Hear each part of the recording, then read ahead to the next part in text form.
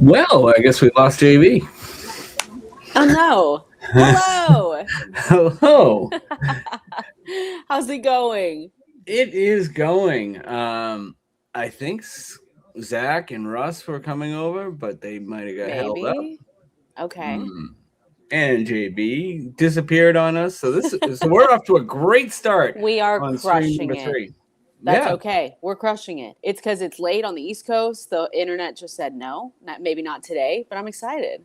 Exactly. See, I told you Russ was coming. Russ is supposed to be here. And JB was here and then he left. So he really started 3 off with a bang. So was Zach coming? It was there, Zach. Wonderful.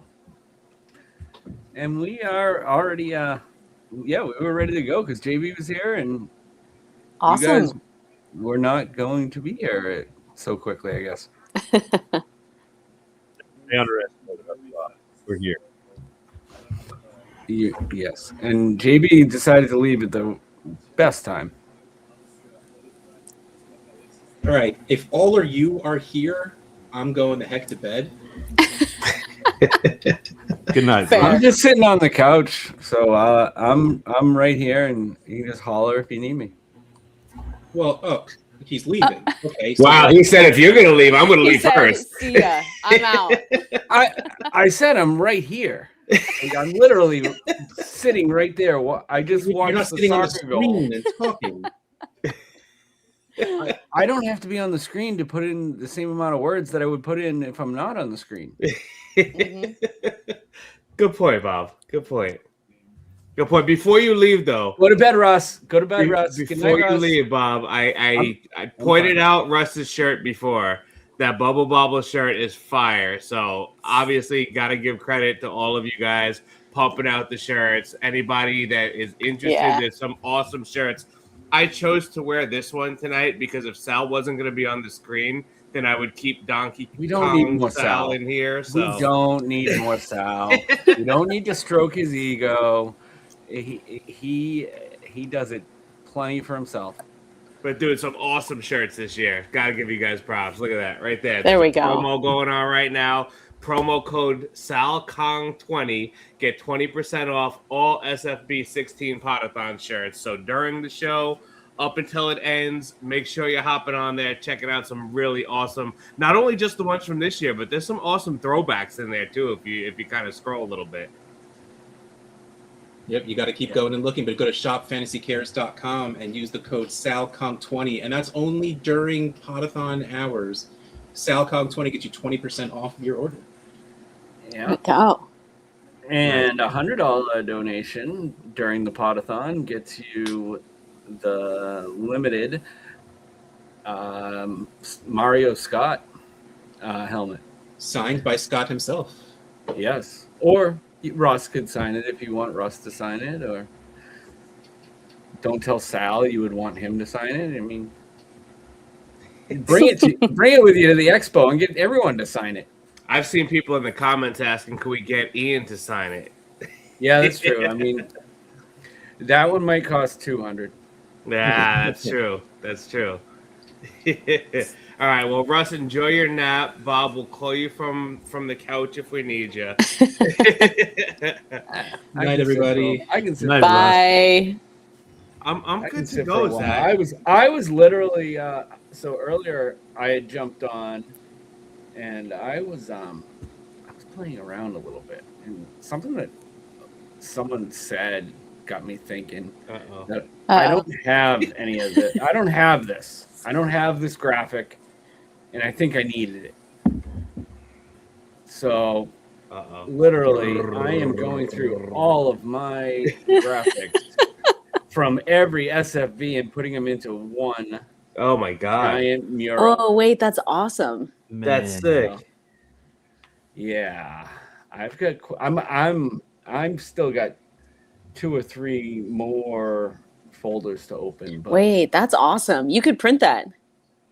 Put it in a frame. I'm just saying, Bob. That's sick. I just redid my basement, and I have a big open wall right here. That would look great. SFB wallpaper. it's a matter of how big do I want to make it? Do I want True. to? But I couldn't make them overlap and make a nice 1,000 piece, 2,000 piece puzzle. Oh, Mm. that could be fun. I'm not one that's short on ideas. My son loves puzzles, so that would be a fun one. I can get behind Zach, that one. I Zach like that knows one. firsthand that I am not short on ideas. It looks like it.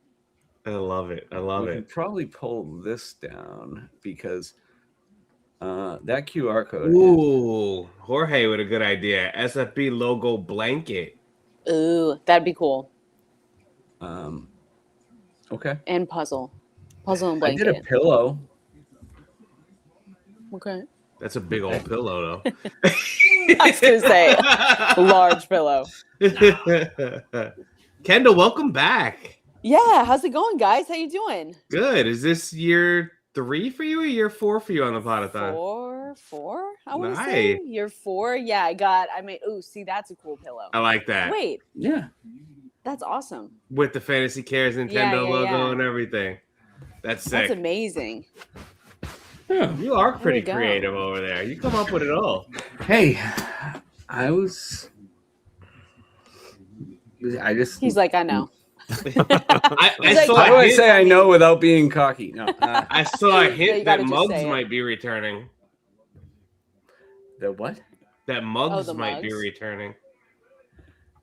Oh, that's not the one. Hey, I'm trying to fix no, that. that's an ugly mug. You don't want that. There we go. I love Yeah, it. mugs are easy to do.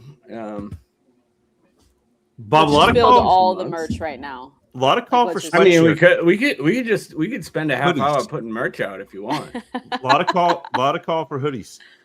Ooh, hoodies are good.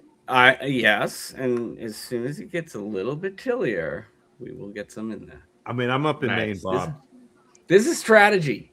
Yeah. This is strategy to We're loading gonna the buy our store. t-shirts now, then it'll get a little colder, and then we're gonna need hoodies too. Yeah. That's Yeah. what I did last year. I think that's what I've done the last 3 years. So, but yeah, Kendall, welcome back. Yeah. I know good the to last meet 2 you guys. years I've gotten to be in one of the host chairs for your segment. Yes. Always good segments. I see Sam in the comments. Sam was on for one of those Oh with my you. I know gosh, that. Sam, go to bed or hop on, whichever. Like whenever. Oh, I'm interested to hear more about Sam's fantasy Love Island thing that she was talking about earlier, like a game show. Yeah, Game that'd be show. cool. I feel like we can do something with that. We Hey, could host I it on agree. the Fantasy Cares After Dark Mhm, Network. mhm. And she built a bar in her backyard, which is super cool. So we could just do it there. Everyone go to Sam's Yeah, house. you film on location. Yeah, I think we got something there. We'll to run with that. We can I'm a make game shirts, show so- savant now too. I could host that thing. I've been on 2 game shows now. There we go. There we go. Sam, this has legs. Let's put it together. Let's go. We got funding. We've got. I could be JBC Crest over here. Oh, I like it.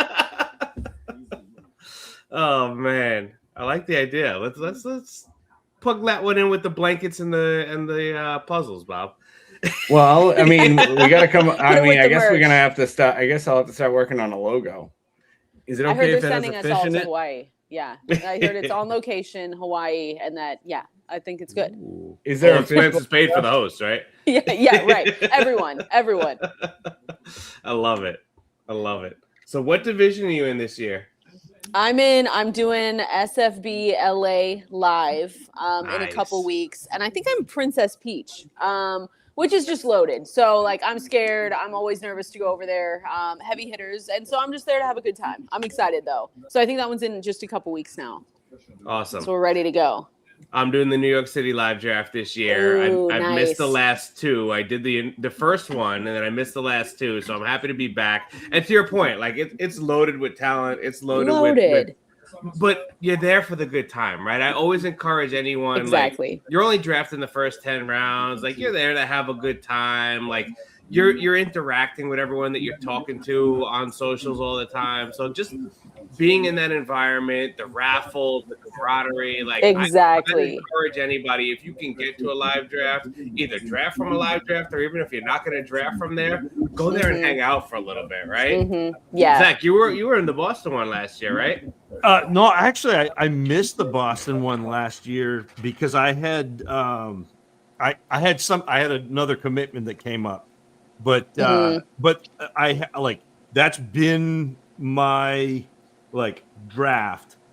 Last year I went offline or online, and this year again I'm drafting slow draft online.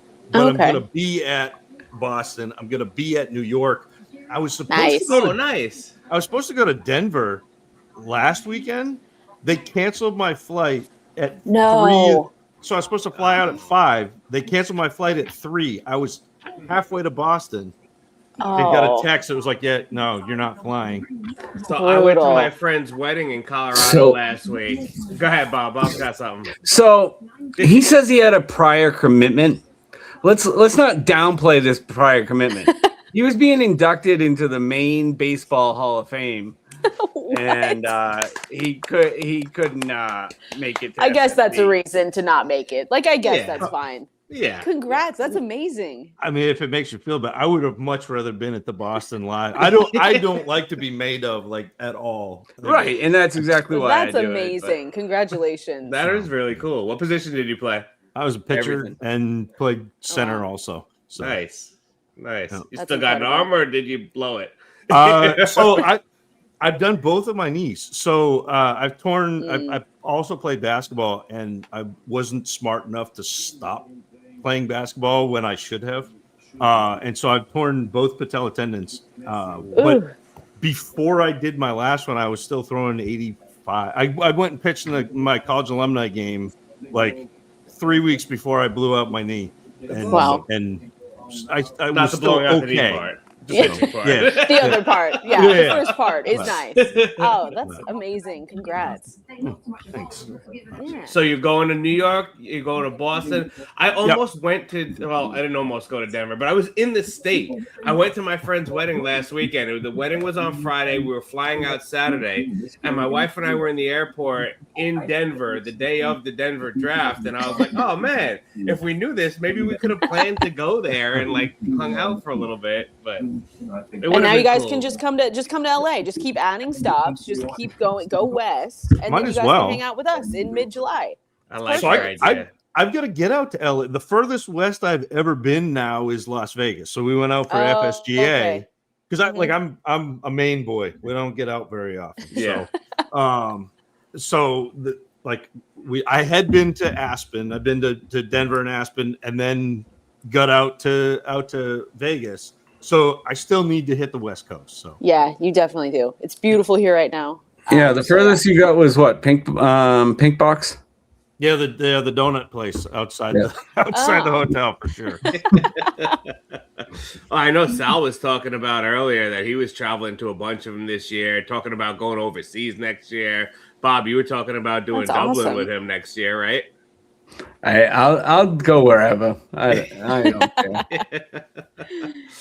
Yeah, I mean, I'd love to be able to travel. Those are great. And like I said, any of these live draft options, just to go and hang out with everybody, it's just such a great opportunity. It's really cool. Yeah, 1,000%. Anything clicking in your brain for the strategy for the big bonuses that Scott implemented this year? Anything, any players, how much are you weighing that into your draft strategy? A lot, but then I just have to. I know Sam's in this chat. I know many people that I'm drafting with are in this chat. So I see you. So I'm just going to give horrible advice right now and just say, like, I'm going for, the crappy Jonathan Brooks. Like, I love Jonathan Brooks in this format. Maybe, Alvin Kamara. He's my favorite. No, I'm just kidding. But I'm drafting from the 4 spot, which I love here. So it just feels like a lot of heavy hitters. Trying to get one of those top quarterbacks obviously is the big one, but it feels like that could go a little bit deeper with this format this year. So I'm excited to see like who goes where. I've been looking at draft boards from some of the drafts that have already gone on, but the heavy guys like May, Burrow, Jackson, like those top guys, that's what I'm going to try and do here. It's funny because the winner from last year actually kicked off the Podathon today, and he was talking how he didn't draft a quarterback until late and ended up with Drake May as his quarterback, so that obviously Perfect. helped. Is there a quarterback like that you could see in this format, kind of being that later quarterback? I know you don't want to give up too much strategy, but No. Kendall, It's fine. I host this show so that I can learn how to draft this. This is my draft prep. When I host these couple of hours every year, like this is my draft prep. I need something. I feel like I feel like interesting ones could be like the ones we're already looking at maybe in redraft, but like Tyler Shuck going late, I think is interesting, but I don't know, he doesn't have necessarily the ceiling that we saw with some of these other quarterbacks. Like you can get that with Goff, you can get that with Jackson Dart. And so I think another one could be like if Kyler Murray is able to do well, like maybe he's got a really good trio of weapons there with Juwan Jennings now on that squad and Addison and J. Jeff. So like those are two other ones that I'm like, okay, if I miss out, because usually you miss out on someone you love, especially when you're drafting live and it's just like everyone's there, everyone knows what you're thinking. So yeah, maybe a couple of those quarterbacks a little bit later. I'm worried about that with Baker because I'm drafting live in New York, and I feel like everybody knows I'm a Bucs fan. Like I'm one of the Bucs fans in New York that like don't really exist. So like I feel like I'm gonna end up getting sniped on Baker, and I really think Baker in this format would be good. Yeah, well, they know your weaknesses. They can smell fear. Sam's in the chat saying she's taking JSN. I'm a Seahawks fan, so like I already know I'm not getting anyone that I like. Jadarian Price will be gone. Jackson Smith and Jigba will be gone. Sam Darnold will be gone. So it's gonna be fine. Everything's fine. They do. That's what they do. They know what teams you like, and then they take them from you, which I respect. I respect it a lot. That's how you know they're friends, right? Exactly. Exactly. Question in the chat from Esfresa15 asking thoughts on Willis. The Finns are going to be terrible, but playing from behind isn't necessarily bad. How bad, or maybe not that bad, do you think he could be? He could be pretty bad. He could be pretty bad. Like I was on a show with Peter Overzet the other day, and we were trying to figure out ways that he does well, and then especially in this format too. But like he can bring it on the ground. Like that's the one part where you know that he's going to run. But like his weapons are not good.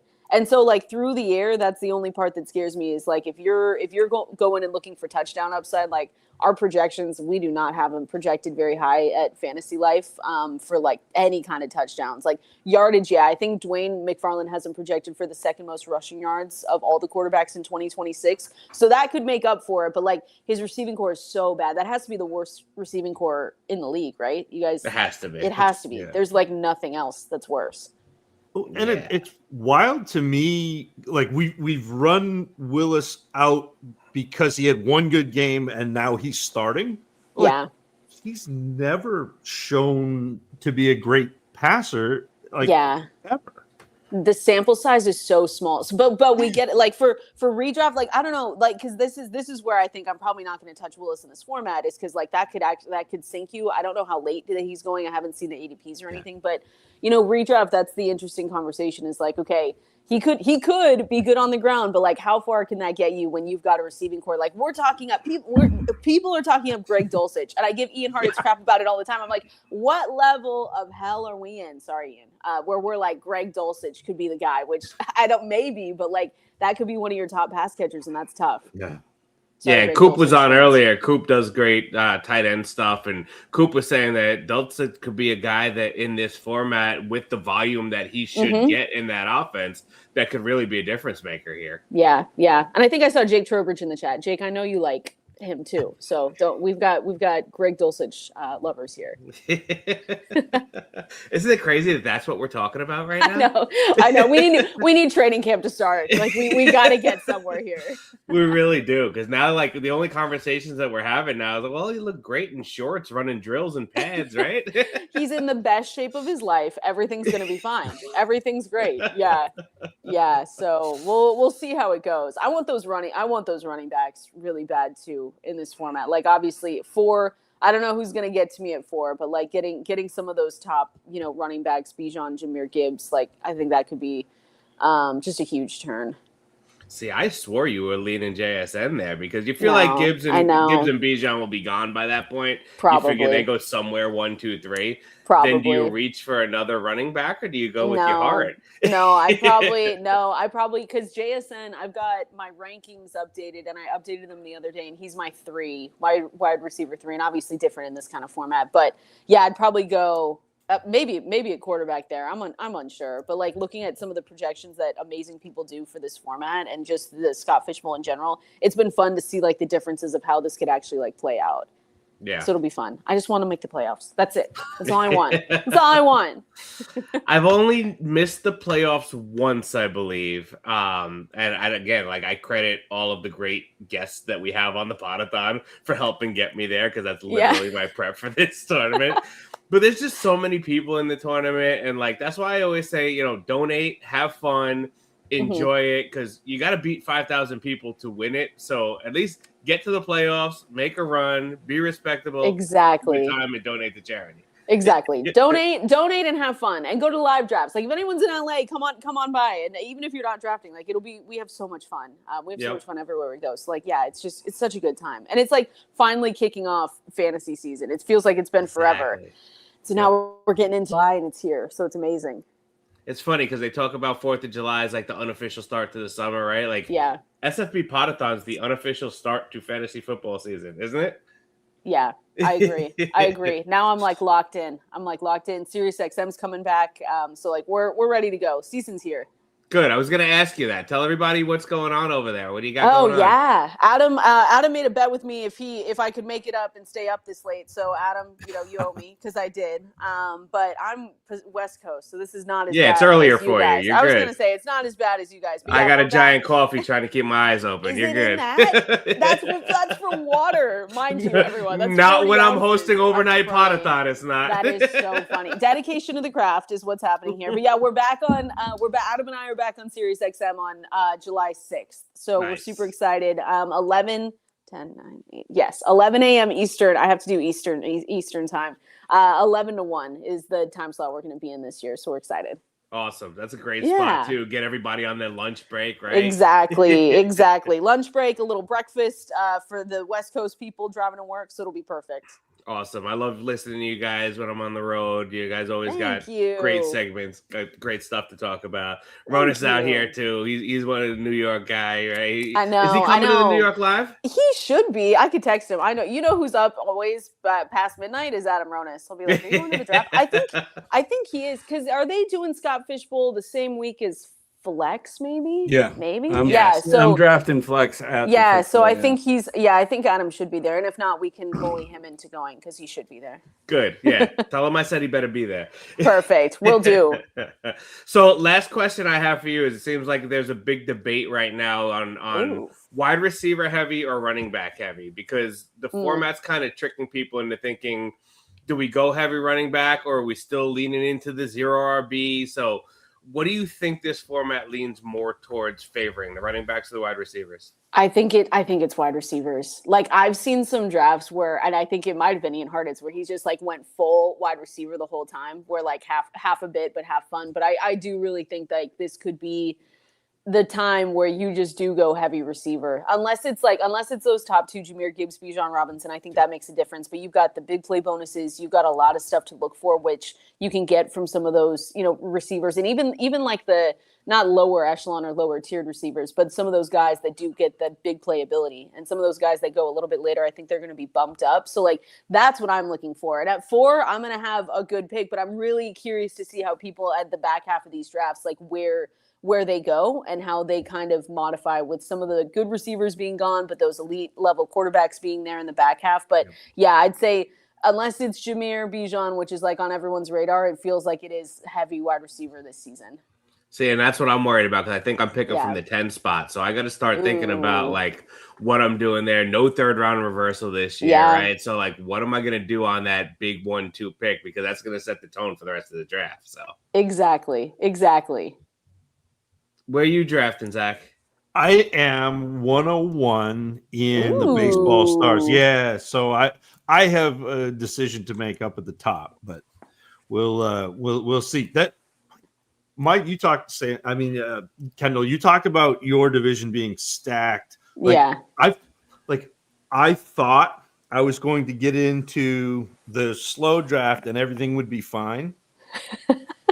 But the way I did it was really lazy, where I sorted by MFL and then just picked baseball stars because it was at the top. I think a lot of people ended up just, so I got Russ is in there, Pianowski's in there. It's not like I'm in a lot of trouble. That's how you thought you'd get away from Boston Live is well that was so last year I drafted slow, and Coop followed me into my division. I'm like, I'm trying to get away from you're never gonna get away. It's just everyone's so good at this now. It's just everyone's always been good at it. So now you just get there and you're like, well, all right, I'm just gonna have fun. I went reverse. I went to the very bottom and took. That's a good idea, Bob. Pro move. But it's incredible, like how big this has got, like the fishbowl, but also fantasy football. Like it's awesome, and it's awesome to see the community that it's created too. Like this, it's so much fun being involved with the fishbowl and everything that kind of happens around it. And then just the people that get involved, right? Like we all know all of us, right? And we know the people that we talk to, we interact with, the people that we listen to on the radio, right? But then like even the actors, I'm going to be sitting at a table with James Roday, drafting in the same division as James Roday, who I watched on TV with my wife. Like it's really cool that like just what the fantasy community brings to us. Yeah, it's just it's just amazing. That's why I always tell people, I'm like, please always try and get into Scott Fishbowl. Like always apply, and like how lucky are we to be able to do it, right? We've got people in the chat, and it's like midnight over where you guys are. Like that is so cool, and it's just like one of those things where it's so special, and so it's just exciting that we all get to do it, that people are involved, and that we get to make donations and everything. So it's just a great time. So that's what it's always like. Hey, people, get out there if you can. Go to those live drafts because it just feels even better when you're with everyone. Yep. And Sam stayed up to hear your secrets, to hear your strategy. Exactly. She said she's going to would. save your rankings. She's going to bookmark your rankings. So I'm curious how many people in the chat are not in SFB yet. Well, I'm curious too. Oh. Anybody that's in the chat right now that's still a hopeful, comment hopeful in the chat. Yeah. I mean, because I really feel like Kendall wants to give away a SFB spot. Ooh, that would be so fun. Yes. Ooh. 1,000%. So let's see. We got a couple minutes here. Everybody who's in the chat comments that they comment hopeful. Ooh, this is fun. This is fun. This is why you stay up late. Shane, he's banned. This guy's definitely banned. Anybody in the chat, comment hopeful if you're still not in SFB 16 and you want to be in. Let's see. Sam said she'll take the spot ahead of you. Yeah, okay, Sam. maybe we can get Sam in this year for a first timer. Yeah. A lot of eyeballs. Everyone wants to see who's it going to be. Yeah, who is it? These are the reasons that you listen, you follow, you hang out. Exactly. No one, we're just going to say, we got a spot to give away. You never know. You never know. So fun. Oh, man. But while we wait for that, Kendall, well, thank you for being a part of this. Yes. You always make the time. You stay up late, even though your West Coast time is still kind of late. But listen, it is fine. It is like, I wish I could say, oh, yeah, I've got stuff to do after this. No, going to bed. But I appreciate you guys having me on so much. Seriously, it means a ton to be able to get to do this with you guys. So good luck in your drafts. And hopefully, if anyone's out in LA, make sure you come by and come hang out with us. So besides the show coming back on the 6th, anything else you want to talk about? Anything else you want the people to know? Yeah, you guys already know. FantasyLife.com. Like, make sure you go. We're rolling out a ton of new stuff all the time. But we've got, Dwayne's grinding, as always, with the projections. So if you guys are looking for projections or anything like that for the 2026 season, like, everything's there. Newsletter's free. So just sign up while you're there at FantasyLife.com. And then, back on SiriusXM. On YouTube, doing our other shows, LGTV. So it's gonna be a great season. I'm excited. Awesome. We're all excited, Kendall. Thanks again for joining us. Thanks, we appreciate it. Appreciate it. Have fun. All right, you too. Bye. Bye. Bye. So no hopefuls in the chat, Bob. I like where your head was at, but no hopefuls in the chat that wanted the spot. Do you have buttons, JB? No? I don't have buttons. I want to put things on the screen and I don't have buttons. I'm going to just bring everyone up because now you got a full house. You have to give some kind of warning when you're going to bring people up like that. Like, I know what I was doing. You're still trying to get an SFB, so maybe you should go back to the back room. I might not even had a shirt on. I literally just put a shirt on for the show because I thought it'd be in poor taste to show up with my breast showing. I mean, I don't know that would be the first time, though. Last year, Shane. I thought we made progress. I thought you were going to get moved closer to prime time. I've accepted Shane after dark, buddy. Shane after dark.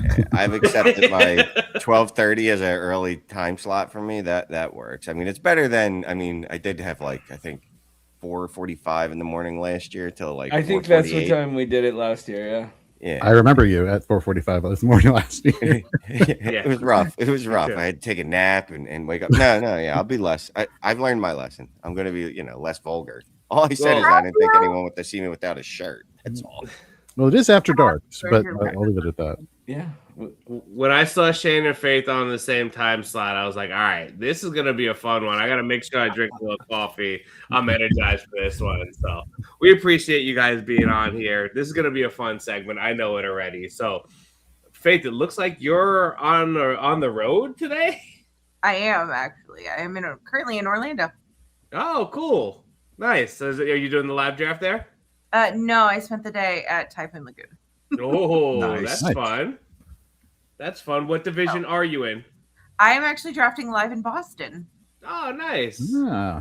Go hang out with Bob and the boys. Yes, Bob and the boys. Me, the boys. It's Zach's thing, and I'm just a I bystander. am adding a new city to my roster. Nice. Yeah, you've been traveling a lot for these, and that's awesome. We were just talking about in the last segment, like just getting out to these lives and how much fun it is in the lives, and for you to be able to go to different cities and experience it with all of our fantasy friends. I mean, what an experience that must be, no?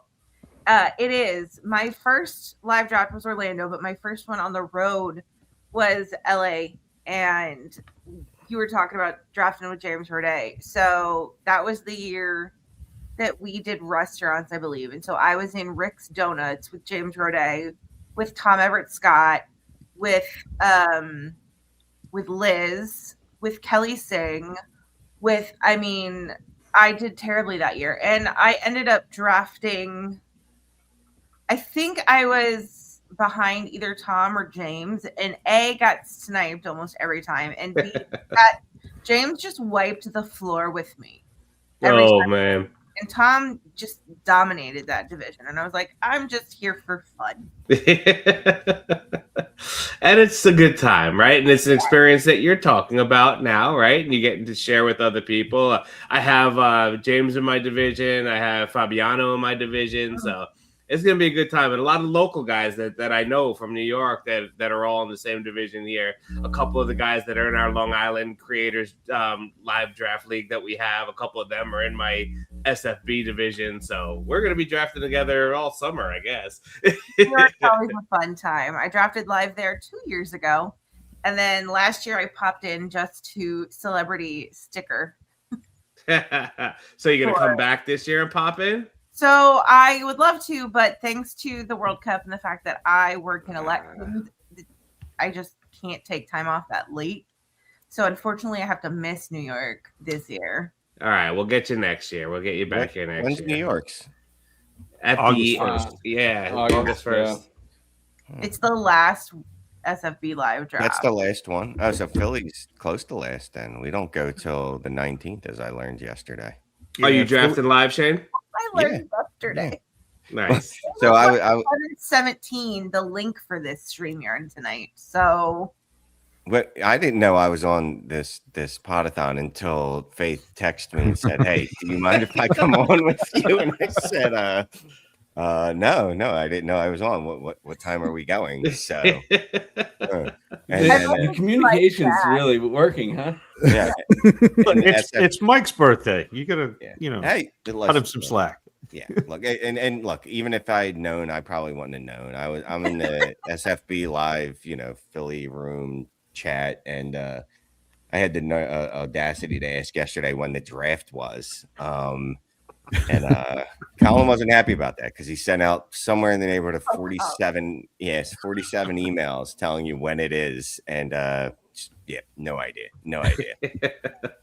Classic So- Shane. Hashtag classic Shane. Yeah, exactly. And it's not even like could be a session where you talk strategy with Shane because Shane doesn't even know when the No, draft is. absolutely. So It's there's rules. no shot. Like super flex. I know we're in super flex now, right? Did you check? There's multi-flex actually, right? We don't have to start any position. We could start 30 of any Correct. position that we want to. You can only start 2 QBs max, though, 2 QBs max, Correct. right? I know there's or no QBs. ridiculous bonuses Yeah, for it's wide receiver receptions over 20 yards, is it? Right. Yeah. I saw Dave Kluge tweet out the secret sauce after he drafted, saying just draft a bunch of wide receivers because they get more 20-yard receptions and running backs get their bonus points. So I'm ready to rock. I'm ready to be as mid as I am every year. Yeah, like just straddling that, like, oh, if I just drafted a little better, I might have made the playoffs. Definitely. Hey, there you go. Susan needs a spot. Susan made it. Oh, we got a hopeful. Well, let's make sure she signed up. Susan, did you sign up? Bob's checking. Bob will check you. I want someone to come in here all indignant about how they've signed up for the last 36 years and have never made it. And then one of you guys call them out and be like, no. Don't you love that? Awesome. Oh, I love those. We're like, oh, nobody, only the friends get in, and I'll never get in. It's like, bro, you've never signed up. Of course, you're never gonna get in. Followed by the awkward silence that comes with that afterwards. It's like, I just like it my because it's bad. like the one time that I've ever seen like Scott Fish be a little mean is when, you know what I mean? Like he claps back just a a bit, and I think he enjoys it. It's the politest hammer drop ever. When the Minnesota nice leaves his body.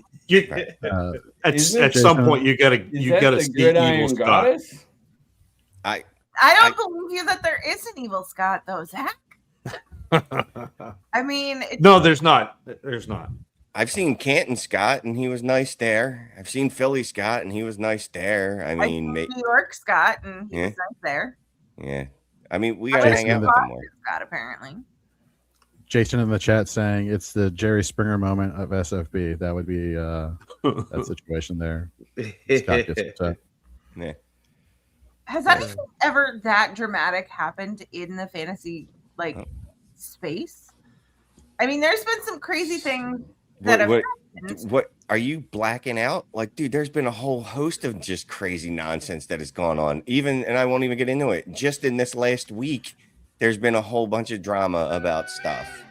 Charity leagues. First of all, who's got the old school noir ringtone happening here? I like it. I'm gonna go with Bob. Fantastic. Probably. Yeah, how you All gonna right, get so Susan, I need to know why you bowed out. Wait, did she sign up and then quit? I think it's just because she bowed out of the live draft, and but I have to verify that before I can click invite. Let's bring her on the air, Susan. No, I was kidding. I just need to say it was just that you couldn't do the live. Not only do you get to be in SFB, you are on the Podathon now, and guess what? You're hosting it for the next 6 hours. Yeah, you're here till Sal comes in. Good night. We brought Susan on to talk about the Gridiron Goddess games, and I wouldn't have to. What are the Gridiron Goddess games? Is this like a fight to the death? Is this like a physical competition where Bob, she said her house sold. That feels like a. Yep, we're good. Okay. She has to move in July. Valid. I'm moving July 18th, and I definitely would have made the draft even if it was that day. I'm just saying, me personally. I'm not speaking. For but you only have one. You only have one. And you barely made one this leg left to stand on. Yeah, I was literally going to email Colin if it was on the 18th and be like, "Bro, I'm so sorry, but I just found out the draft is the 18th, and I gotta bounce, brother." I hate moving. It's awful.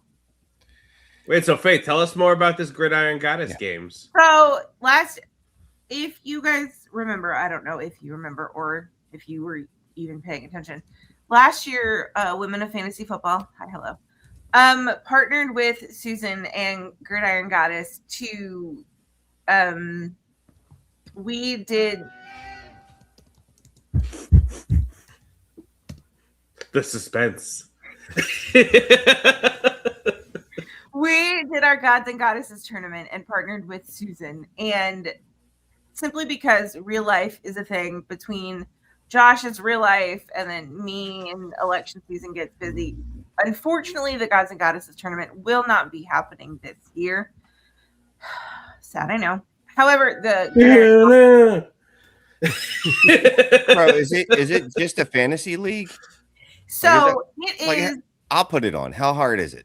Just look, all I need is someone just help me commish. We had And 15 divisions last year. I could do that. There's no problem. Someone hit me up. I just need, like I said, a little help commissioning. I might need a little help with the invites. That's all. That's And literally by a all I little need. help help with. commissioning, Sean means you get to do it all. Listen, I'll put my name on it and I'll be like, the Gridiron Goddesses brought to you by Shane. I'll self-promote a lot and then I'll just completely just bounce and not actually help in any way. Yes. Perfect. Bob, put that up. Susan, check your email. That should go on the board, bro. What? Congratulations, See, look at that. Susan. Making dreams come true live on the Congratulations. Podathon. Then Congrats. see, it pays to hang out with us after midnight in the chat. The chat's been live all day. I've been popping in and out. Chat's been cranking. People have been. I mean, look, everybody loves the Podathon, right? Everybody loves this time talking. All the great guests we have on. So everybody loves this time, and I love seeing the interaction in the chat. I mean, I think. Shane, I saw you in there before you got on, popping around a little bit. Jorge, you've been in there all day. Zach, you had a little badge next to your name for a little while, right? That's what we do, That's what we do.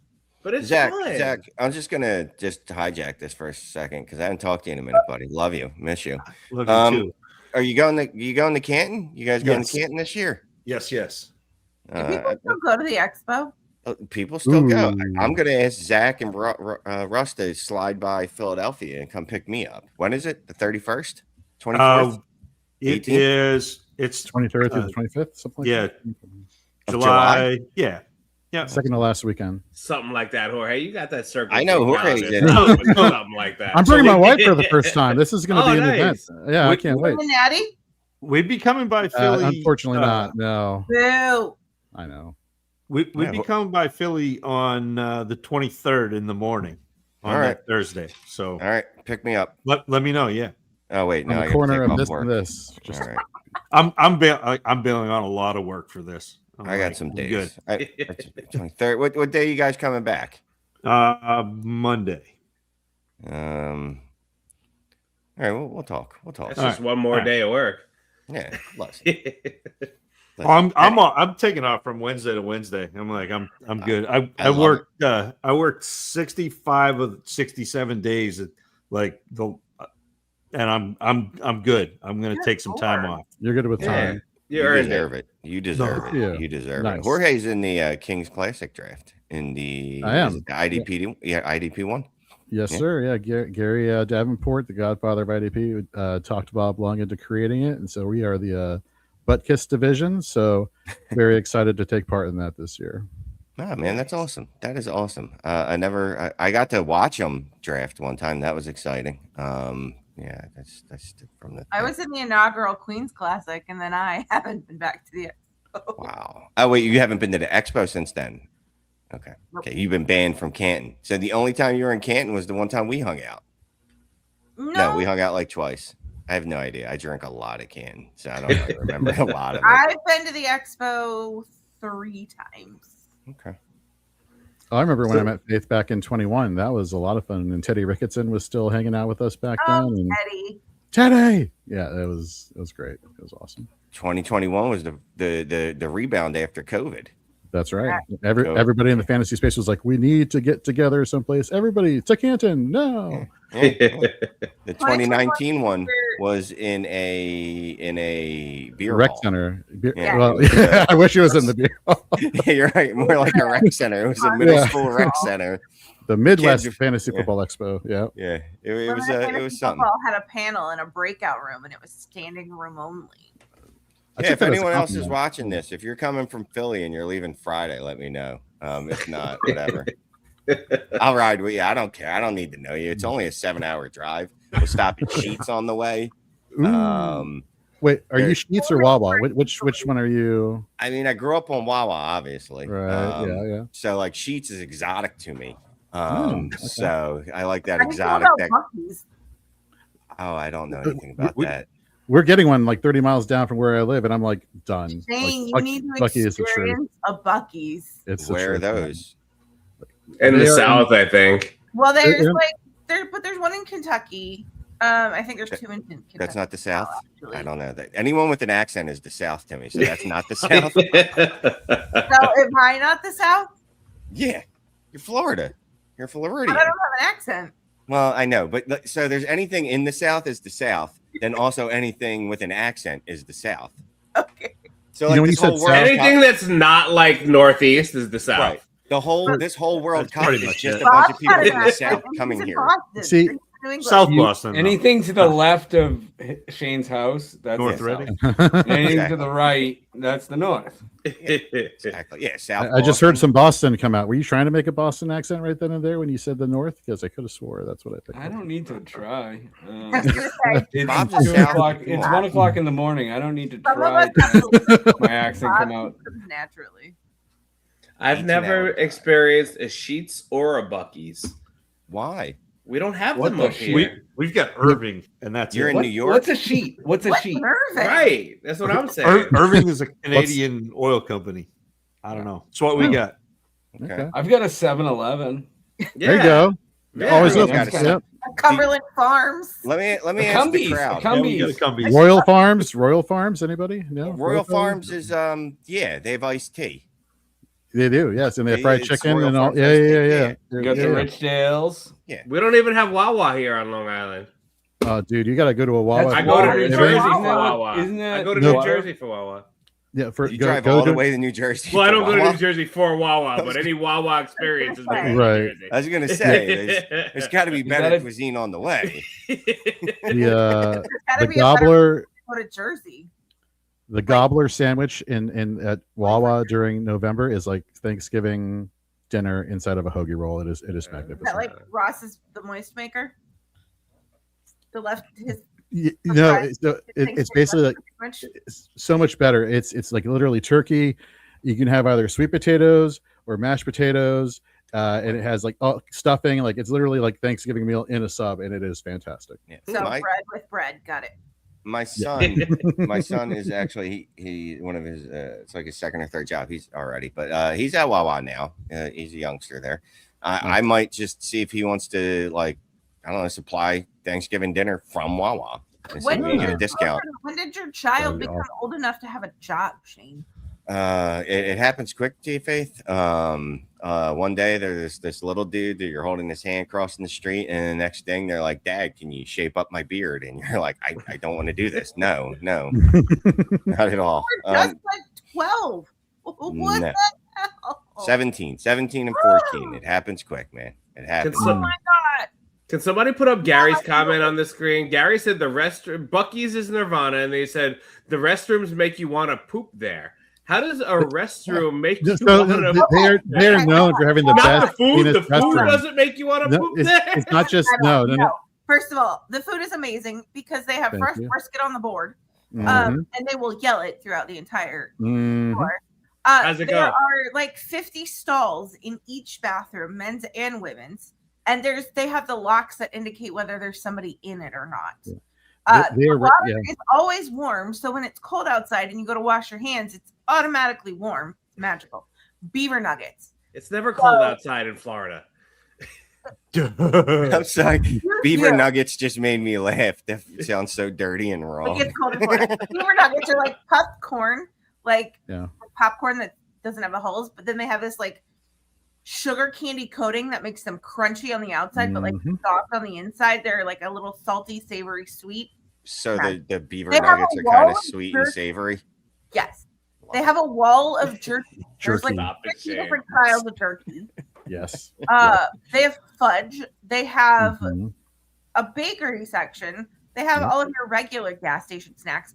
Plus, on the other side is a whole freaking like boutique. They have apparel. They have fishing stuff. They have coolers. They have bait. They have you name it. It's like Did- Walmart in a gas station had a beat. Yeah. Do they have Yeah. fishbowl merch? They should. They I was should. gonna say there's room. don't, but There's they room don't. for There's room. So it's funny. When we adopted our son, we were driving down from DC to Tampa, and we stopped in South Carolina, and that was our first Buc-ee's experience. And like we go to the store side that Faith you were just talking about. We were hitting up the brisket side, the wall of jerky. Side note: their bathrooms were rated some of the cleanest bathrooms of all convenience stores in all of America. So that's why I think Gary was saying he would want to go do what he wanted to do in there. We get to the counter anyhow. I never thought in a million years at a convenience store for a gas station I would be dropping at least $100. And then I was like looking at my wife and I'm like, what have we done? You know, but we got just keep going, We're here. You know, we don't know where we're going to see one again. So it's legit. I just tried to look up the closest Buc-ee's to me in New York, and it's in Florence, South Carolina. So That's it, I don't Florence, know that South I'll Carolina. be going to a Buc-ee's anytime soon. If Pretty you nice do, town. pick me up. You Pick find me yourself up. in We'll Florida. road trip. I Yeah, say we'll road trip. I'll catch you two on the way by. It'll be Let's awesome. all Nice. just all rent an RV. We'll drive love across it. country, right? And just go to Um, Buc-ee's. Florida. We The can Buc-ee's. stream the whole way, keep the pot Yeah, on going all from year, inside the van. Oh, yeah, exactly. and then we just keep stopping Yeah, at like if little this dive kind of thing is restaurants. going to happen, then let me get a QR code for a donation link. Oh yeah, we're gonna need that. Because this is if you're live streaming the Brady Bunch goes on vacation, I want to be able to capitalize on that. I thought you were going to ask for us to bring you back some beaver nuggets. Yeah. No. No, you can't. I you like can't. my beaver nuggets would be eaten at the restaurant. Yeah. That they You came don't right from there. You don't share beaver nuggets. You know, beaver nuggets. That's Yeah. Get your own bag. Yeah, no, I Yeah. got you. yeah. I don't want anyone sticking their hands in my beaver nuggets. Those are mine. So I was waiting for that. Yep. There we go. Beaver nuggets are a sacred thing. I'll get a fantasy car RV that goes to each live. Oh my god, I love that idea. Actually, a fantasy cares RV that goes from each live draft to each live draft. But I don't know if you could actually make it right because some of them draft the same days ish. Correct. You wouldn't be able to do every live draft, but you could hit some. Yeah, you could like fair have a number. route. You can have like a route designed, and then people can like choose to plan their vacations around where the bus is going to stop along the way. You know, do like an East Coast tour. That could be a little bit of fun. That'd Do be like the different Madden bus. giveaways at different Yeah. stops, right? Okay. Yeah, I- yeah.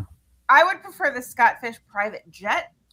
Okay, but that's look. That's Oh just well, why you gotta be all Miss bougie? Fancy over here. yeah. Oh, You I can want to fly. back No, off the we're gonna jet. go We're working on a boat. a We're boat. working on the SF. We're on a boat. SFB Yeah, I wanna Cruise. We've been talking about SFB Cruise for 3 That would be years. fun. Oh, I'll go on that. Oh wait. Well, I yeah. mean, the more demand, the better, because it's gonna cost a lot for everyone to get on there. Well, to rent a well, boat. all of us on this screen are for it. So does that I've count never as been on a a cruise. good start? If anyone I wants like to just live take an draft RV at Buc-ee's trip, pick me up. idea. Let's do a live draft at Buc-ee's. At That would be- Buc-ee's. Oh, they have a lot of gas pumps also. Yeah, In no, case for you real. were wondering what this place is, also. Yeah. That'd be good for the smokers. I'm surprised there's never been a live draft at like Waffle House. Not enough room. Oh. Too small. Atlanta Live should be at a Waffle House. Rent out the parking lot. Is there also, a Canton draft? There's probably not a Canton draft, but if There there were, was a couple years There ago. was one Was it? once upon a time. Yeah. Well, because I did a parody song for it, so I know that there was one. Oh, the at one point. Zach parody songs. I miss Yeah. them. I do like them. I do I like them. love He the still, Zach he still parody does song. those. He still does it. You got to listen to Dynasty Dummies, draft season. Him and J Mike, they still rock it. He still Every does year, I parody. hope that it would be the year that I got into it. Oh, Scott Fish has been dropping clues. We're all hoping that there's more to choose. SFB 50 not in canoes. Don't you want to take an SFB cruise? Fishbowl. Oh my God. I like it. This Yeah. is good. Fishbowl, baby. Fishbowl. Fishbowl. You do your own background vocals? Oh Yes, yeah, he does. oh yeah. Oh, This needs to I gotta- be I- played I- all the time. I've got So an Zach AJ peaked, Brown Beach Boys 4-part harmony somewhere. Nice. Whoa. I Yeah, need Zach peaked around SFB 11 when it was music.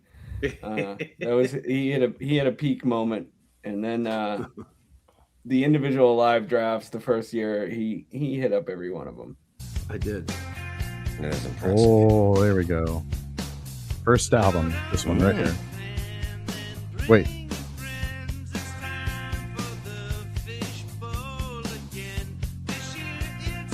Oh my god. Very Weird Al vibes. Uh-huh. Mm. 12. Oh my. That is awesome.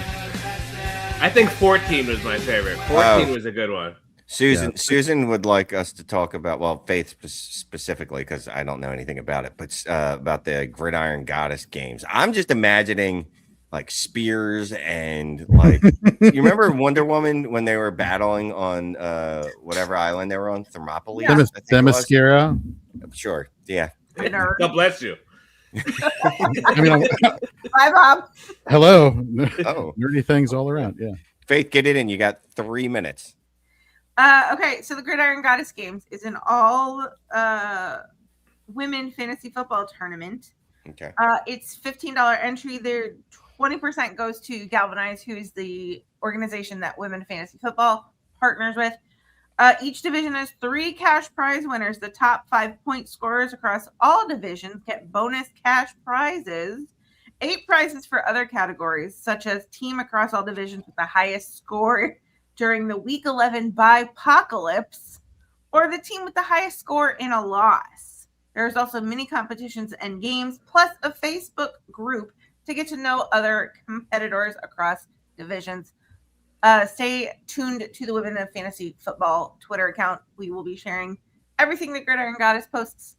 So if you have any information, ask us or hit up the Gridiron Goddess, I believe, on the gram or Susan Curran FF on Twitter /X/whatever. Nice. I'm Love going to it. be in it. I'm joining it. Faith, anything you want to say in closing? Anything you want to share? Tell the people what's up. Tell the people what's up. Let's see. Scott Fishbowl, if you are in, do all of the things. If you're not drafting live, visit a live draft. They're so much fun. If you're not drafting live, do so next year. Find one, draft. It's fun. Remember, it's fantasy football. It's for charity. It's all about fun. If you want to go no holds barred, fine. But at the end of the day, you're probably not going to win the whole thing. So just have fun. Absolutely. And speaking of have fun, Shane, what do you got for us? I also enjoy the having fun. I don't ever expect to win if I make the playoffs, whatever. It's all about making friends and the memories along the way, right? Or whatever. It's look, go to the live drafts. They're fun. Go buy a T-shirt. It's one of the things, like it's fun donating to charity, and then you can get actual like things out of it too. Like, right, oh, I got a cool T-shirt out of this. But in general, it's usually a good time to remember, like, oh, it is good to give money to charities because they need them. Not just the Scott Fish Bowl, but obviously the Scott Fish Bowl right now. But you know what? Maybe do something like, I think I could spare $10 a week to my favorite charity, because it does add up. If multiple people do that, then maybe some of the things that are wrong with the world could get righted. So that's all. So be kind and love one another, and stuff like that. Yeah, and I mean, even like to your point, like buy shirts, buy mugs, buy things that you can wear, you could use too. Like I have so many Scott Fishbowl shirts. Like I literally have a drawer full of Scott Fishbowl shirts. And like anytime I travel somewhere, or if I'm gonna be like in a big crowd at Disney or something, like I try to wear a Scott Fishbowl shirt, and like in hopes that somebody's gonna be like, hey, Scott Fishbowl shirt, right? Like there's so many of us. Scott Fishbowl shirts are gonna be a quilt, because I also have a bunch of Scott Fishbowl shirts. I'm not a big video game player, so I didn't get a video game shirt this year. I almost got just the the Game Boy like controller looking one, but I threw it back to one of my all-time favorite teams of the past, the Hartford Whalers, and I bought the Whalers shirt from last year because it's just fantastic. Yeah. Yep. That's a nice one. But we appreciate you both coming on with us today, early in the morning. Always great to see both of your faces. So good luck in Scottish Bowl. Have a great time at your live drafts. Be safe, and we'll see you around. Take care, all. Thanks, you too. Have fun, Appreciate you guys. Goodbye. Bye. I'm calling it a night myself. So All right. it's in good hands. I'll catch you on the flip side. So who has the controls? Jorge, you got the controls? I have the power. All right. We're good. All right. I'm out. Zach, great to Good see night, you, brother. everybody. All right, let's bring in some folks from OTC Fantasy. We got Jax, we got Trav, we got Joe.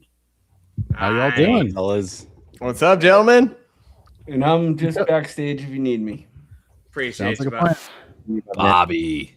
Backstage Bobby. Great, because I missed you guys last year. Last year, you guys had like a prime spot, like in the middle of the day. I know the year before I was on with you guys at night, and this year when I saw you guys on the schedule again for this time slot, excited because you guys always bring it, man. You guys always bring it every time you're on here.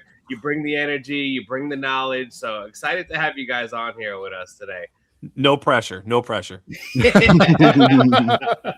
Well, I said it before. Like, this is my Scott Fishbowl draft prep. Like, when I co-host this Podathon, like, it's to hear from people like you to, like, let me know what's going on. Let me know your thoughts. Give me a look inside behind the curtains there, right?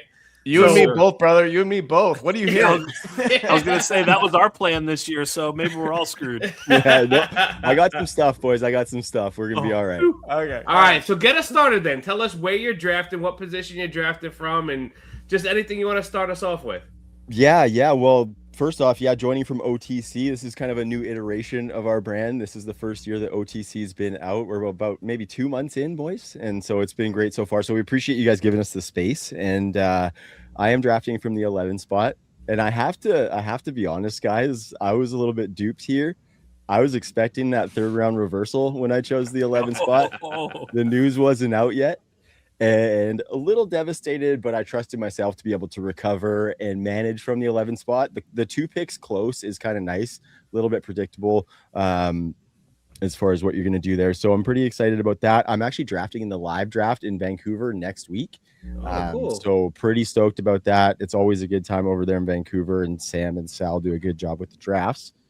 But this wacky scoring, guys, it's something else. The 10+ point bonuses for things. We are going to see some numbers that we've never really seen on fantasy scoring sheets, really. The biggest thing that stood out to me, guys, and this is a bit of an edge, so it's maybe for the people to kick it off with. And a lot of people are probably catching on to this, but when you look at the reception and the rushing bonuses, the rushing bonus is 40 yards. The reception bonus is 20 yards. Jax, we always talk about doing some stat head digging. So I did a little bit of stat head digging on this last year. Love it, Trav. Give it to us. In the NFL, there were 1,551 receptions of 20+ yards across the NFL, all positions. Rushes of 40+ yards, there were 78. So almost 20 times the amount of 20+ receiving or yard receptions on the board for 40-yard rushes. So I think it just tells you where you should be leaning. I think obviously it's a devaluation of the running back position. Looking at the 20+ yard receptions for running backs, the leader in that was Christian McCaffrey with only 6 of those. And there was 20 tight ends who had more than Christian McCaffrey last year. So I think that leans towards big play tight ends plus the first downs for tight ends. They have the bonus there as well. So yeah, I've been digging today actually in anticipation of coming on, and so that stuff was a little bit fresh. And so when the boys said we might be a little bit hooped, I wanted to assure you guys that we were safe. As a stat head, you are talking my language, man. Just keep going. Love it. Yeah. And I love that you drafted from the 11th spot too, because especially now with without that third round reversal, it makes that 1-2 turn really important on what positions you're going to lean into, because by the time it get back to you, it's going to be tiers later everywhere else, right? Like Kendall was on before talking about possibly taking a quarterback with the 4th overall pick, and like it really leans into so many different strategies in this, where at the back end of a draft, like you really got to put your feet down and dig into like what your strategy is going to be, because it's going to set the tone for the rest of the draft. Yeah, sleepers are going to be important. Breakouts are going to be really important too. Yeah, I will say I glanced at the scoring for SFB, just like I glance at our show sheet when we do a show. I give it a good glancing, and I did do that. But I think the thing that I was, I think I'm going to go late round quarterback, because I was looking at like some of the higher scoring quarterbacks last year, was like Dak and Purdy, and I don't know, just some weird stuff. If you use this year's scoring with last year's results, and Stafford. And I think it's because that 300-yard bonus is real, but like 298, 301, that's a huge difference. Yep. So you're really just kind of hoping to get lucky a little bit. And I don't think there's necessarily going to be like a real delineation between the haves and the have-nots at quarterback. I think it's just going to be a little bit of like lucky roll of the dice, like, who gets there that 1 week, because I looked and I was like, I think a couple of the bigger yardage quarterbacks had only like had a couple 300-yard games, even though they were pretty close to leading the league in yardage. So it's like, you know what I'm saying? So I think you can get a little lucky with those, and I'd be sort of banking on that late in the draft with quarterback, I think, and then just stacking. By the way, number one player I want to draft in this thing, Trav's guy, Colston Loveland. Oh yeah, like that's that. I like music to that. my ear. Real quick Music on the to my ear. quarterback thing, because I was thinking Yeah. about that too, Jax, and it's kind of like 2007 again, before like the proliferation of these rushing quarterbacks. What did we target in fantasy football? We targeted quarterbacks that were on a high-powered offense with a bad defense to get those, and even back then I played in like 300-yard rushing, passing yard bonuses, right? So it's like, what are we talking about? We're talking about the Dak Prescotts, the Joe Burrows, Bengals. right? Those are the guys that you want, I feel like, in this format. Now, I was looking at it, Stafford was a top 10 guy based on last year's stats, or this year's rules based on last year's stats, right? And so that's an example of a dude that had a pretty good defense, but still, like, that's, I know how to play this game, is what I'm saying. Dak was like quarterback 4 or something in this scoring or something. This is late round QB central target, good offenses, bad defenses. Like Baker, even a little bit, like, But then we also get to go just 0 RB, which is a tendency of mine in any large pool tournament anyways. So it's kind of interesting, though, because the reason I do that is because, most people aren't dumb enough to do it. Now this year, you're basically being coerced into doing it. So I am thinking a little bit like, should I zig somehow? But I'm going to need to get into the stat head thing like Trav has done before I can really answer that question. The double reverse negative there, you're trying to exactly. zig, then back to the zag. Yeah. Dak, go ahead. Go ahead, guys. Let me ask you guys a question, and Trav, we'll start with you, then we'll go around. Do you think that the bonus structure for passing has narrowed the gap between your prototypical pocket passers to your scrambling quarterbacks? 100%. Yeah, 100%. I think it does, because I think when we look at some of those like 40+ yard rushes, Josh Allen's the only quarterback who had them last year, and he had 2. And that's it, right? So you're not really getting much bonus by way of that for the rushing quarterbacks, and there's not a points per carry this season as there has been previously. And so I think that gap is filled. Like these guys said, Dak Prescott was quarterback 4, I think you guys said, in this scoring last year. He led the league with 6 300-yard games. Tied with him, Jared Goff. You really can't even get Trav. You really can't even get Trav on a podcast without mentioning his gap being filled. So, this is the late night after dark. This is for charity, sir. This is a late night slot. I can say that. All right, absolutely. On at 2 in the afternoon. This is why we take the late night slot. If you don't know what the underground is about, welcome. Yeah, that's Welcome to the underground. Thank you so that's much. our podcast in a nutshell, fellas. Yeah, Love it. Love it. Yeah, Joe, no, to the point you were making before about the running backs, like going 0 RB is certainly valid. And I think that in a format like this, like there's a lot of those pass catching running backs that you can grab late that, might break that big play on the pass play, right? Like I look at somebody in an ambiguous backfield like a Rashad White, right? That could hold a lot of value in a format like this, and you can get him super late. Yeah, absolutely. Him, the Aaron Joneses, if you want to go that route as well, I think are valid. Gainwell. I mean, there's so many besides the obvious names like the Achans and the Gibbs who are obviously going to be beasts in this format. So Yeah. I like that. But you asked a question earlier. What is our draft slot and what division are we in? We didn't get around the horn. Oh yeah, go. Actually, I think the most valuable thing I could add is my team name because I joined the Zelda division. So my team name, obviously, I'm a Raiders fan. It's Rich Gannon.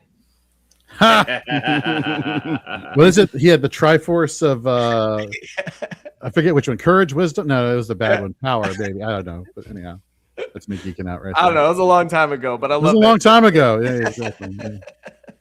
Nice. So you're in the Zelda division. What slot are you drafting out of? Oh, I took the 8 slot. It was kind of on the blind. I kind of was late to the game, and I just like Zelda's kind of my all-time favorite. So I think I had like that or one other choice, and I just went 8, and hadn't really looked at the rules yet, to be honest.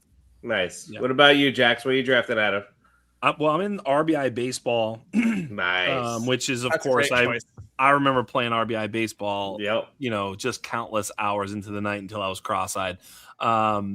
So I think I'm either 6th or 7th. I picked right in the middle. I literally don't remember. I was trying to look again where I landed.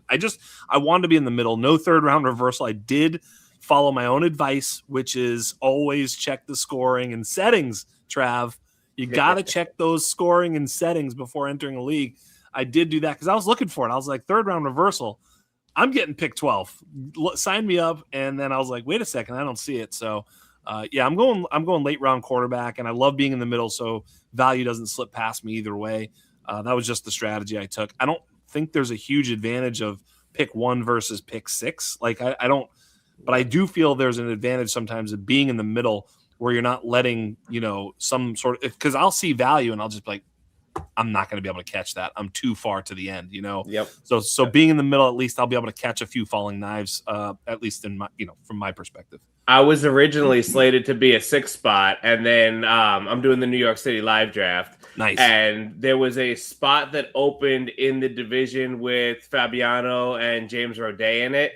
And I was like, all right, I'm just going to grab that spot. It's the 10 spot, but I want to hang out with Roday and hang out with Fabs, right? Yeah. And there were a couple of friends of mine that are already in that division, so it's also a charity. It's also a charity tournament. Yeah, have a good time. Yeah, so it's all good. Whatever. My strategy's out the window. Whatever comes to me at 10, I'm gonna be in the same spot as you, Travis, at the 11th spot. It's like, all right, let me see which way this 1-2 turn's gonna go, and we'll go from there. Yep. You can create runs from that spot, though. Yes. Yep. And if you learn anything after being in this tournament year over year, the strategy can only be a loose strategy going in. You know what I mean? You only have guidelines. You can't be afraid to go outside of those wherever the board lies to, right? So Scott Fishbowl is always just so unpredictable. Even the live drafts, the live draft reactions is just so much fun. Especially each league economy is so different too. It's like each league can be so different. In the same room, you could have different drafts going on. There's completely different things happening. Yeah. The year that I did the New York City live draft, I missed the last 2, but the year before, I did all of my picks in riddles. And it was just, it started with like my first 3 picks. Like I don't remember like how it started, but I did a riddle and then it just became a shtick. And like all 10 of my picks were in riddle form, and like I had them guess who my pick was going to be and then put it on the board. Like, did you find yourself making suboptimal picks because you could come up with a riddle for the player? Yes, exactly. 100%. 100%. Circling back to Jackson's point about charity league and having fun. Yes. So absolutely. Let me ask you guys, tight end, tight end last year for me, speaking for me personally, I attacked that position hard and heavy right off the bat, and then we have the bonuses here. And so I was looking at tight ends who had the most targets of 20 plus passing yards or more. And one name comes up that has been highly controversial in the fantasy streets for years, Kyle Pitts, 11 targets, deep passing yards. Like, he just got that contract this past week. Joe, are you buying the Kyle Pitts dip here? One, and would you draft him as one of your tight ends? Are you putting the ointment on, Joe? Oh my God! See, my co-host here may have forgotten, but I did not. I called this 2 years ago. Yes, I called this 2 years ago. I said, hey, listen, Pitts is on Pitts in 26. A different trajectory. He's going to break out way later in his career. So I'm not banking on him in 25, but it's That's Kyle right. Pitts. You're not banging him in 25. I hope not. No. No, yeah. Phrasing. Yep. Yeah. Just pounding Again. tight ends, as you put it. Yeah, exactly. That's how you started this question. I'm just saying. Yeah. This is how we start, JB. It only gets better. Anyways, I'm very into him. It's just a target competition question in Atlanta as well, right? It's just basically a very consolidated target shares. I've got my questions about Branch. I've got my questions about basically every other pass catcher on that team. So it really seems like it's going to funnel through three guys, regardless of who the quarterback is. I would prefer Penix get back sooner rather than later because he's the one that's going to drive the ball downfield a little bit more as opposed to Tua. So I don't think we're going to have answers to that prior to, our Scott Fishbowl drafts. But if it's looking like Penix is ready for training camp, which it seems like he's going to be, there's a pretty good chance of that happening. You got to think that they are incentivized to get, for Penix to win that job outright because they've got the extra year on his contract, him being a first-round pick and all. So if it's leaning that direction, I'll be much more bullish about Pitts in this format. But I think I'm pretty bullish on him, in all formats, regardless this year. And with Tua, it's unpredictable because Espressa in the chat made a point. Tua likes his tight ends, but Pitts ain't your regular tight end, right? Yeah. Pitts will split out more like a wide receiver a lot. So, it's unpredictable on how that will go with Tua. So I agree with you. We hope we get Penix back quicker than for fantasy's sake. I'm going to throw a sleeper out for the people. Tua's old teammate back in Miami, Greg Dulcich, was at a very high yard per reception and ADOT clip last season. I don't have the stats in front of me, but Greg Dulcich, with looks like limited competition in that tight end room and no real starting caliber wide receivers on that team to speak of, I think he could be the seam stretcher. I think he could be the big play guy. The question with him, as always, is health. In addition to, a bunch of other questions about that offense, but I don't think he's going to be very expensive at all. He could be like your last round pick or, in those last few rounds, and could be a huge source of value from a, sort of unheralded team going into 26. So last year, one tight end that was drafted later, I should say, but produced each and every week was Hunter Henry. Okay. You all tell me if this sounds crazy. No more Jonnu Smith. No upgrades along the offensive line in Pittsburgh. Yes, they bring in Michael Pittman Jr., but do you think that Pratt Freiermuth could be this year's Hunter Henry in Scott Fishbowl, or is that a stretch? Jax, what are your thoughts? Yeah, I mean, I don't know about that. It's fair enough. I don't think it's crazy. The tight end I was going to mention, though, is someone that's going even a little bit further behind Pitts, and I think will finish ahead of Pitts. He did finish ahead of Pitts on a points per game basis last year in this scoring setting, and it's someone I've mentioned on our pod. I know you guys are ready for the Dalton Kincaid call out. Right. I think Dalton Kincaid on a per route and per opportunity basis was outstanding last year. So he's sort of this alpha in hiding a little bit.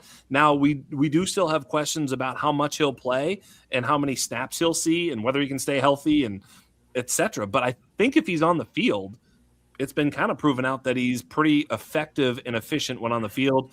The big plays are sort of more a product of Josh Allen than they are of Dalton Kincaid, but I think the big plays could be there for him too. But just the volume and the 100 yards is in play for him. Go ahead, Trev.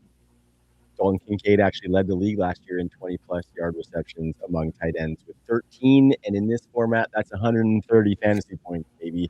That's damn near a whole season for most regular tight ends. It's almost like we practiced this, isn't it? I think Kincaid is incredible because I think there's still a little bit of stink on him where you might be able to get a discount versus some of these other guys who don't have as many big plays but maybe get more volume than does Kincaid. Joe, I really like that call out there that you had on Greg Dulcich because he had 7 last year on limited snaps for the Miami Dolphins. That's more than CMC had. Also with 7, my sleeper tight end for the Scott Fish Bowl this year is Terrence Ferguson. I think he probably had a smaller sample size of any of these guys.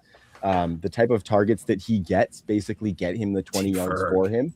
Yeah. So if he catches the ball, basically he's getting 20 yards with the way Sean McVay wants to use him. His average depth of target is like unsustainable for a tight end, to be completely honest with you, but he can make those big plays happen. And we know that team's going to use the tight ends a lot. So Terrence Ferguson in all formats is somebody who I'm steaming. And especially with the big play bonuses, I think is going to be huge. Are you worried about the volume at all with Ferguson between the wide receiver options and the pretty jam-packed tight end room? Are you worried about that? I think he emerges as the best receiving threat out of all of the tight ends this season. And Joe's a big Gunnar Helm guy, and we have a straight up bet Gunnar Helm for Terrence Ferguson total points this season. I'm on the Ferguson side. So I'm putting a pretty big bet on the fact that Ferguson, I think he's probably the third leading target getter behind Adams and Puka this year. That's kind of my bold take for Ferguson. They drafted him to be that. For the record, in this format, I would probably prefer Ferguson to Helm because of the big play ability. Yeah. In answer to the original question, though, my qualms with Freiermuth in that Pittsburgh offense is just going to be play volume. We know Rodgers likes to play slow. And then also, is he going to be the 20-yard plus reception guy? I think that role is occupied by DK Metcalf. And, oh, God, if we're lucky, Eli Heidenreich. So I just don't see him being that much of a difference maker in this format. Could be wrong, but Rodgers, especially he's my age, right? He's trying to get rid of the ball quickly, especially later in the season once it starts to get cold. He doesn't want to get hit, right? He's getting it out quick. He's not waiting for Freiermuth to get down the field. Is my read on the situation. Yeah, they just also have so much going on in there. I'm with you. It's just a little bit of a stank to that whole Pittsburgh situation with Pittman and DK there, as well as some newcomers. I don't think that they're. I mean, even what's the Jeremy Bernard or whatever. There's just enough there to sort of, I think, maybe put him. Darnell Washington. We still got Washington to vulture touchdowns. Yeah. Just kind of vulturing and just not necessarily a clean path. I think with Ferguson, to Trav's point, there's we always say if you turn the card over and it's a win, what do you get? I think with Ferguson, you can just imagine the ceiling where he, because they do play a lot of tight ends. They do target the tight end in Los Angeles. And if somehow or another he is sort of a little bit better than we think he is, because we actually think he's pretty good, but he could be a little bit better than that. Then all of a sudden, Devontae Adams gets hurt, or who knows what. There are outs there for Ferguson to actually go nuclear. So I would give the edge to Ferguson big time. The floors are similar, but I think the ceiling's way higher. Just real quickly, going back to Dalton Kincaid, if you were to run last year's stats on a points per game basis, he would have been 23rd, not in quarterbacks, just a wide receiver, running back, and tight end. He'd have been 23rd overall in points per game.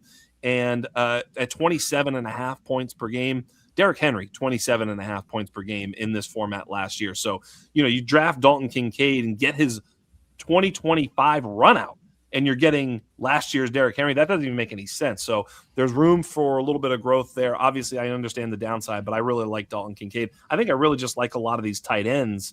I think I'm going to be leaning tight end the whole way, unless my league really overdrafts them.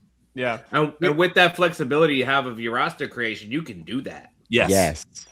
You can start 4 of them if you wanted, it's 10 of them. fantastic. The great thing about T-Ferg is exactly when to start him unless he lights the world on fire right away, right? Yeah. Devontae is probably going to pull a hammy at some point during the season. The way Puka plays, he's liable to miss some time because he's blocking like a maniac out there. So if either of them are out, I think he's kind of the de facto number 2 receiving option on the team, and those are the weeks you just plug him into the lineup. And the interesting thing. Oh, sorry. Go ahead, Trav. No, you go, Trav. I was just going to say, and we had a YouTube commenter today on this past episode that told us to stop bloody cutting each other off. Oh, we did it on purpose, though, so that was fun. Yeah, lots of times we do it on purpose. But I was just going to say, Terrence Ferguson, I think the benefit with him is that the cost is going to be such that if he does suck, that you can just kind of drop him for somebody else. So I think he won't be super expensive is probably the biggest benefit versus the upside. Well, I was going to lean into my, my call letters, which is Dynasty Game Theory. And I think in the Scott Fish Bowl, what I've learned is that there's some players you draft with not floor, but certainty in mind. And then there are other players that you draft with just like, I'm taking a swing here. I can remember when I've done really well a few times. I've drafted a few rookies. I think CeeDee Lamb, when he was a rookie, I was able to get. Nobody was exactly sure what you're going to get from certain rookies. And then kind of when they go off, you're like, oh, look at this. I think I had Puka his rookie year. Those types of plays really help you. And I think Terrence Ferguson falls into that bucket to Joe's point, which is that when you pick him, you're not starting him week one. You're just sort of waiting to see if it flies. You know what I'm saying? So I think that's really the play there. So it makes sense.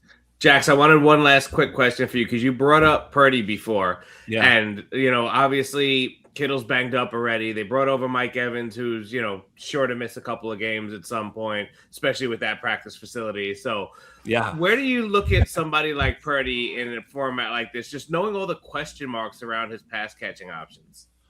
I mean, honestly, I don't even really care because if his pass catching options are bad, maybe they're playing catch up. And, the quarterback scoring can be garbage time, or if they're winning, I'm just looking at just pass attempts and yards. You could throw in this format. I think you could throw multiple interceptions.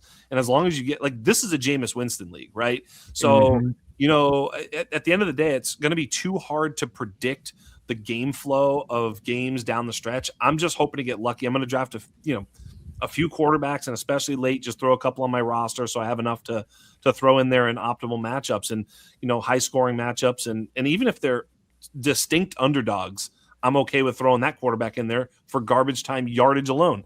I do want to say one thing because we're running up against time. We want to do a little something for OTC. We want to do a little something for Fantasy Cares. And I think I'd like to just say thank you to everybody because our following has been, I think, way more than we thought it would be this soon. I'll just say that straight up. And for that, we're very, very grateful. We'd like to give back today. And we'd also like to find a way to get more people to join and give back some more. Joe, if you want to take the floor and kind of tell people what we got. Well, these fools anointed me as CFO, and I'm just reckless. I blow money like it's fab. So we just want to announce that we're going to be making a $500 donation to Fantasy Cares. We're 2 months old. We're growing. We're making a $500 donation to Fantasy Cares. And for everybody that goes to OTC FFB, link your sleeper account to it. You can, manage all of your leagues on Sleeper through our website. You can draft from our website. You can run waivers through our website. Our website, this doesn't apply in SFB, but it gives you trade ideas for all of your leagues.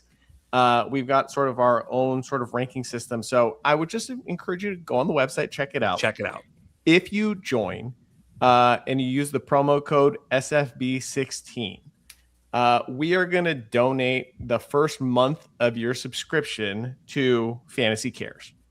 Oh, wow. So in addition to the 500, your first month for everybody who uses that promo code is going directly to Fantasy Cares as well. We love the organization. Applaud you guys for the work you're putting in. Applaud Scott Fish for putting the whole thing together. We care about them kids, and we love the fact that we get to do this with the fantasy community. And like I said, we're 2 months old, but we're giving whatever we can to this organization, and we're really excited about it. And thank you guys so much for having us. Thank you. That's very cool. Very generous of you guys. That's awesome. I mean, that's the whole spirit of this, right? It's a charity league. We keep talking about it. It's for fun. It's for charity. And it's great to win, but there's so many other components that just make this so special and just awesome. Hell of a guy move from you guys. We appreciate that very much. Very much. Yeah. Well, I think we our ties go a little bit deeper than the last 2 months with SFB, right? That's We've had true. various iterations of our content over the years. Jackson and I nearly go back a decade. So SFB's been a big part of all of that. So thank you guys for all that you do. And we're just happy that we can contribute to seeing all those wicked pictures of the toys that are being bought for the kids. It's so amazing. Like, That's it's the best. This time of year is great because everybody's pumped about the drafting and stuff. And when the year is over, everybody can kind of rekindle the SFB flame with seeing all the good stuff that's happening out there as well. So thanks to you guys, everybody working behind the scenes. 24 hours is insane. Thank you. No, I've it's, said it's a I've- lot of work, but we absolutely love it. We'll let you guys go around, just tell everybody where to find you at, what you got going on. But just a reminder, OTCFFB. Somebody in the chat asked. That's where you could find it. It's awesome. Jack, start with you. Take us around. Yeah, they asked to type it out in the link. So Trav, if you're so inclined, you can type that into the link. But hey, I said this before. We all think about charity as something of money given to a thing that we have to think about and go online and do. I would just say, remember that you live in whatever community you live in, and in that community, you can be someone that helps others. That's all I'm going to tell you. I don't care if it's at your church, at the YMCA, at the retirement home, we feed hungry people where I'm at. That's what we do. We feed hungry people every single Thursday night. I'm part of that. I'm blessed to be part of that. We don't promote that. We just do that. I think you can do so many things and it changes your life. The beautiful thing about giving is when you do give, you're the one who gets the gifts. It's an amazing miracle that it is. So I would just say, just go do that. Go be kind. I heard, Shane, who I love very, very dearly, before me, was uttering some similar sentiments about being kind and loving your neighbor. It really is kind of that simple. When you do that, it comes right back to you, and you guys are harnessing that right here. So we thank you very much, and I'll let my brethren take the floor. But thank you very much for having us. Thank you. Joe, you want me to go? You want to go? You can find me at I'm Dynasty Joe. That used to be my handle, but now it's Joe TC since we started this company. Joe TC _ at Dynasty on the X Machine. And of course, all of our content at otcffb.com. Yeah, I'd just like people to go check out OTC Fantasy _ on your favorite social platforms. Like we said, 2 months in, like we've had lots of iterations, but we think we finally found the one, and we think the tools that we have can really change the fantasy football experience for gamers. We've got dynasty and redraft capabilities right now. We're working on best ball stuff. And so just check it out, get into our free Discord and let us know what you think as well. So thanks for having us, boys. Can't wait to check it out. Like I said at the beginning of this, you guys never disappoint. So appreciate you guys bringing it as always. Thanks, Great man. to see you all. Thanks. Take care, guys. Later, guys. That was a good Man, segment. we started off hot. He started talking some stats, and I'm like, whoa, hey, all right. Let me pull up my data suite and my PFFs and everything. I'm ready to. I told you, man. They bring it every year. Every year, they always have a great segment for us. And look, when I looked at our schedule, man, we got a lot of them. And I remember, I'm thinking back to last year, right? And if you want to bring the guest in while we talk about this, but you were on as a guest on my early morning slot last year, and now we get to work this together this year, and I'm excited about that too, along with our great guests we got going on here, right? Yes, sir. Yes, sir. We got Justin Taylor here from DLF and Fantasy and Frames. JT, meet JB, and welcome to the SFB Podathon. How are you doing tonight? Good. Thanks for having me on. Yeah, man. Where you drafted out of? What slot you drafted out of? You doing a live? You doing a online? What division? What do you got? Yeah, I'm in live Madison this year. I'm in the Super Smash Bros. Division. Nice. I'm drafting 7th. So I've drafted live event in Chicago twice. I was in Cincinnati twice. I didn't go to Cincinnati this year because I actually had another home league draft with one of my buddies at the same time. So I missed the Cincinnati one. So I'm in Madison for the first time. First time I'm kind of drafting the middle. Like Super Smash Bros. Was completely packed. So I just took the last spot. So it was 1-7. So that's what I took. So I've been 4, I think 2 or 3 years I was number 4. And a couple years I've been like 11 or 12. In the draft, where I usually don't like drafting from the middle. I feel better about it with no 3rd round reversal this year. I'm like, I kind of like being in the middle. So we're gonna take my chances at the 7th spot this year. Do you know anyone in your division?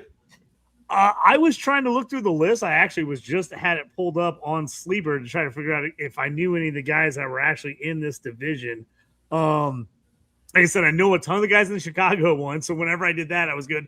I started getting to know all the guys that do the Cincinnati one. So like I said, throwing it off a little bit going to Madison this year. But there's a couple guys I know that I'm in other leagues with that are going to be drafting in Madison. So that is nice as well. I was trying to look through the league members right now to see if there's anybody that jumped out at me that I definitely know. Steven from Steven Roto. He's done a lot of the Chicago live drafts in the past. I guess he's drafting a massive. He's in my division. Jake Trober, Jake Effing. He was it Trober? What's his last name? Trowbridge. So I know him from we follow each other. I don't know him personally, but we follow each other on X, and I know him. Those are the two guys that, like, just at least looking at my list, are guys that I know and that I have interacted with or have been in other leagues with. So it'll be cool to be in a different spot and meet some new people. So the live draft is always awesome to meet new people. So that's my favorite part. So That's the answer I was hoping for, JT, because that's like my first year in the New York City draft. Like, there was a lot of names that you knew, people you interacted with on X, and you sit down at that draft table with the rest of the league, and you make friends that become your people now, right? Like, there are guys that I met that first draft 3 years ago that we now do a Long Island live draft with, that we text during the season. Like, that's what this is all about. We keep talking about like how exciting these live drafts are, and like, even if you don't know people going into it, you go into a new town that you haven't been to before, right? You're gonna make friends there, and it's gonna be just an awesome experience that you get to share together. So excited you get to do that. You gotta come out to New York one of these years, I would love to. I like to make the rounds and hit up some different ones. I told Jorge, I was like, I'd like to get out and do one near DC with him one time if I can get out there. Just trying to. I'm at the problem is my kids are at the age that they're playing a ton of sports. They're all in junior high, and so it's like I just got sports everywhere all of a sudden. It's like now I'm fighting a totally different beast of like when I can schedule stuff. So that's been the toughie for me. But yeah, I'd like to get around and go to a bunch of them. For me, Scott Fishbowl holds a special place in my heart because I wouldn't have even got into fantasy football podcasting if it wasn't for the Scott Fishbowl live draft.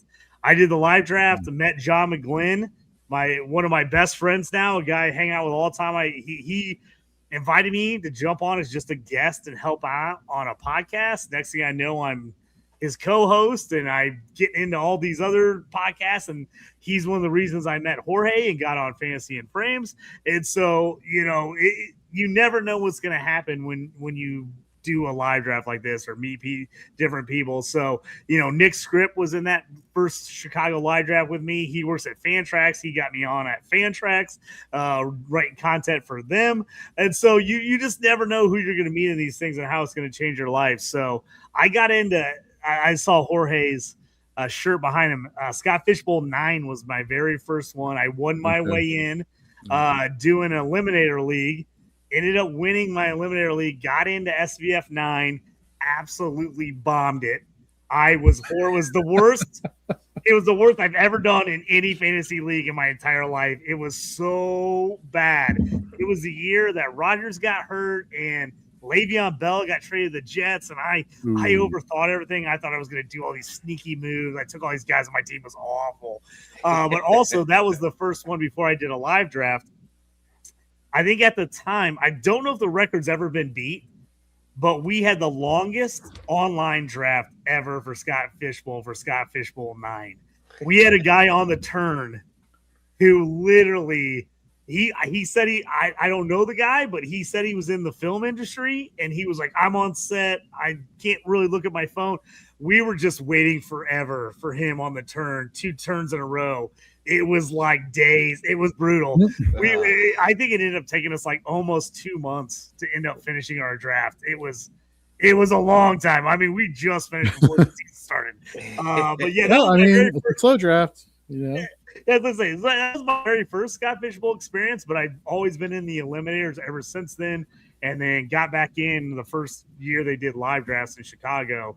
Like I said, that changed everything for me. Met a ton of people. Started getting into the industry, started writing again. My old school background is a sports writer, newspapers and radio stations. That's what I used to do in a previous life. But it kind of got me back in, but doing it on the fantasy football side of things. Nice. So JT, let me ask you a question here, and I think some people in the chat will appreciate this one. Obviously, you've been embracing the live draft, culture and theme, and that first of all is fantastic. We were talking about that a couple segments ago, how like you just get out there, just meet some people, make some friends, make some memories associated with playing fantasy football.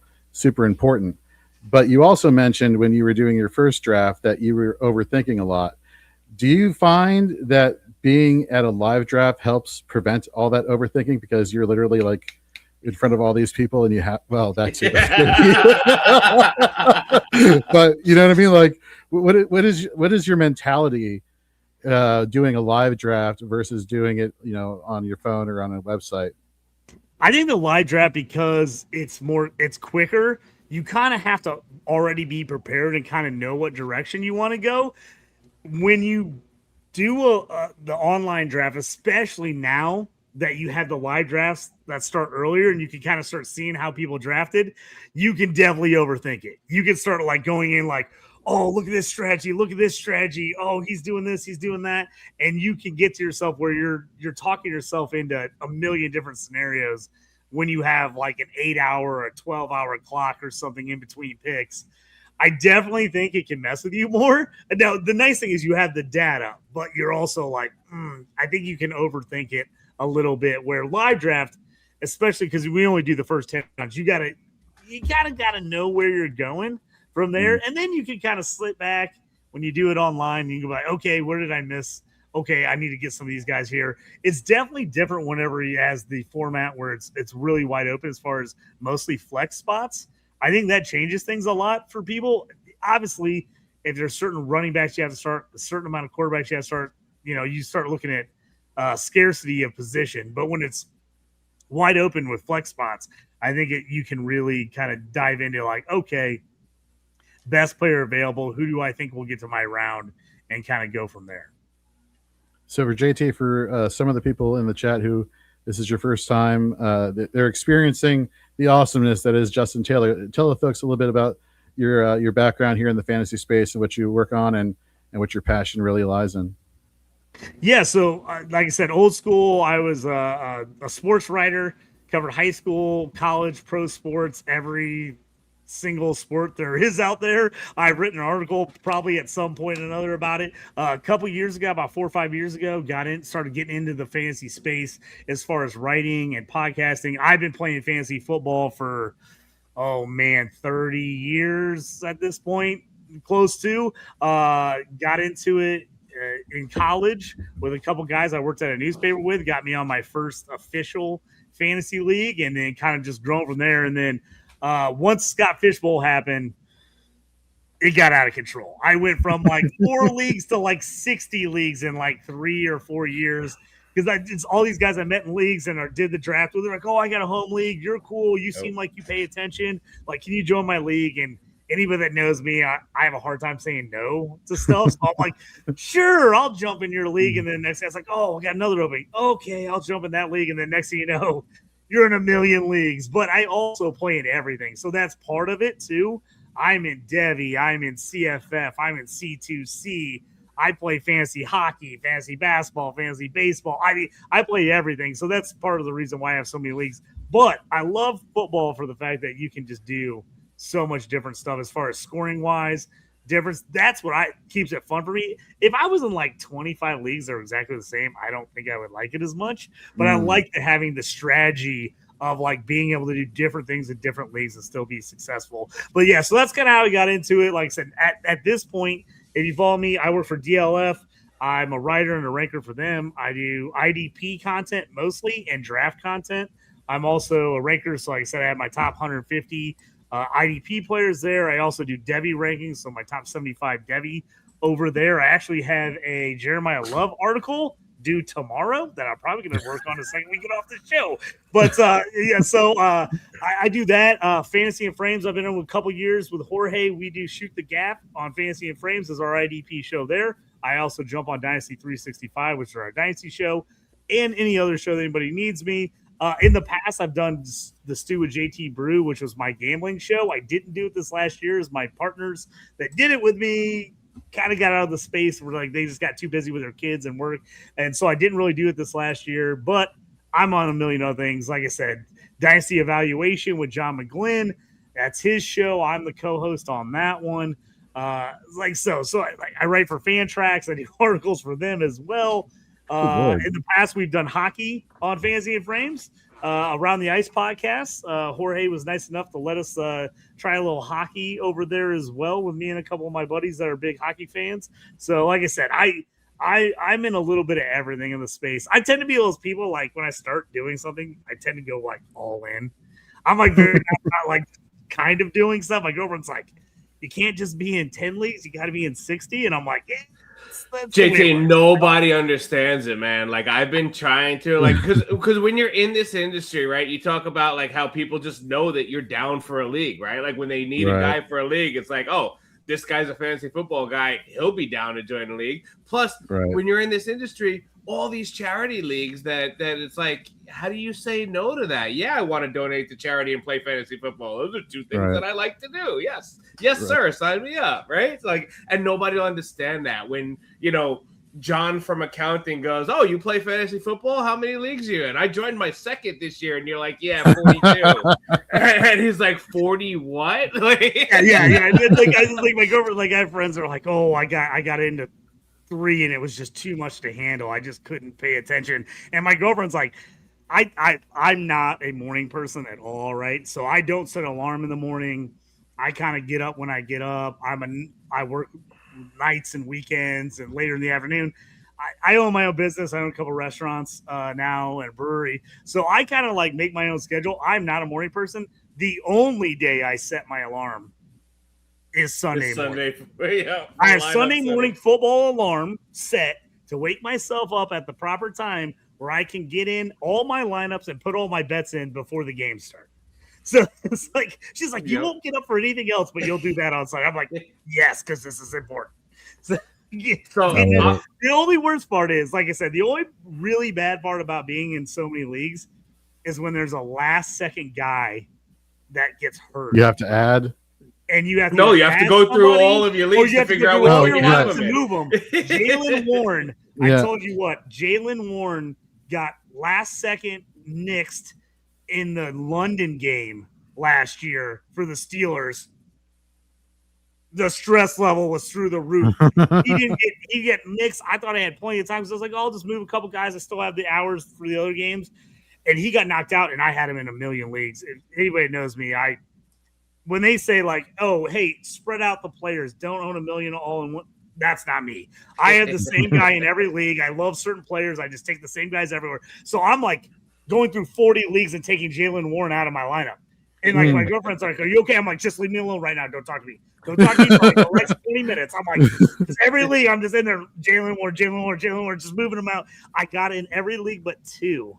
Ooh. And the fantasy gods looked down on me and said, hey, you tried, man. I won the 2 leagues that I did not get out of my lineup. I still won. So I was like, okay, it's okay. But that's the only time I get real stress. It's like injuries at the last second. And then I got to remember who, right? What leagues did I have that guy in? So I'm like checking every league. I'm like, sleeper, NFL, RSO. I'm like going through every league, different league, trying to figure it out. So JT, our guest that were just on with us before you hopped on says, our tools allow you to optimize all rosters and swap those guys out all in one click. OTC Fantasy, go give them OTC. You guys, you're my boys. I got to jump in on this. I was like, somebody's going to figure out how to do this where I can go in and click it and it changes them out in every league I have. They mentioned syncing your sleeper. I wonder if they're at a point. I can't wait to go check out the site. It sounds awesome. Right? But like, if you could link your sleeper, your Yahoo, your whatever, and like be able to just, all in one place. I've been dying for that for years. That would be amazing. I'm going to look at this because I listened to you guys, listen to those guys before I came on. I was like, oh, this is like kind of a good idea. I was like, man, if you could type your player name in, it shows you all the leagues that you have him in. Yep. You just go real quick. Oh, so much easier that way. These, I mean, first world problems, right? Like I'm worried about my changing a guy out in my 60 fantasy leagues on time. But it's awesome, man. Like I said, I can't help myself. I just dive too hard into stuff. And then, of course, IDP. I'm a big IDP guy. Me and Jorge, like I said, doing Shoot the Gap. So I always, somebody asked me to get an IDP league, I feel like I got to just just for the crew. Like I'm like For the cause, let's go. JT. Let's go. So I'm like, I always feel like anytime anybody asks me for an IDP league, I'm like, I probably should play in it. I was like, I'll have it. So JB, it's a funny story. For years, I always, whenever the Podathon was going on and Scott was on screen, I would always be like, so IDP, Scott Fishbowl going to happen? And obviously, there's a rationale for not having it. But I'm driving home and I'm exhausted, long day, and I'm like, trying to stay awake while driving. And JT calls me. He's like, you need to go on Twitter and see what just happened now. I'm like, what just happened? And he's like, SFB, IDP. I literally pull the car over. I'm like, what? And this is obviously because of the Travis Hunter situation last year with the specialized scoring for that. Yep. And when he initially said SFB, IDP, I'm like, are they officially making it a full blown, where they include the positions? So this is me still petitioning Scott, just throwing it out there. It could be, I think the peeps might like it. But no, just, folks, if there's anything you should take away from JT is he does a lot. He does a lot. He wears a lot of hats. He loves football, And I want to take I got in the Tadpole Bowl, so I'm pumped about that because I'm a huge college guy. I grew up in a college town. I'm just 10 minutes from the University of Illinois. You can see my Missouri Tigers stuff behind me. I went to school, San Diego State. So I'm in the Tadpole Bowl, second one. So super pumped about that one as well. Nice. So Jorge, we're right there. We've got it's getting close. It's getting close. We've got the regular. We just need to get an IDP division going. It doesn't have to be crazy. We can get a couple leagues. So JT, since you're an IDP guy and you're a dynasty guy and you got all these things going on, I want to take 2 minutes because I'm in a 32 team, 40-man roster, straight up full franchise mode league that I've been in for 8 years now. And I just finished my rookie draft and my defense was lacking. I was pretty solid on the offensive side. I could use some help at tight end, but my defense was falling off. And I think I just had an amazing draft, and I want you to tell me if I had an amazing draft, right? So I got Jacob Rodriguez, then I got Ruben Bain, then I got EMW, then I got Jay Sean Barham, and then I just took a 4th-round receiver. But just those 4 defensive guys to bring me back in, I feel great about this draft. Tell me I did a good job. Yeah, I like that. Rodriguez, I keep telling me and Jorge have talked about him a lot. I don't know if he hits right this year, but man, it's going to come quick. It's either by the end of this year or by next year. He's going to be everybody that didn't take him is going to be real mad they skipped him because they thought he wasn't going to play this year. He's going to be an absolute stud. Dude, I got McNeil Warren in an IDP league. I kid you not. I was like, I trade all my picks away. So I only had a couple late picks. But I ended up getting him with the very last pick of the draft in the 7th round. I couldn't believe he fell that far. I got AJ Halsey in the 4th because I kind of needed safety help. Nice. I was a little lax to safety. Got him at I think it was 412. And then I was next round I was oh, McNeil Warren's still there, but I'm let me take some other positions. Went a couple other ways, got a defensive end, got a linebacker, and then I was all of a sudden Warren was there still. I was all right, I'll take 2 of the top 4 safeties in the draft. I'm that's what happened to me. That's what happened to me. He just kept slipping for some reason. And I have a strong safety room. Safety was actually my strongest position. I didn't need another safety, but he fell to 221 in this draft. And that's, 32 teams, all rookies. There's no way he should be going there. And I have Antoine Winfield. I have Tyler Nubin. I have McKinney. I didn't need a safety. But I couldn't pass that up. That's almost my exact room in one of my DB leagues. I have exactly those 3 guys, and I got McNeil Warren. That's awesome. I love it. Hey, if anybody likes DBs, it's me and Jorge. We are always fighting for the DBs in the IDP space. Everybody else hates them. They're they're throwaway. You just pick them up whenever. But me and Jorge, we respect the DBs. We got Jen Pulvo in the chat saying, I thought I was so smart to draft Travis Hunter. You're not the only one. Look, I'm not going to lie. I took him in the 3rd round last year in SFB. I took him on. I had 12th pick. I took him on the 3rd round reversal. I was I'm going to crush with this. And of course, as soon as he got to where he started hitting, is when he got hurt and missed the rest of the Right. year. So yeah, everybody else, I took Travis Hunter too. You're not alone. I love Travis Hunter. Disappointed. I missed the playoffs by less than a point average last year. Yeah. And then, of course, when you go back and stupidly, I went back and looked like where I would have been at if I would have made the playoffs. Of course, I would have crushed. My team started getting awesome as soon as the playoffs hit. But, I love that game. Just Makes you missed. just feel terrible about yourself. You're going to feel horrible, right? But you're like, I'm going to do it anyway. I have to know.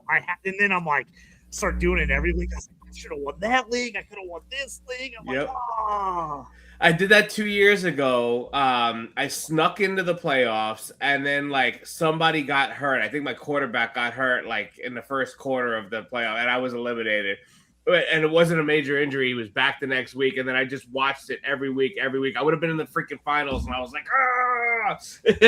I tell people, I feel like I win more fantasy leagues when I'm either the third seed or the very last team that makes it in. I feel like that's when I win. If I'm the number 1 overall seed, I feel like I always end up choking it in the semis. Somehow my team like has the worst week of the year in the semis and knocks me out. But it's like if I'm the third seed and I'm only like 1 or 2 games out of first, then or when I'm like the leagues that and I promote this heavily, last seed should always be the most points scored for a team. So teams that end up having a bad head-to-head matchup, they should get in. So I always feel like if I'm the third seed or the very last seed in on points are when I do the best in the playoffs. No, that's great. Yeah, that's fantastic. Is there one person? Let's start off here. And I know we're getting up against the clock here, but you said you're drafting at the 7th spot. Is there a particular position that you're trying to not the player so much, but which position are you trying to target in your first couple of rounds? Yeah, looking through the scoring, I've looked at a couple different strategies online for some of the lives already. If I can get Bowers and McBride at 7, I think I'm going there. The tight end bonus is still pretty elite. You get extra points for first down and extra points per reception. Now, I know the long reception bonus is pretty high too. So wideout, if I don't get either of those guys, I'm looking at wide receiver. Well, there's a couple guys that are not huge reception guys, but are deep guys. And I know Jorge probably knows one of the guys. I talk about him all the time. It's an Indianapolis Colts player. Those guys that keep the long ball, the bonus points are crazy this year for long receptions and long touchdowns. So definitely keep an eye out on those guys that catch the long ball. Still got to work in some running backs. You don't have to have a ton because there's no position. You don't definitely need it. But I definitely think getting those big play guys this year is more important than anything. Any deep sleeper big play guys that you're thinking about? I don't know where he's going to go because I haven't seen a lot of drafts where I've seen him yet. But, man, Alec Pierce, this is like set up to be his like format. Guys that get, huge bonus points for 20, 30, 40 yards. That's all he does is run deep down the field. So if you can get those bonus points with him in those big games, because again, he's not going to, we've talked about this on Fantasy Frames a bunch. He's never going to be an 80 catch guy. That's just not the type of player he is. That's not the routes he runs. But if he can get his average up to about 60 catches and still be in that 1,000, 1,200 yard range with the touchdowns, man, those bonuses for deep balls are going to be great for him. So I like him a lot in that. I think there's a chance DK Metcalf is way underrated for this format. I like him. I know everybody's hating on Pittsburgh right now and nobody wants any of their players, but I actually like him. I know you guys talked about Pat Freiermuth just a bit on the last show with the last guest. I think he's a sneaky nice pick late. I think people are going to be down on him, but I think he's going to be a sneaky decent pick. Because here's what Muth, when he catches the ball, he usually gets a first down. You get an extra half a point per reception for tight end and an extra half a point per first down for a tight end. So he's not going to need 1 million catches for 1 million yards to actually score you some points. So I do like him there. All right, JT, we're up at the end of our time here. Why don't you tell the good people where they can find you and reach out and ask you questions on everything, basically. Yeah, absolutely. You feel free to reach out to me anywhere. I'm at JT Orange So JT Brew at JT Orange is the handle on the X. Twitter machine, feel free to just send me a message on anything. Also send me DMs. Mine are open. I talk to people all the time. People ask me draft questions or send me they'll send me their IDP draft and be like, what do you think about this draft? Like, I will totally help you out any way that I can. So go there, Fantasy and Frames, Wednesday nights. Me and Jorge on the Shoot the Gap. Check us out there. Also, Dynasty 365 in the not in the morning, but before that. Feels morning to me because it's the early show. And then the late night show, our Fourth and Frames is the late one. So we're good there. Check out me and John McGlynn, Dynasty Evaluation. We're all over the place. You might find us on a random Tuesday afternoon at noon sometimes.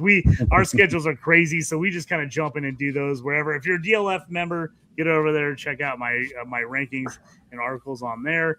But appreciate it. Like I said, play anything and everything. So if anybody's got any questions or anybody's like, if you need something in a league, I might join your league. I might say yes. I'm just saying. But also, if you're trying to get in a league, I had a couple people reach out to me saying they're interested in IDP leagues. So if that's the case, something like that, hit me up. I'm always having openings in certain leagues where people are trying to find people. So feel free to hit me up if you want to try to get in a league with me. Love it, JT. Thanks for all the work you do, and have a great time at that Madison live draft. Meet some new friends. Take care, JT. Oh, sorry. One minute. Sorry, buddy. Oh, quick trigger. I know. I want to hear about that later on today. Whoops. JP, I would say things have been going optimally so far this morning, and I think we should play on those words there and bring on somebody from Optimus Fantasy. Oh, hey guys. What's up, buddy? It actually it's funny. As soon as you said that, it hit morning officially here. It's 12:01. Ah. We're in the weird time zone nobody wants to recognize in the mountains. I have been told so many times since working in this industry and working with people in like on the East Coast and the Pacific Coast, you don't live in a real time zone. No, you don't. It's like this weird, like, hey, maybe add 2 or take away 1. Like, you're just kind of, whatever. How do you think I feel I have to conform to all of you guys? Like, I live on East Coast time now. It's good to see you, man. I think this is like a standing appointment that we have once a year now. I feel like I've been in the host chair for your segment for the last 3 or 4 years now. I know we had a great segment last year. You had a nice big crew with you, so this is a nice standing appointment. Yeah, so this is my 6th straight year on Scott Fishbowl Podathon, which I'm really stoked about. Like, for the cause, right? Like, we're doing this for a reason. It's obviously fun to get on camera with each other. We get to see each other once a year, or hopefully more is what we shoot for. But we get to do this for the kids, right? And which is the best part of all of this. Which year was from the hotel room? That would have been 2021. That was our first year. We weren't expecting, my wife and I, Jen, neither one of us were expecting to be on that year, but we got called like an hour before our segments, like, hey, do you guys want to hop on? It's like, well, I mean, we're in Mexico. We've been at the pool for a solid like 5 hours, but we'll do it. It's fine. It's going to be great. I remember that one. Where are you drafting out of this year? Are you doing a live draft? What division you in? What pick you got? So we are in the Mario division for the Denver Live. We drafted last weekend. We are actually, I've got my board up right now. Funny you should ask. We are in the 16th round. Paused, obviously, for the overnight. Really happy with my team. It was pointed out to me that I went really heavy on running backs. I'm usually a 0 RB guy. Jen noticed on my draft board, like your last 4 picks, all running backs. I got Kenny Gainwell, Emmett Johnson, Devon Claiborne, and Woody Marks, my last 4 picks. So I don't know who I'm turning into, guys. What is this? We were talking about Gainwell earlier and those pass catching backs being people that you could and should target in this format, right? Because you get those long play bonuses, reception bonuses, right? So you look at a guy like Gainwell that could definitely play that pass catching back role and be valuable in this format. So I kind of like that pick, especially being a Bucs fan. Well, yeah, I would hope so. Cam, welcome to the stream. How you doing? What's up, guys? I'm doing good. Just rolled in from the Seattle World Cup. So there's a lot of Nice. watch parties out here in Seattle, and just made it in time to catch the 11 p.m. Pacific time part of the stream tonight. So thank you guys for having Optimus. Really excited to be here, chatting with everybody. And I see I just caught a tail end of maybe some Gamewell, maybe it was Bucky Irving kind of chat. No, But just some game. Well, Nate was talking about his draft so far. What Well- position you coming out of? oh, I think I have the 8 or the 7, I want to say. I tried to pick something towards the end just because I feel like there's a little bit more value in the back half of the draft, getting it when it turns back around. So still kind of planning that stuff out. But no, we have ours. I think it's August 2nd. So it's coming up in about a month here. Nice. Nate, what was your strategy at that 1-2 turn? Like, because we were talking about that before too. Like at the back end of the draft, you're kind of setting your tone there because there is no third round reversal this year. Well, obviously, I took the 12th pick thinking there was going to be a third round reversal. It actually, you know what? I'm going to be honest, it worked out okay for me. I really liked the value without the third round reversal. I started my draft off with Drake May, CeeDee Lamb, AJ Brown, and then we got Chase Brown. I always struggle with his name. I don't know why. Out of Cincinnati in the 4th round on the turn. I feel like that's a pretty good draft given no third round reversal. Like a lot of value there. So I feel good about it. Nice. We were also debating earlier about the early quarterback. I know Kendall was on earlier. She was talking about potentially taking a quarterback at the 4th spot. Cam, how do you feel about that early quarterback strategy here?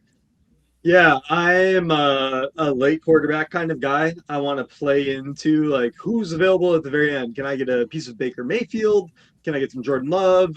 Even deeper, like I'm kind of into some guys like, and this is a little gross. I know some people might not be on board with me yet, but like Geno Smith is stepping into a really exciting opportunity where they've completely rebuilt this New York Jets offense, and they're bringing in Frank Reich.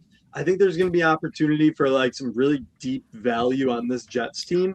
So like, you know, like, yes, you want to have a starting quarterback that's giving you points week in and week out, but I don't know, for like QB2, I'm trying to like pick up some value at the end of this draft. And I feel like Cade Klubnik or Geno Smith, like I think they present some really good value at that back end of the draft if I'm not getting a guy early on. So what would you be looking at early to start your draft from the back end? So early on, I mean, I love Josh Allen. I think he is one of the players that you need to target. I saw a stat earlier today when I was looking online that said if you pick Josh Allen, you're likely to make the playoffs like 60% of the time. You're usually getting me like 3rd or 4th round. So I feel like that's just like a can't miss kind of guy. He's ranked in the top 2 in the last like 5 years. So like, if you're curious of what you should do in round 3 or round 4 and Josh Allen sitting on the board, like there's a lot of mistakes you could make, but I don't think you'll ever make the mistake of selecting Josh Allen at that point. Yep. Nate, you talked about going running back heavy, which is uncharacteristic of you. What was your balance so far now through 16? How many wide receivers, how many running backs, and did you hit up that tight end position? I did. I got David Njoku. I got George Kittle in the 4th round, which I was really pleased with. My wide receivers, and this is why I think I felt okay going heavy running back, CeeDee Lamb and AJ Brown. Like that's a turn that you will take. Cardinal Tate, who's a guy who I think that with Cam Ward, he can help Cam Ward grow and be an alpha receiver in that Tennessee offense. There's really nobody to compete with him, right? Then Casey Concepcion, I think, is the guy who comes out of the weeds in Cleveland. It might be a little biased because I watched him so much pre-Senior Bowl, pre-Combine, pre-draft, but the talent is there. Like the dude can separate. He's a talented route runner and he has great hands. And if a guy's going to come out of that mess in Cleveland, it's going to be Concepcion. And really getting him in the 10th round in Scott Fishbowl, I don't feel like that's that much of a reach for a rookie receiver. That's good value there. Cam, so as far as good. No, I just wanted to ask Cam real quick because if you're not going quarterback at the back end of that 1-2, and obviously you're not getting one of those top running backs there, right? Those top 2 guys are going to go early. Would you consider another running back there or do you just lean into that wide receiver, tight end, pass catching guys? Like, because figure at the back end of round one or that 1-2 turn, you're gonna have options like a McCaffrey or possibly an Ashton Genty, right? Like, do you look that way or do you go to a pass catcher? Yeah, me personally, I feel like you can just really load up on the running backs at this point. I think there's a lot of pass catchers that exist further in the draft. When I was doing my dynasty rankings this year, I felt like, even like deep into like the 40s and 50s of my wide receiver rankings, there's like guys that I'm really interested in. So I just feel like wide receiver is really deep. I know we're moving to this like heavy tight end set situation in the NFL where we're probably going to see less wide receivers out on the field, where maybe they become slightly a bit of a premium after having multiple years of 3 wide receiver sets. But I still really like hitting the running back. You know that they're going to have a high amount of volume. They're going to get the opportunities to deliver fantasy points for your roster. And if you're kind of in the beginning of your fantasy football draft, you want to bet on these guys that are going to be able to deliver you weekly high opportunity value.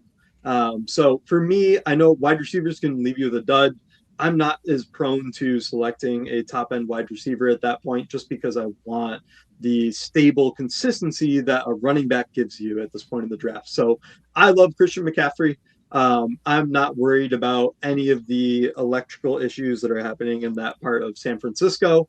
I think you can even grab Kalen Black, who seems to be the standout running back behind CMC very late in drafts. You can definitely grab him out of free agency. I don't think he's really getting selected right now. So if you're like wondering how you're going to back up your top end running back, like you can get this guy who Nate and I saw at the Senior Bowl and kind of stood out to us. We didn't scout him ahead of time. We recorded a lot of film, watched a lot of college film going into the Senior Bowl. And one of the guys we didn't get to watch a lot of film on was Kalen Black because he was a late declare. And, he just kind of dominated against this defensive front where we're watching these Senior Bowl practices and the defensive line was winning more often than not, and a lot of the running backs were struggling, but Kalen Black continued to look like a impressive runner. He was able to find the holes, diagnose the defense ahead of time, and understand like, okay, where can I find space to get like 2, 3, 4 yard gain? And now also like these guys weren't hitting at the Senior Bowl. So you're able to like, maybe you break through a couple tackles and like it looks a little bit better than it was actually on film. But still, if you're at the back end of the first round, again, coming around on that turn in the second round, CMC looks like a great option for you where you can also get his backup deep into these drafts. So Jorge, I'm in isn't it crazy? Isn't it crazy how like everybody's different on this and everybody's opinion differs on this? Oh my gosh, I'm sure. Well, the thing is, you get into this weird scoring, right? Which is one of the great joys of Scott Fishbowl, and it makes you rethink your position on everything that you thought, right? Last year, it was like the Travis Hunter, or like, oh my God, who are the guys that like might be on an offense where their quarterback's going to throw a lot of interceptions? These guys might pick up a tackle here and there. Like, how do we figure this out with this scoring? And that's like the fun of it, right? Because like now we're chasing who are the big play guys. Yeah. Right. And how do we figure that out? Okay, so this is a new challenge for us. So I want to ask you guys a question about tight ends. And so, Nate, you brought up Casey Concepcion. We talk about, what the Browns did in the draft, getting Boston as well. From where I'm sitting, the highs of highs we saw with Harold Fannin, in terms of being a target monster for the Cleveland Browns. I think it's fair to say that there are many in the community that are like, okay, maybe you want to temper some expectations, but given the fact that they brought on these rookie wide receivers, I still think temper may be a too strong a word. I still think there's going to be target volume going his way, but I can understand where that concern could come from. Another tight end, Mark Andrews, there was talk for years, like, is this not a thing anymore? Isaiah Likely, everybody wanted to be a thing. Well, he's with the Giants now, If you had to like rank, Andrews or Fannin, given the bonus nature of the tight end position, if people wanted to target tight end later in their drafts, like who would you go with? Nate, we'll start with you, then Cam afterwards. So, Cam has some great takes on Mark Andrews, so I'm not going to touch that one.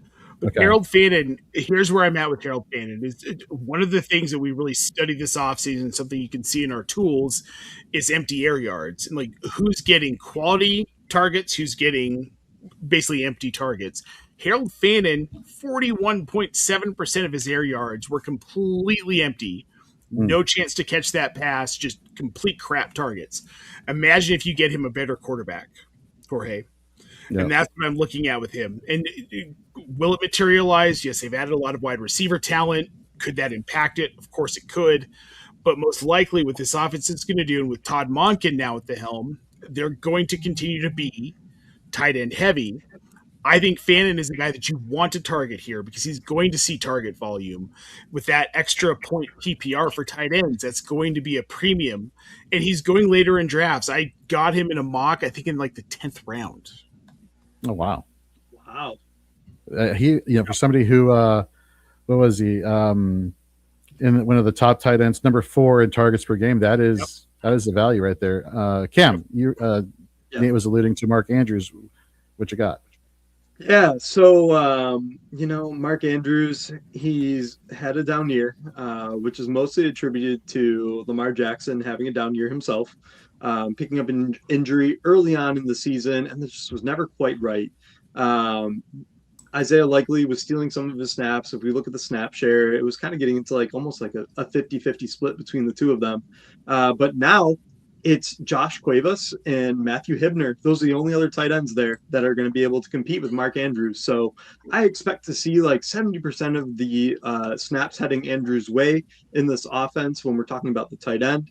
I think Hibner is a fantastic receiving option. I think Cuevas is a good blocker and a good receiver. But the two of those, they're really not going to steal any of Mark Andrews' receiving share. And then when we're talking about who else is on this roster? It's Zay Flowers and then Rashad Bateman. I guess we've been waiting on a Bateman breakout for, I don't know. You tell me how long we've been waiting. 100 years. 100 years. 100 years. That's what it's felt like. And I keep buying in. And I'm like, okay, I can't continue to do this. I need to go with the guy that's given me several top tight end 1 seasons.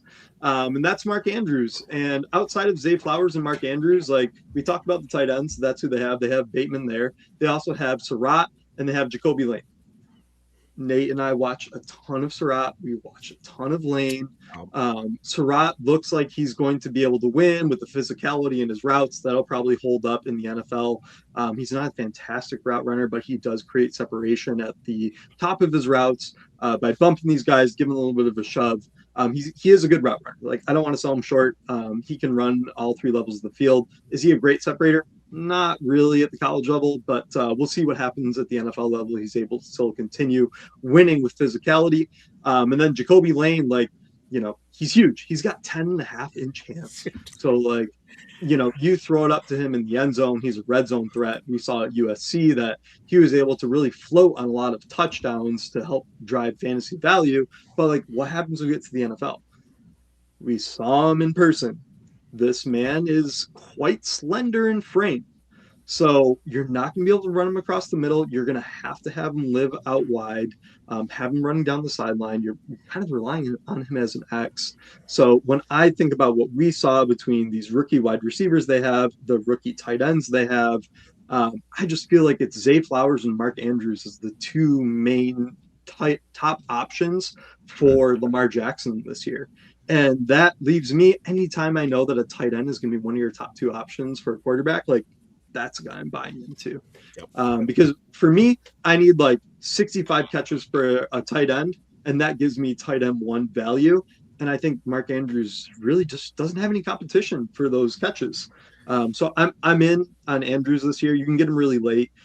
Dynasty leagues, you can also get him extremely late. Redraft, Scott Fishbowl, everywhere across the board. We're just getting a discount on this player, and we've seen him put up tight end 1 seasons in the past. So I'm not really sure why we're discounting him. I mean, he did have a down season, but there's nothing else there.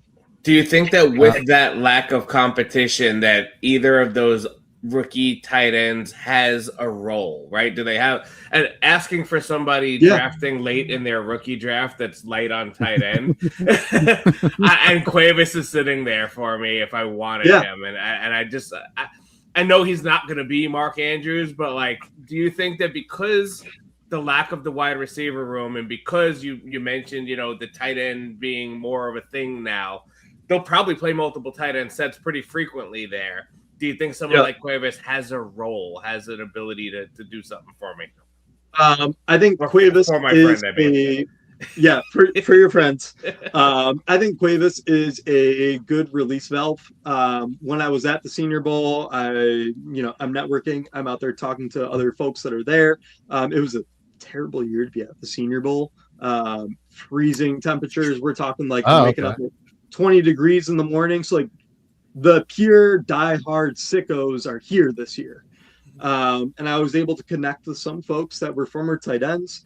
When I'm asking them, like, hey, of this tight end group, like, who's sticking out to you? And they were mentioning Matthew Hibner, which if you go back and look, not only did he get invited to the Senior Bowl, but I think he also got invited to, it was either American or the Hulu Bowl this year, which when you're able to stack multiple of these like all-star games on top of each other, these are guys that I'm interested in. So Hibner was able to stack both of those games, did get draft capital ahead of Cuevas this year. So I'm more interested in Hibner than Cuevas. I thought Hibner, you watch the combine footage and like he struggled pushing the offensive line bag in that drill. But like that's not what we saw at the Senior Bowl. I saw a guy that was really capable of defeating man coverage in these one-on-one drills. He's big, he's physical, he's very strong. If you go check out his combine metrics, he was one of the stronger tight ends when we're talking about the bench press. So like, do I want you guys spending draft capital on another tight end on the Baltimore Ravens? Not necessarily, unless you're in a really deep league or if you're in these tight end premium leagues, like that's when he's going to have some value. But I really just think like Mark Andrews is going to own this role. It's going to be him and Zay Flowers, and then we're going to maybe see Surratt or Bateman as the other option. But I would really fade these other rookie tight ends this year. I mean, like tight ends are kind of a gamble. If we look back at the history of tight ends, it wasn't really until like this most recent cohort where we're seeing like Kyle Pitts and Sam Laporta, Fannin, Warren, Loveland, like these guys are kind of breaking out. But before then, it was like, we're waiting 3 years and we're going to see what happens in 3 years. So I don't think any of these guys are on that trajectory where we're going to be able to see them contribute early for fantasy relevance. But like, Andrews gets hurt. Maybe you're keeping them on your waiver wire watch list. I'm sure there's lots of other high-end talent that you'd rather have than them. But yeah, maybe they could be like a fill-in during your bye weeks, or you're struggling through injuries, and that's when you want to start playing into this Baltimore tight end room. So I don't know if there are any New Orleans Saints fans in the chat, but if there are, this is for you. Tyler Shuck had a really strong end to the season for fantasy last year. In various whoever you're looking at, he's down the pecking order, in terms of rankings because obviously small sample size, but some consider him to be a potentially late round quarterback steal here.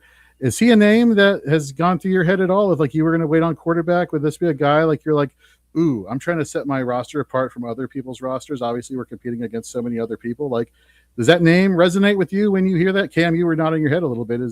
Am I onto something with you? Or? I'm going to pass to Nate. I know Nate has an opinion on this, so I'll wait and I'll fill in any blanks of what I have. Go ahead, Nate.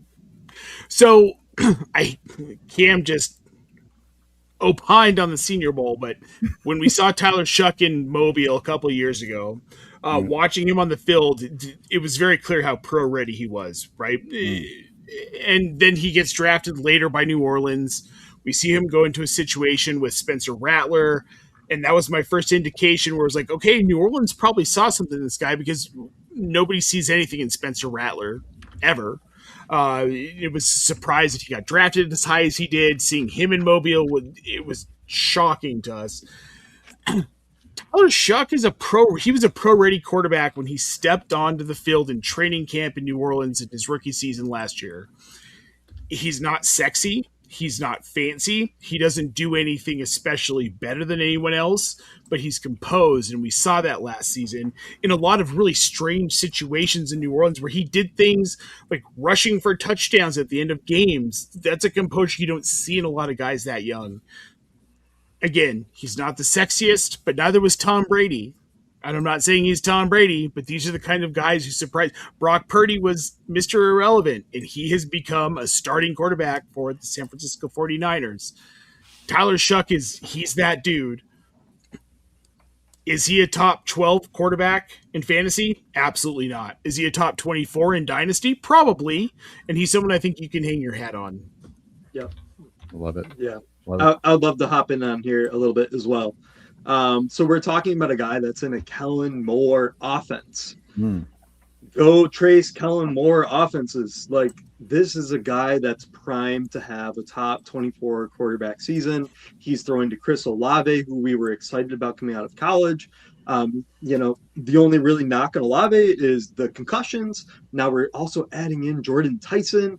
We're also excited about Jordan Tyson. His injuries feel like a little bit more movement, or like they're kind of like oddball things, We're getting like some collarbone. I think he did have like a small knee injury, but this is an offense primed to explode.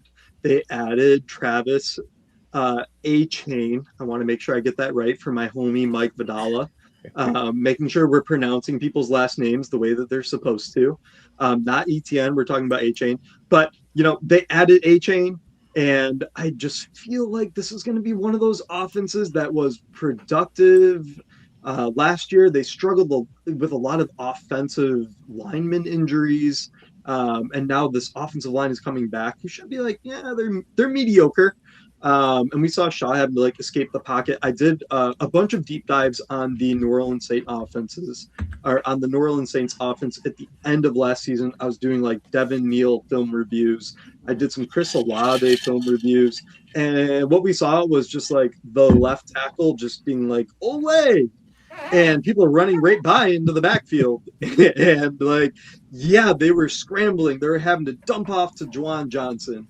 They're having to find Vele, Olave, it was a little bit of a mess, but still Shuck was able to be fantasy relevant as a quarterback. And I think another year in Kellen Moore's system, we're adding some better weapons, we're getting the offensive line back. I just don't see a situation where he finishes outside the top 24 quarterbacks. And I feel pretty confident that he's probably going to be in the top 16.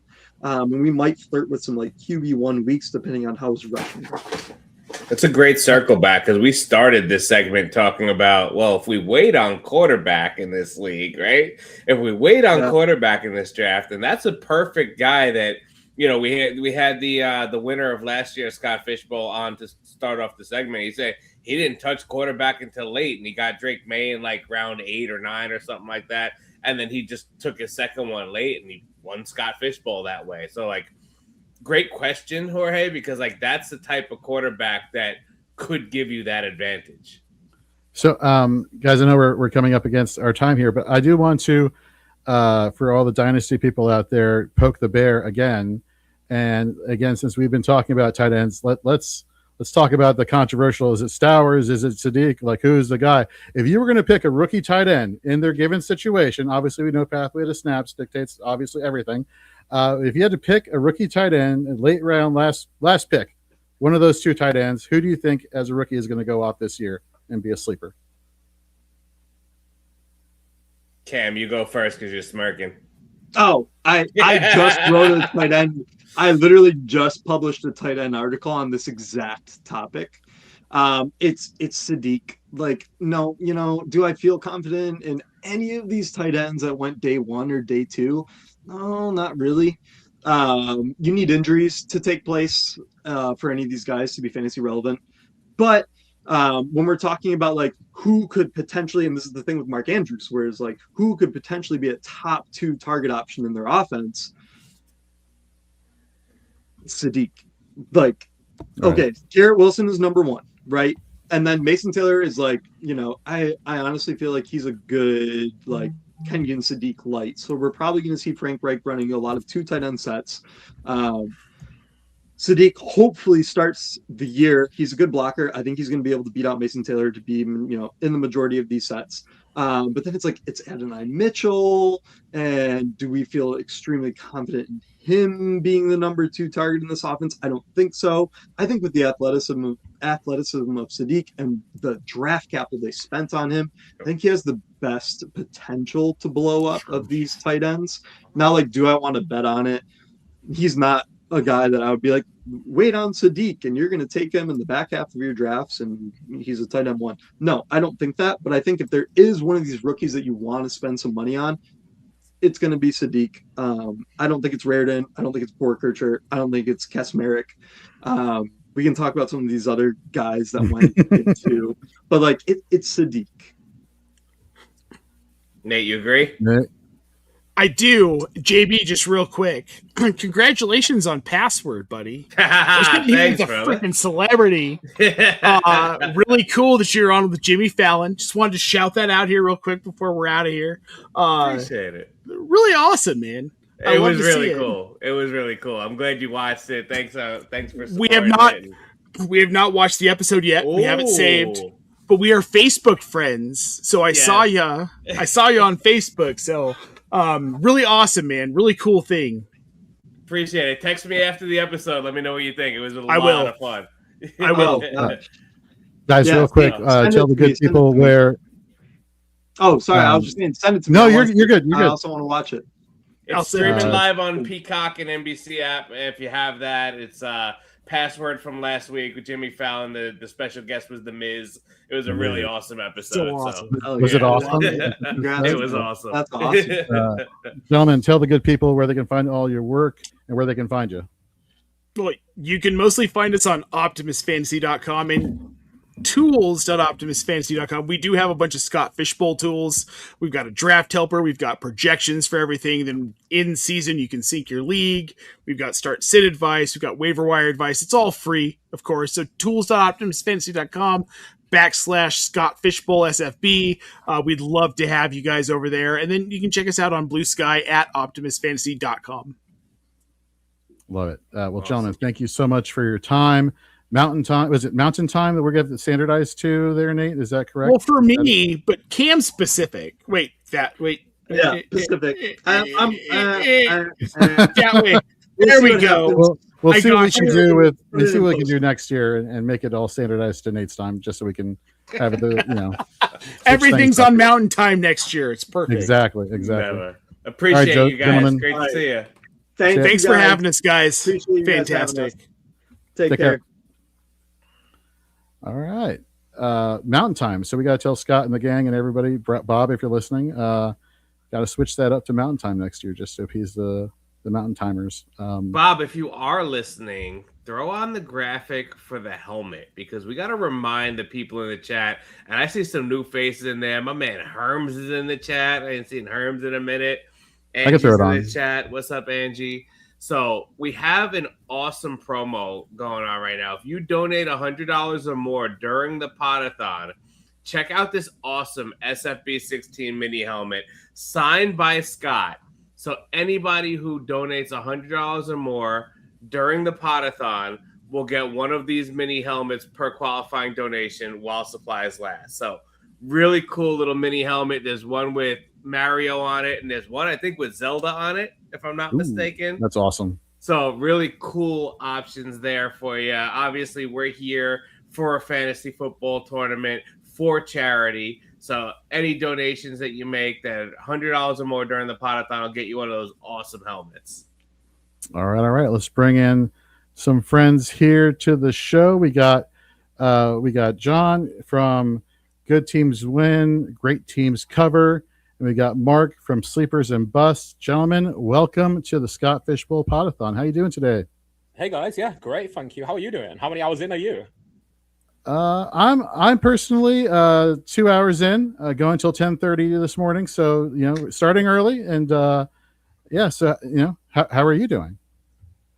Great, yeah. 1:30 where I am. I have COVID, so I've been battling through the day trying to make sure I got enough sleep to appear. But yeah, doing good. Yeah, thrilled to see everyone through the day, and it's been a blast. Mark, what's going on with you? How are you? Pretty good. This is like only my second podcast, so we'll see how it goes. I've been listening to you guys all day. You've been doing a great job, and are you guys hungry at all? So, I'm at my mom's house right now, so Mom, Me let me too. know. I love awesome. it. I love it. Yeah. Yeah, it's been going strong all day. I mean, Sal and the guys had it rocking. I've been popping in and out. I get portions of the overnight shift pretty much every year. Jorge, thanks for hanging out because I've been up since like 4:30 this morning. I'm on Eastern time. I had inventory at work today, so like I have literally this giant Stanley thing filled with iced coffee that I'm just plugging through it. But my favorite part of doing these late night and overnights, everyone says that us New Yorkers have the accents, but I love those accents from across the pond over there. So I appreciate that part of this. And you know, I want to give you the floor to talk. So why don't you tell us what division you're in, what draft position you're picking from? Yeah, and I think I have this every single year. I live in Chicago. And my accent is still from England. I've been an American citizen like 3 years now. I've lived here nearly 10. And my accent just doesn't want to adapt to it. So I'm in Chicago on Chicago time, Best Coast, Central Coast. But yeah, I'm in the Duck Hunt division, which I'm not great on video games nowadays. I got a Rampage shirt. I remember that from my glory days of being a kid and playing computer games. A lot of the games I played weren't available. I didn't think there was Metal Gear Solid Division, which was kind of my game as a kid. So my criteria is it on MFL? And can I Photoshop my dog into a avatar for myself? So I've got my little dog Charlie as my little Duck Hunt dog. So that was really my criteria. And yeah, I'm picking 3.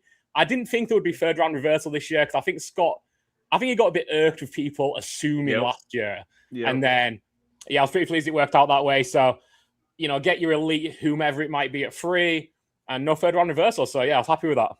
Like it. I like it. What about you, Mark? Where are you drafting out of? What position? What division? Just real quick before I have my senior moment and forget, I'm from Chicago too. I'm from the Chicago suburbs.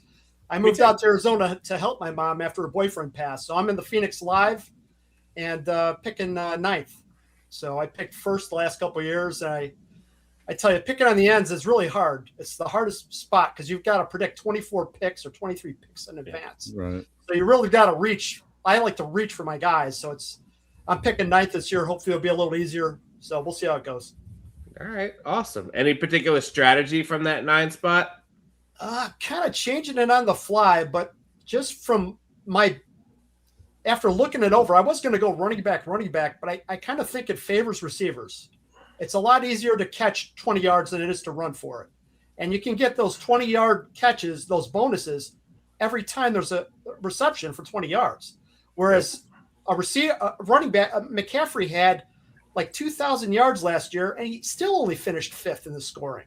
I mean, that's one of his best years, and he didn't get hurt. So, I mean, obviously I'm going to think about McCaffrey if he's there and Josh Allen if they're there, but in general, I think it favors receivers, just eyeballing it real quick. You see how we flip-flop every half hour, Jorge? Yeah.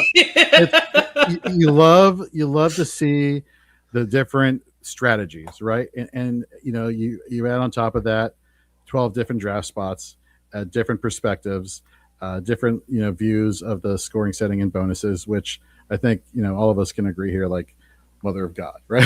So which is what makes, you know, the Scott Fish Bowl so much fun, is just the scoring changes every year. No, I'm right there with you, JP. I love it. Really I interesting. love it. Christian McCaffrey dog draft for me. I do better. Mark, how great CMC was. He only finished 28th in bonus scoring last year per game. And like you think a player like that, he must have been incredible. But yeah, he finished behind Parker Washington in bonus points per game. Like not total points, but just those bonuses. They're so wide receiver heavy. Yeah. Yeah, and Gary Davenport was in the chat earlier saying like the bonuses are they're a bonus, but don't chase the bonus, right? No. If you end up chasing those bonuses, then it's going to end up making bad decisions or reaching for people. Like you're going to see an Alec Pierce go way earlier than he should go in a lot of these Scott Fish Bowl drafts just because of that. And it still comes down to which receiver you pick or which player you pick. Not all receivers are created equal. And everyone that's saying it's easy, well, how many people had Jackson Smith and the Jigba finishing second, you know, this year? So you still got to pick the right guy, and you got to hope the injury gods don't, take it easy on you. So, and when you talk about picking the right guy, John, I mean your sleepers and busts, right? So when you look at a league like this and you need somebody who's gonna be that sleeper that gets you over the hump, that gets you those big plays, who are some of the guys that you're looking at? Yeah, I've got wrong person for sleepers and busts, but yeah, I will give you my sleepers anyway. Deep threat wide receivers. AD Mitchell is my favorite. I do the Mike Clay projection sheet every year. You can get it for a Fantasy Cares donation if you go to Fantasy Cares campaigns. He's ranked at wide receiver 65 this year. Last year, he had a top 10 game in the scoring. I love Bryce Lance out in New Orleans. Again, Rashid Shaheed is no more in New Orleans. I think he's a deep threat that can, take the top off, maybe have 3 games that are incredible for you, but you can get him in round 20. Troy Franklin is listed at wide receiver 11 on Clay's projection sheet. And again, I think your deep threat in Denver is going to be Troy Franklin, not Marvin Mims. And my favorite of the bunch, stop me if you've heard his name before as a fantasy sleeper, Dontavian Wicks in Philadelphia. He knows the play caller. A.J. Brown is no more. Last year, he had a top 3 of the entire week score in Green Bay. I think he's going to be wide receiver 2. Stop me if I'm crazy. He's ranked at wide receiver 105. He's been drafted last round, if at all. I think he's absolutely worth a flyer. That's a great call. That's someone that nobody's talking about either. That's such a great call. Mark, is that somebody you're on also with your sleepers? Wicks. I don't have Wicks. I wouldn't be surprised, but one guy I've mentioned, and I mentioned some articles for Fantasy Pros is Darius Slayton. I'm not convinced Malik Neighbors is going to be 100% this year. In fact, I think he might start out on the PUP list. And even if the Giants go run heavy with John Harbaugh, somebody's got to catch those passes. And Slayton is known for deep shots. This system seems to favor deep shots. I could see Darius Slayton being a late round pick. Nobody's talking about him doing well. And if Neighbors has a setback or something, so that's one guy if you want a real deep one.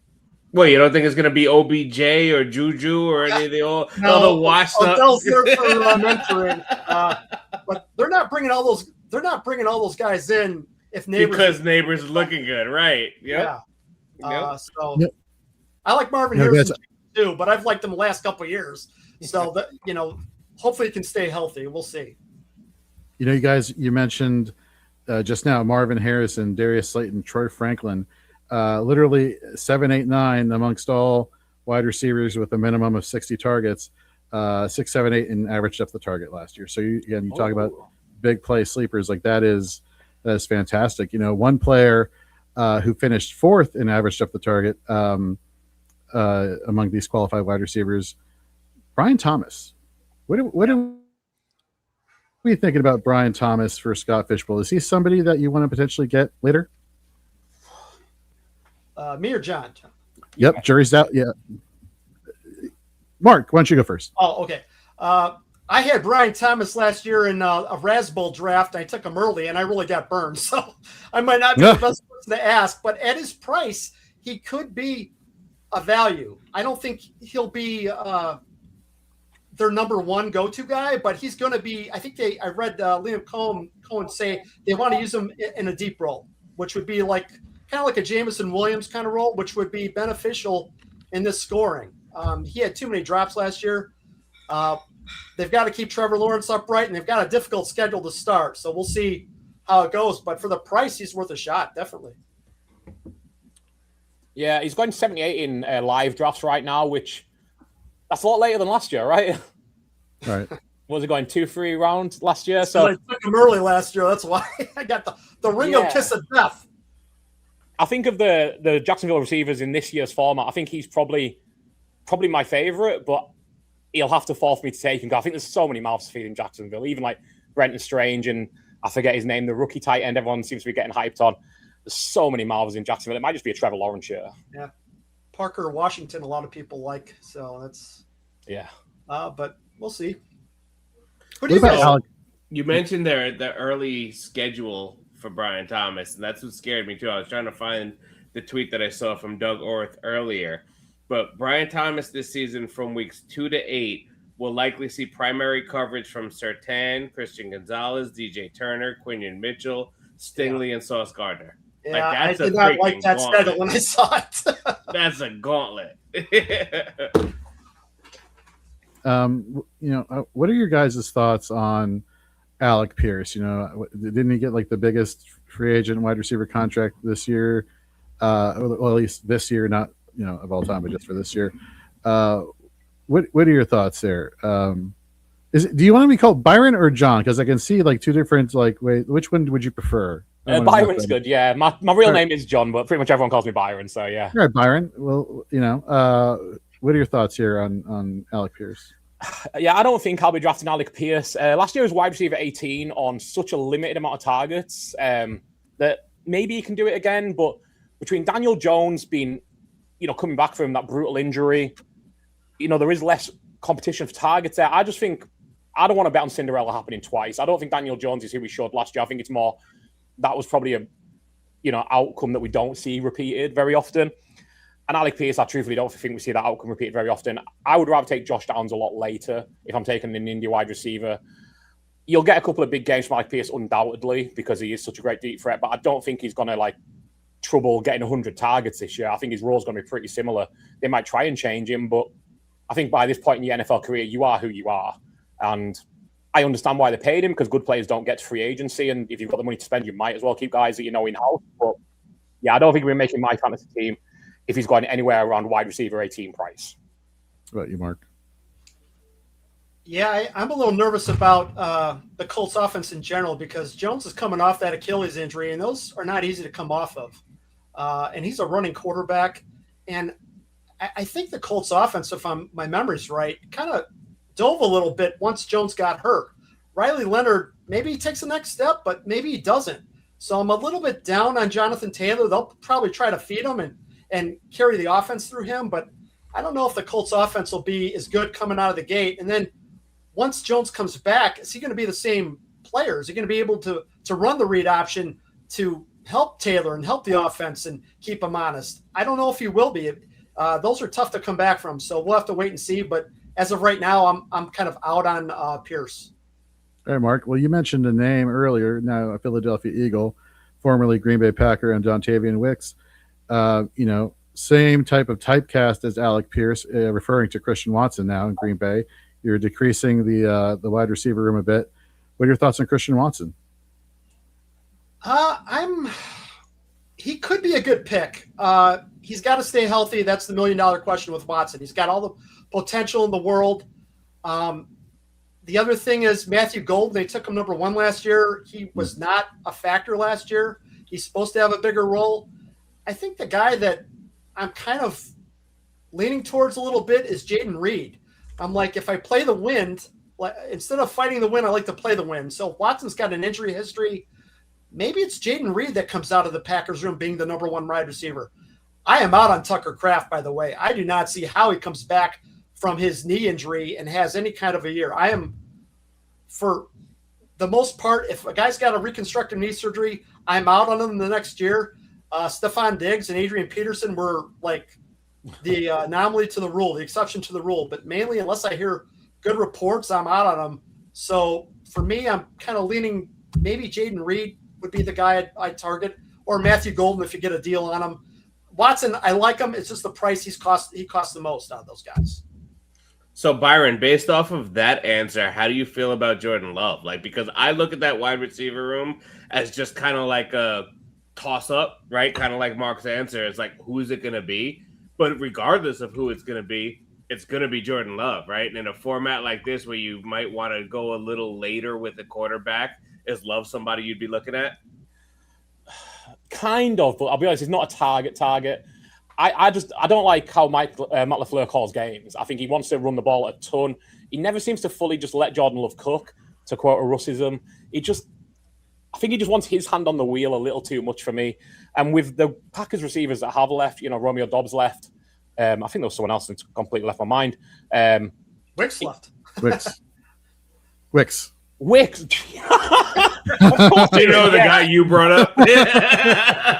We're getting on for 2 a.m., guys. I don't have a tanker of iced coffee.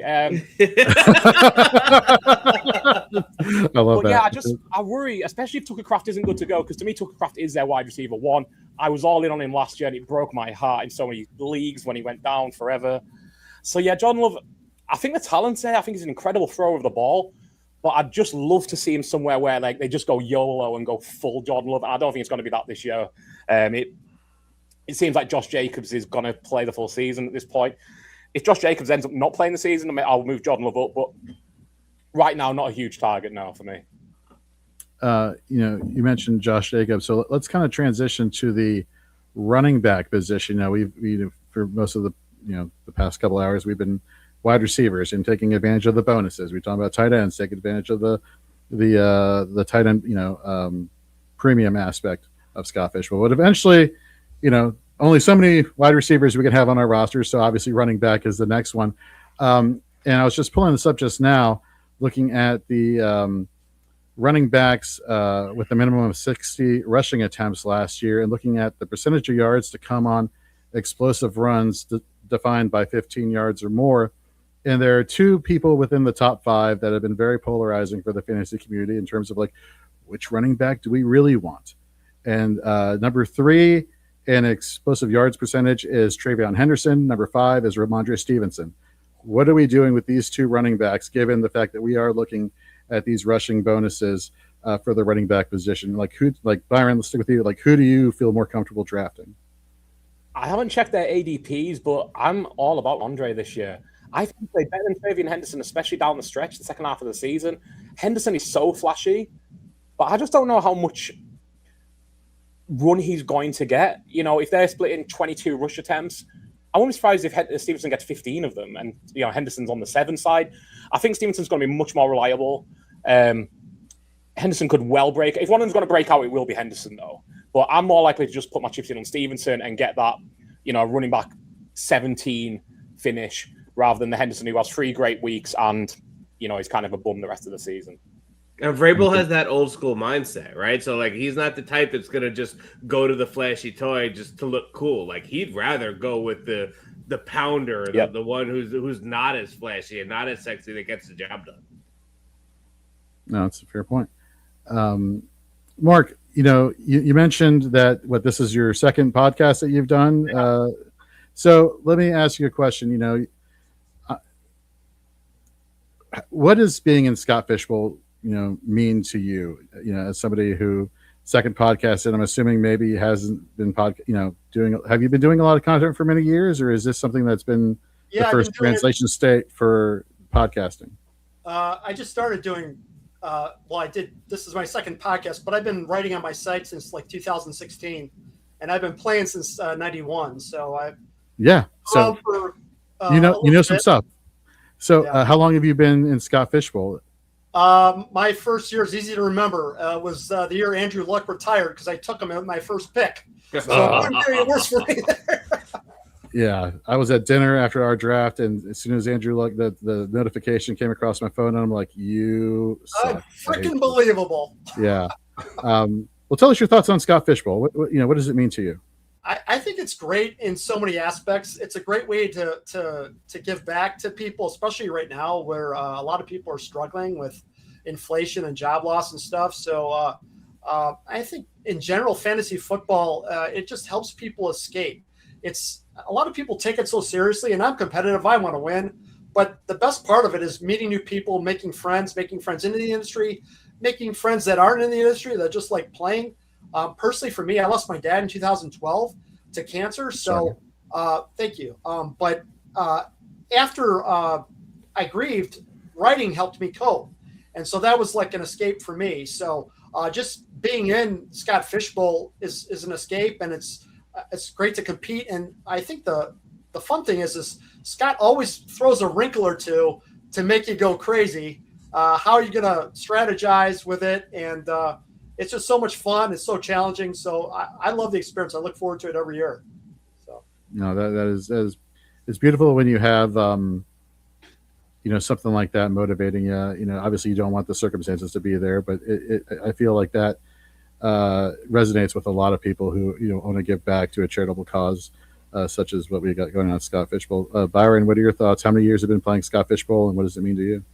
I think this is year 6 for me. I think the first one was 2020 or 21. SFBX. So someone. You got the T-shirt right in the next room. Nice, yeah.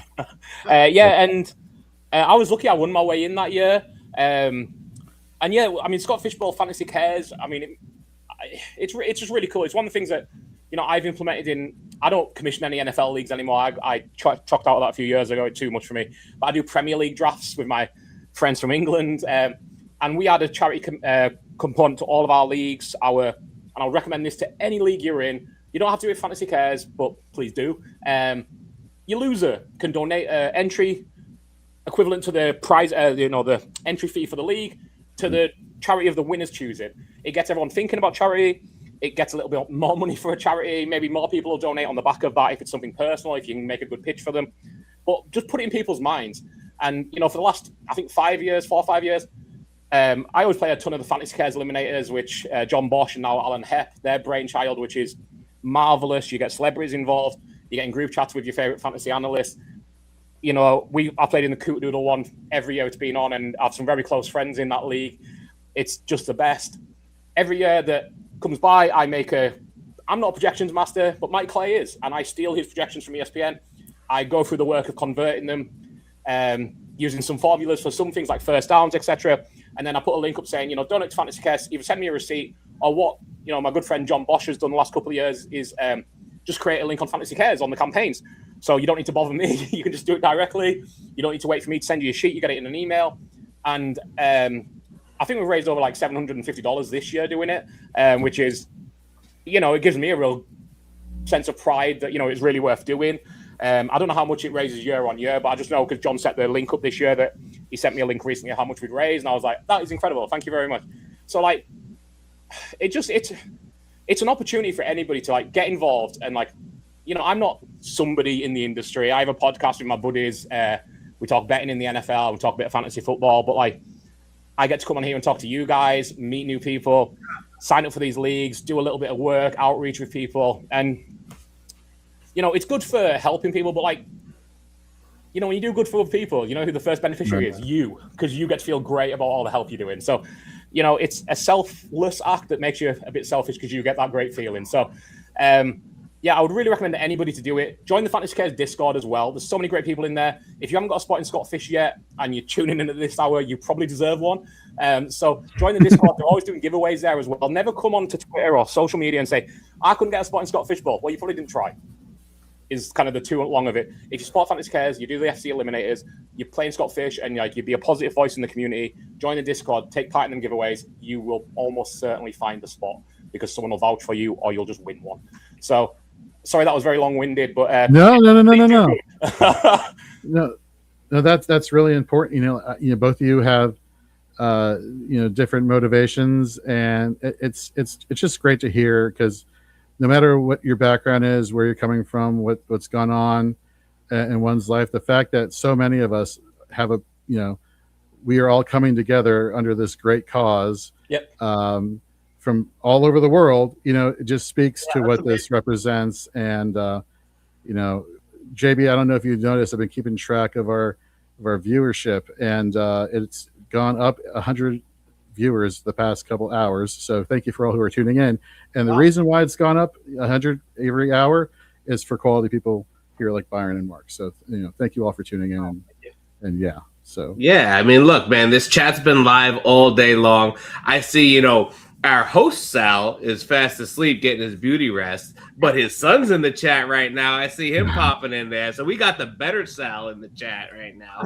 We got a lot of great people that have been just plugging through the chat all day long. And to your point, just these guests, like the lineup that we have of guests that are just coming and bringing it. I mean, you guys, Mark, you talked about us, my second podcast. Yeah. Let's see how this goes. Man, it went awesome. You guys had a great segment. You had a great segment.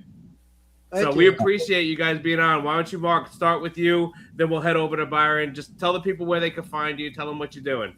Sure. Just one thing. Mama Meatloaf, what the hell? Are you serious? Do you have meatloaf? Oh my God! That is awesome. It's really good. 3 a.m. meatloaf. Awesome. I love it. Well done. Well done. Oh my god. Anyway, Now, yeah. That's great. That's That's great. You can find me at Mark Ringo 12 at Twitter. My website is sleepersandbust.com.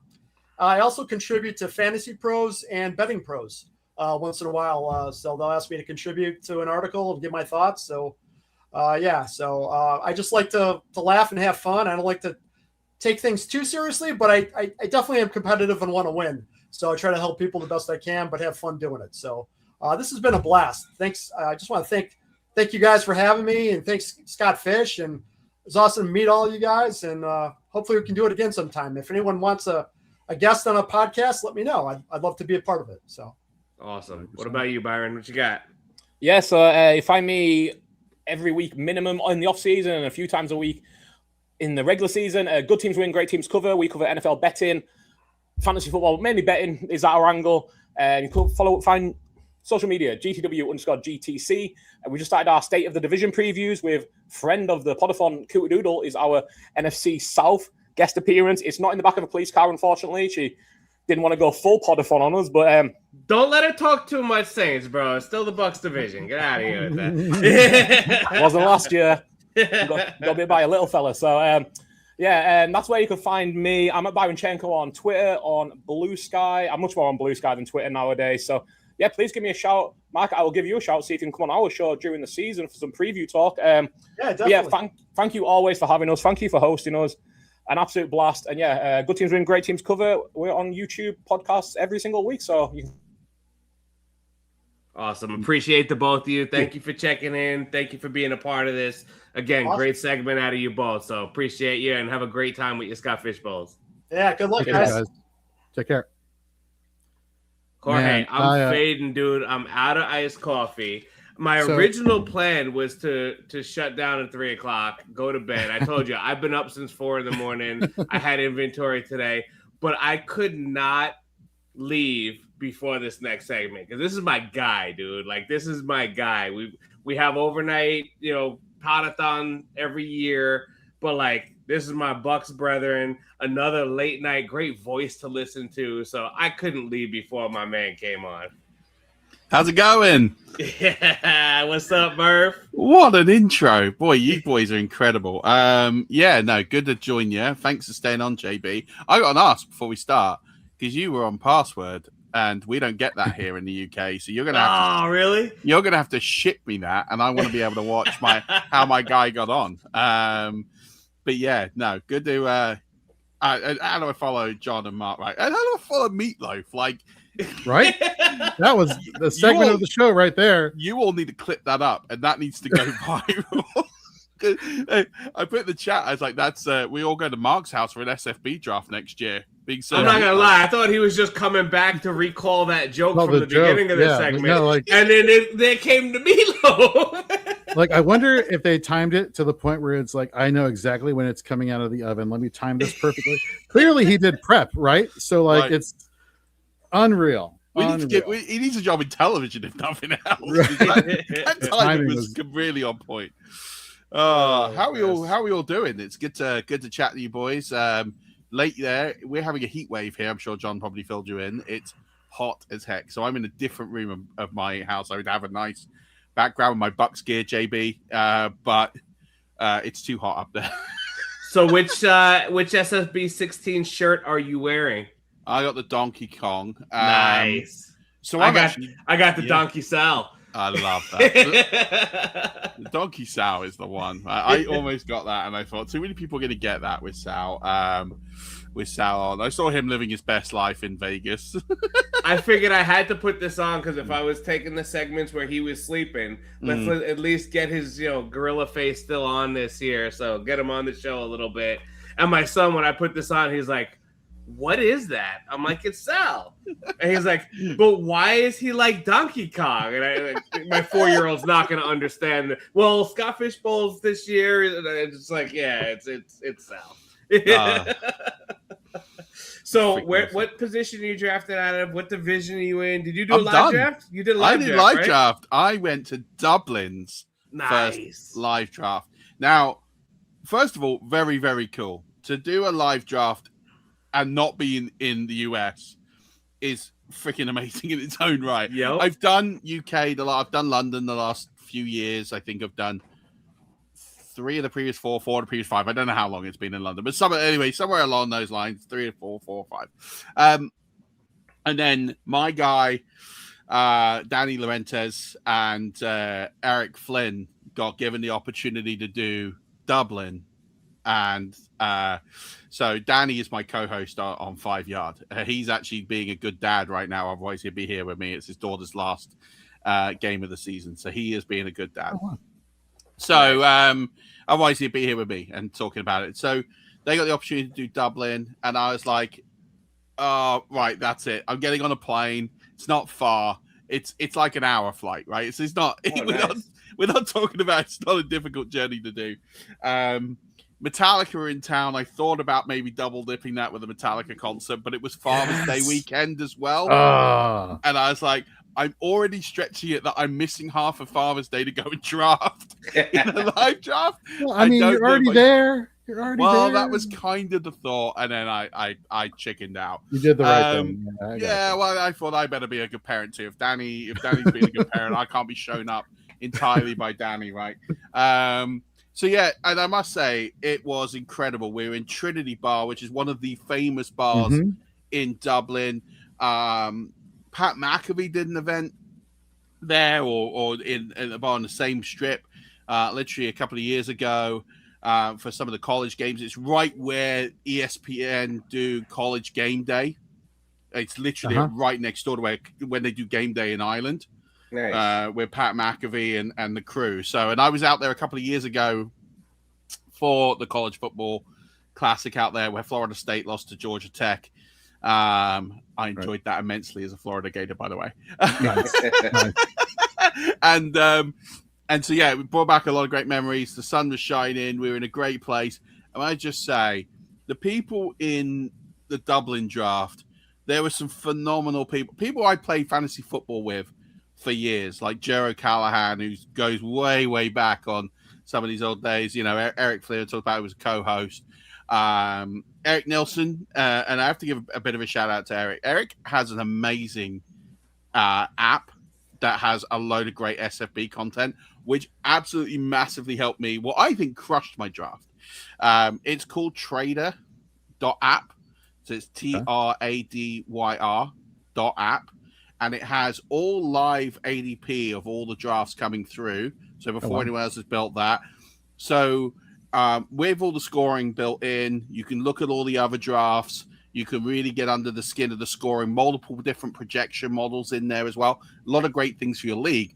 But where it really helped is my SFB strategy has always been to crush ADP, right? I always feel if you can take a team that is better than its ADP equivalent by a significant percentage points, you will always, barring your injury luck, at least get out of your division and you'll have a chance of going on. Now, you need some late swings, and you do need to kind of reach a little bit at the end and go for some home run hitters.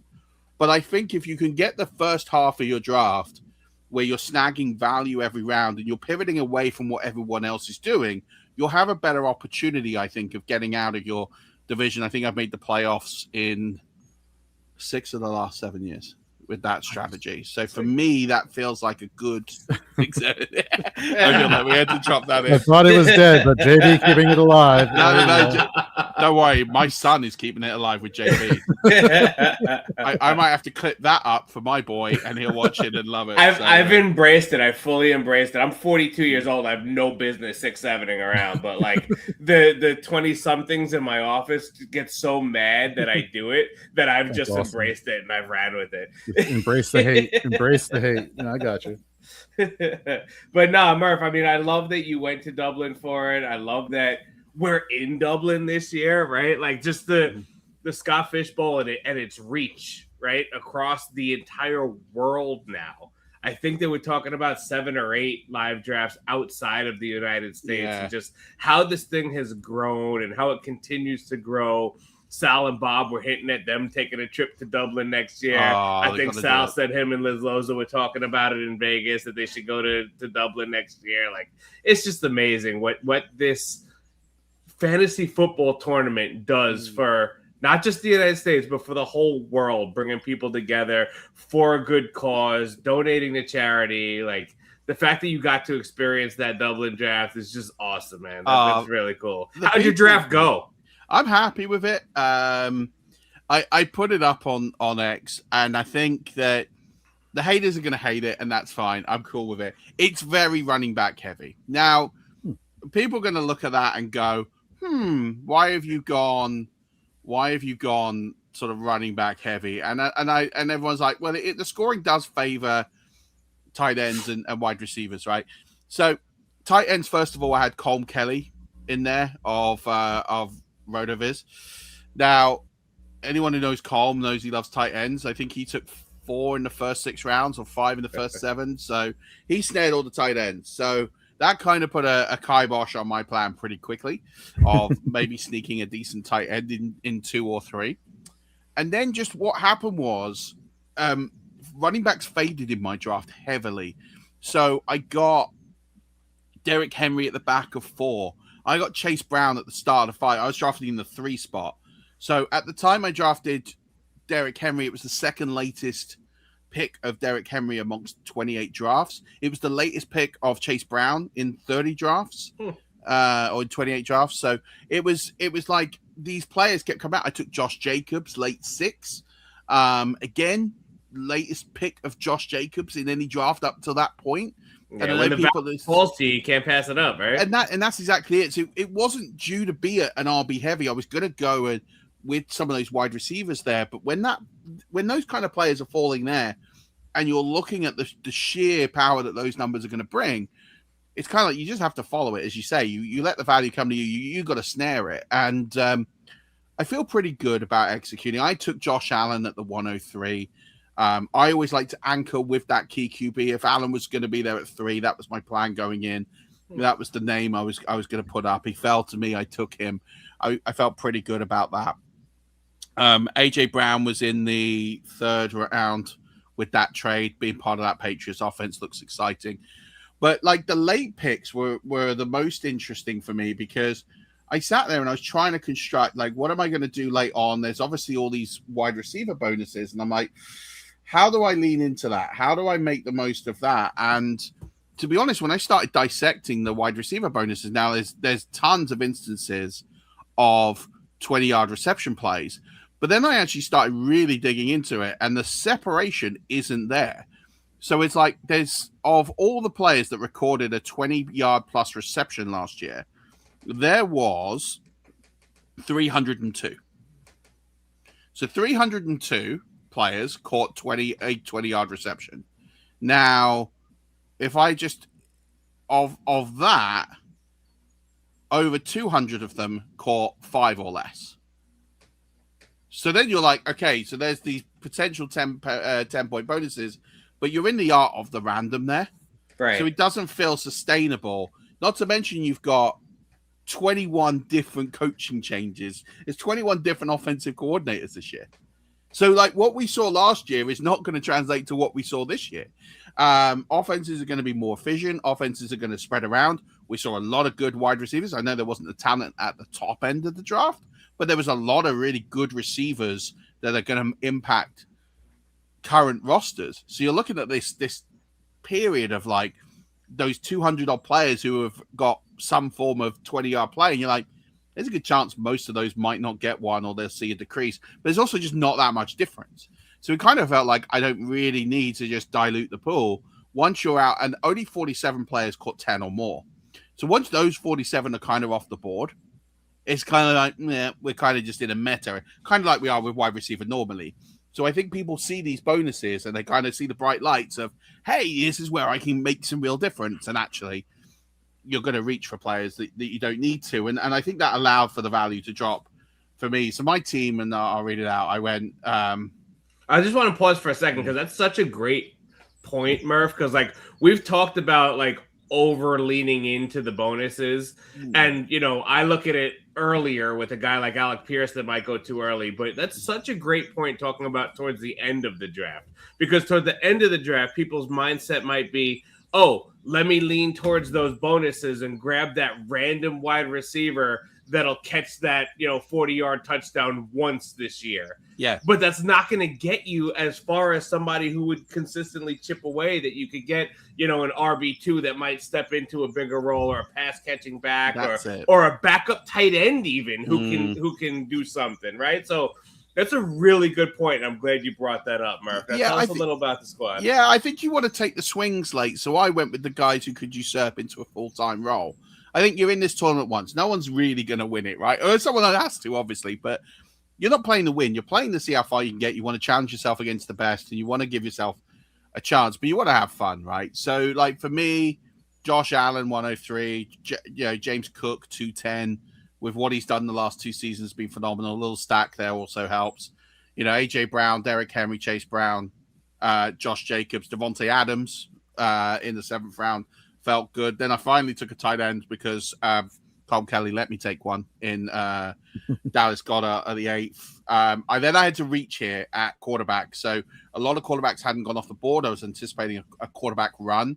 So I think we were nearly 20 off the board at this point. So I knew that this pivot of there's about 3 or 4 guys here before the bottom drops out.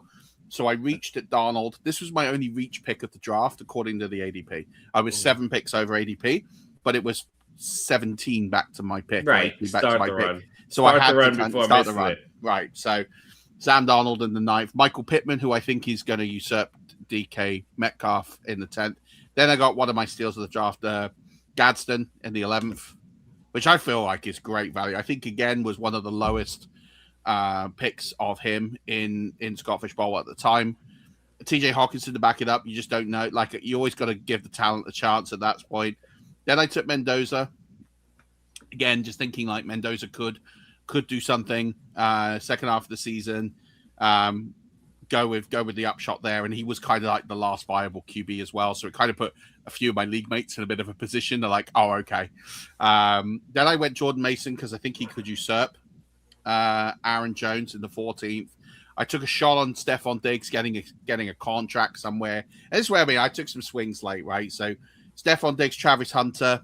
I know Travis Hunter hasn't been amazing, but he was second overall. At some point, that's got to come together. That's a good offense as well. To buy in the 16th round, I felt pretty good. I actually wanted Malik Washington. He went the pick before, but I was happy with Travis Hunter. Then I went Tyler Algier. I know that room's a bit of a mess, but I actually don't think Jeremiah Love is going to be the north-south runner.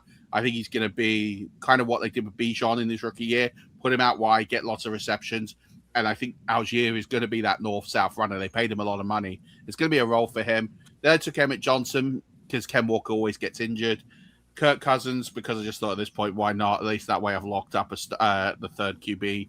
And then Jordan James, and there's a story behind taking Jordan James. So I took him with the 3rd last pick.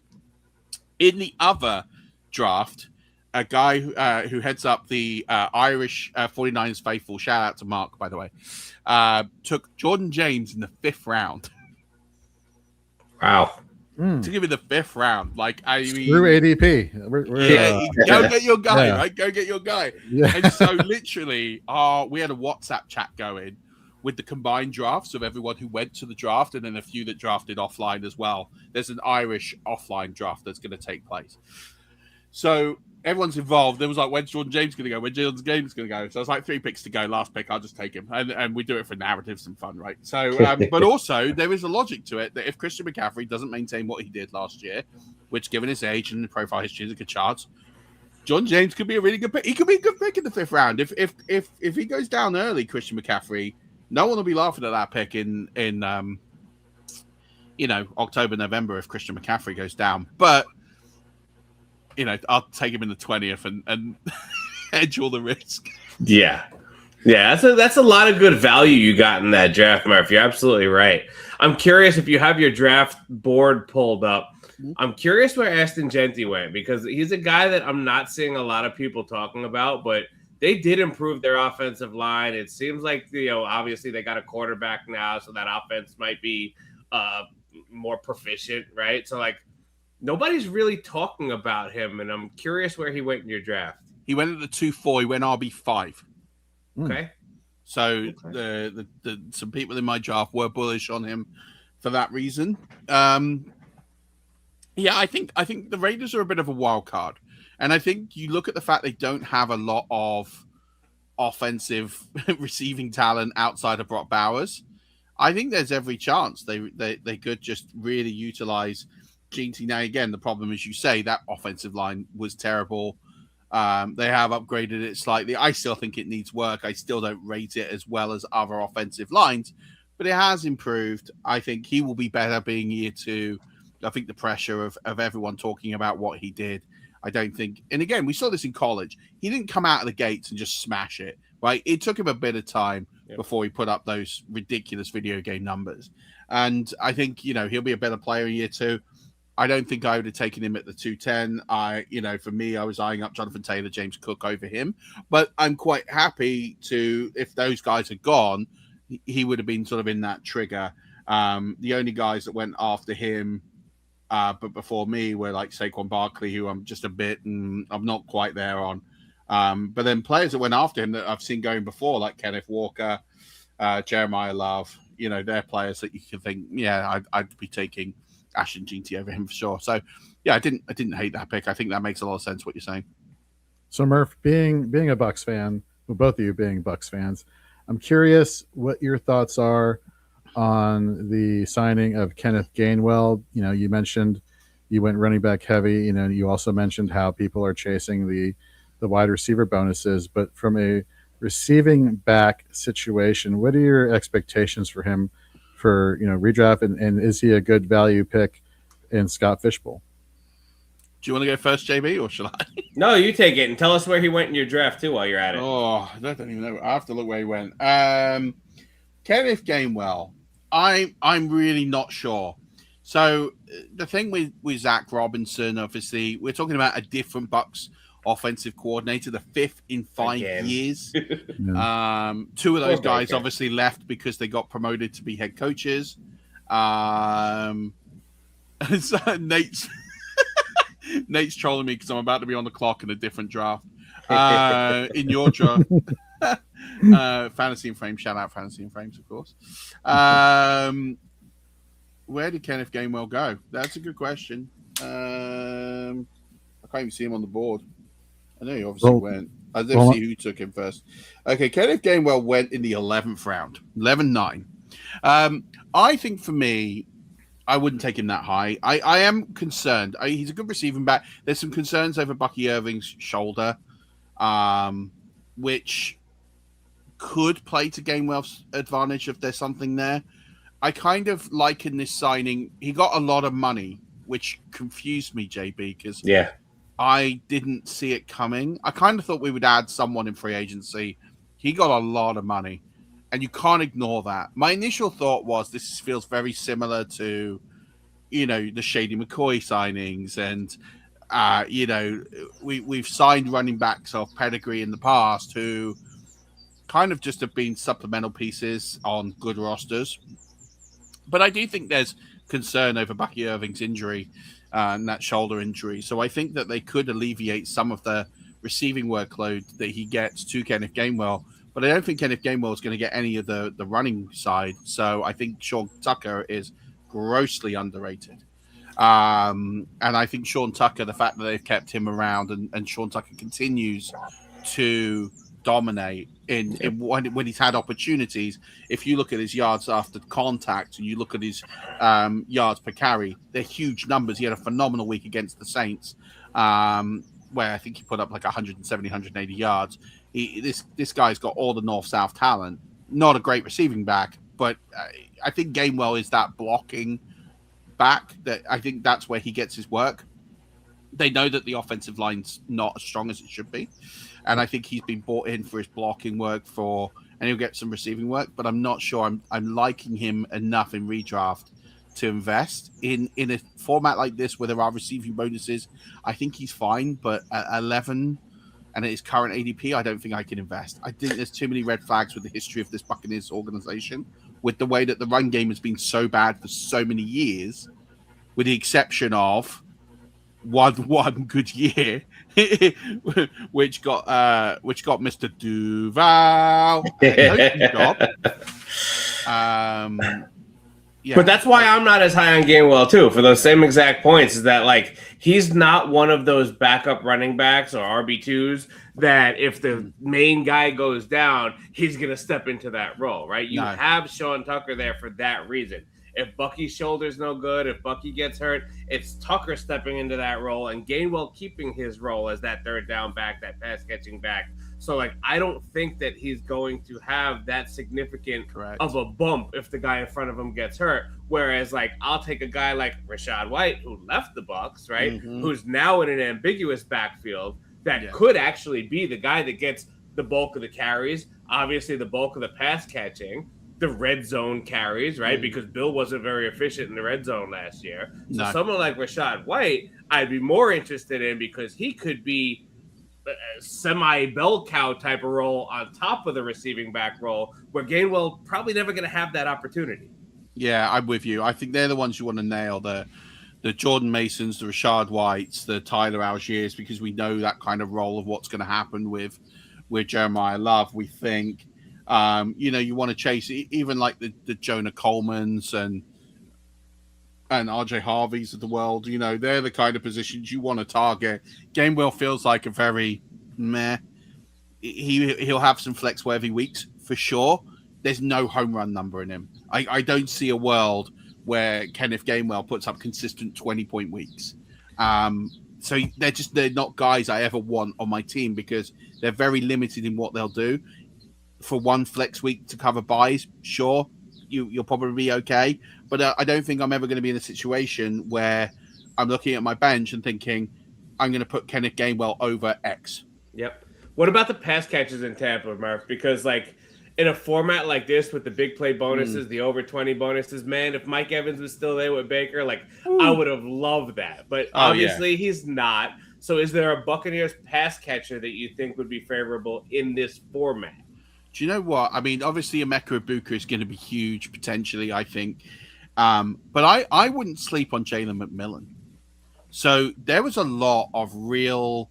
If you looked last year, now it was a strange one for me because when we drafted Emeka Ibuka, I was like, "Oh, Jalen's done. He's one and done." I thought he was finished because I didn't see Evans leaving. Right. Godwin had this big contract. They've got Ibuka. It very much felt like Jalen McMillan was going to be the last man out, and I was like, "Okay," or the left out, and you're like, "Well, that's a shame." Because there's something there about him. So I look at Jalen McMillan and I think there's a lot of very schemed, very, very specific roles that he's going to get this year in additional to touches. And I just look at those. He had an absolutely massive set of games, especially when he played alongside other guys. John's actually Burns putting it in the chat now. He's kind of still in my thunder. But if you read the chat there, instead of 13 in yards per route run, first in yards per target over expectation, and 17th in first downs per route run. And that's it. So Jalen McMillan has a very, very special role in this offense that is not really seen by anyone because he didn't glitter enough box scores. Now, people in the chat have shouted Tez and they've shouted Ted Hurst. Ted Hurst felt like a value opportunity pick, but he's very young and he's very raw. John, you never need to be sorry. Yeah. But you never need to be sorry, bro. I'm glad you backed me up. I love that because I didn't have those numbers to hand. So you made my case for me. But I feel like Ted Hurst is a dynasty stash. I think he's a real dynasty darling. And we're in this part of the season where redraft hasn't really hit in. So everyone's still in dynasty mode. They've drafted all their favorite rookies. Everyone's like, yay, the rookies and all that. And that's great. But Ted Hurst is not going to get much this year. He'll have some splashes, but he's not a guy in this format I want to touch. He's not a guy in redraft I'm going to touch.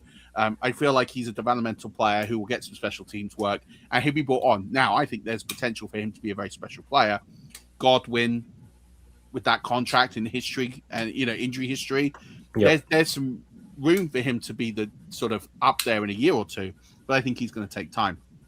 Tez is going to have very special plays. I really like Tez. He's a burner, but they're very splashy, few and far between.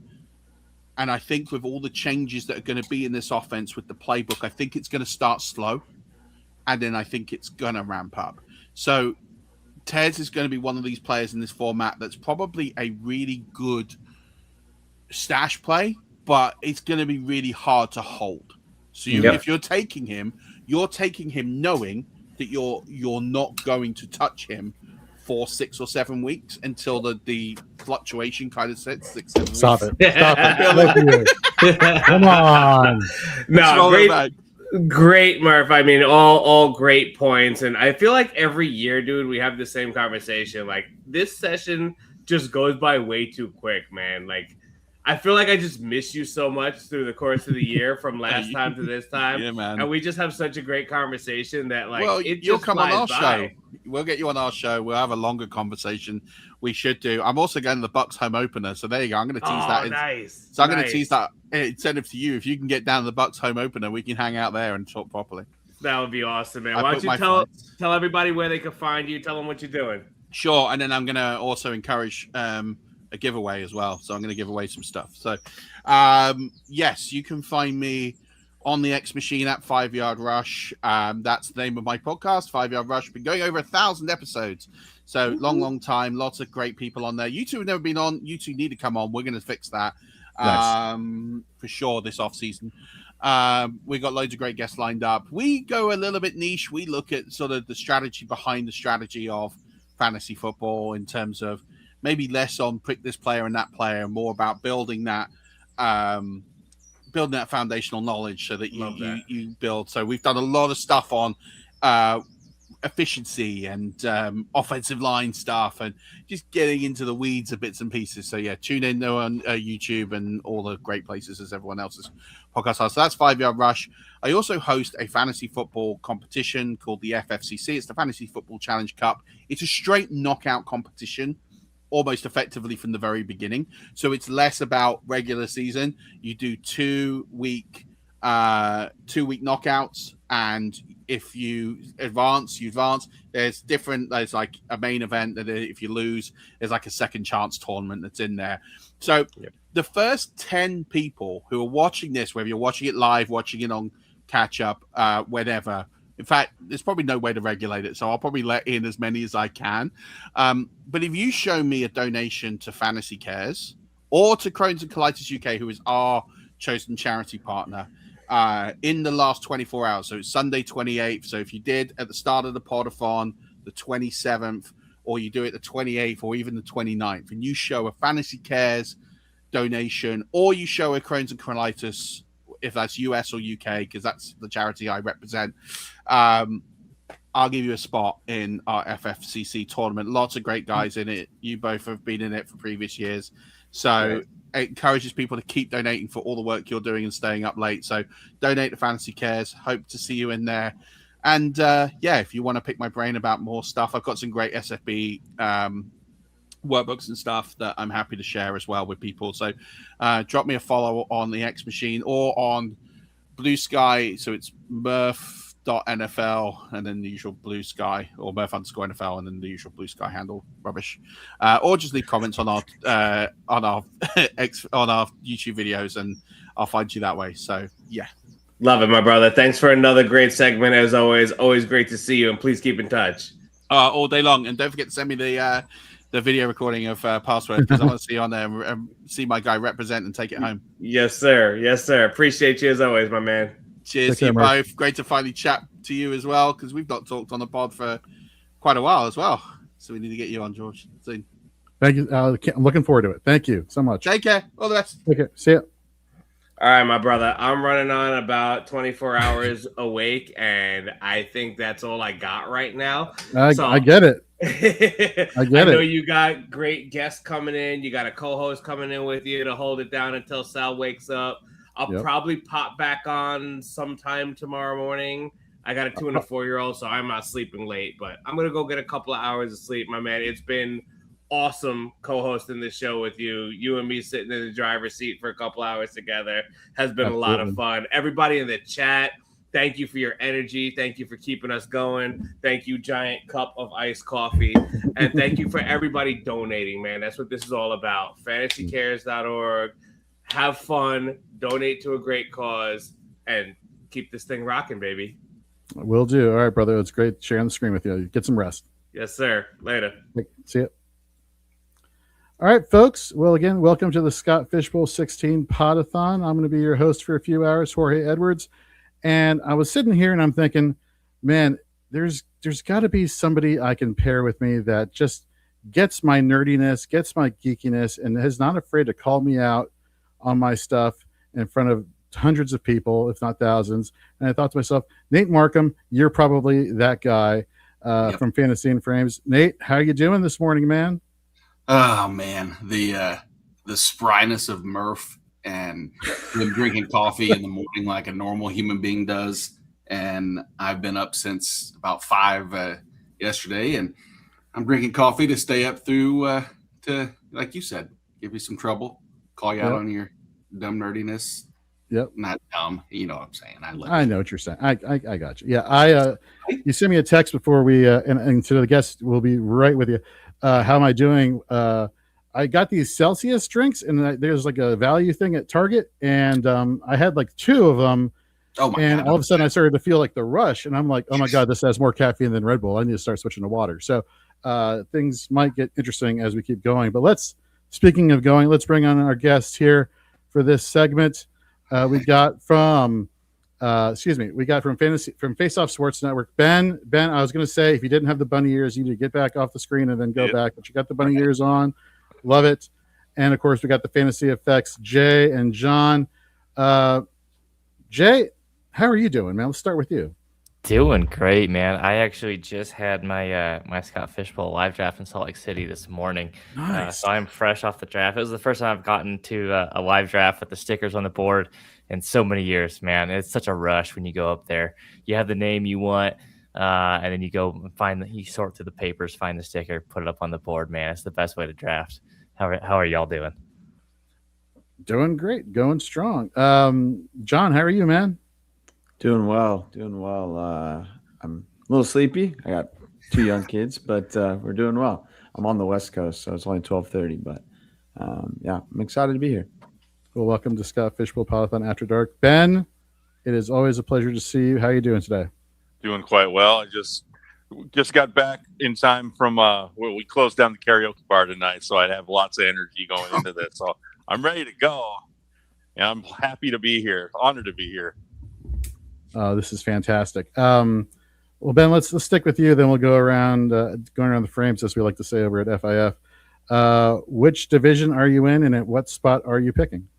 I was drafting from the 101 at the live draft in Minnesota, the Oregon Trail live draft division. So I've never picked higher than, I think, 9th overall. I think the 9th I did 1 year, and every other year I did 10th. I'm like, you know what? I'm going to switch it up. We don't have the 3-round reversal this year, so let me set the tone. Let me get this thing kicked off with my own pick. So nice. So Ben, Oregon Trail, of the picks you've made so far, which one is most likely to die of dysentery? Which one is the most likely? You know what? Honestly, probably J.K. Dobbins.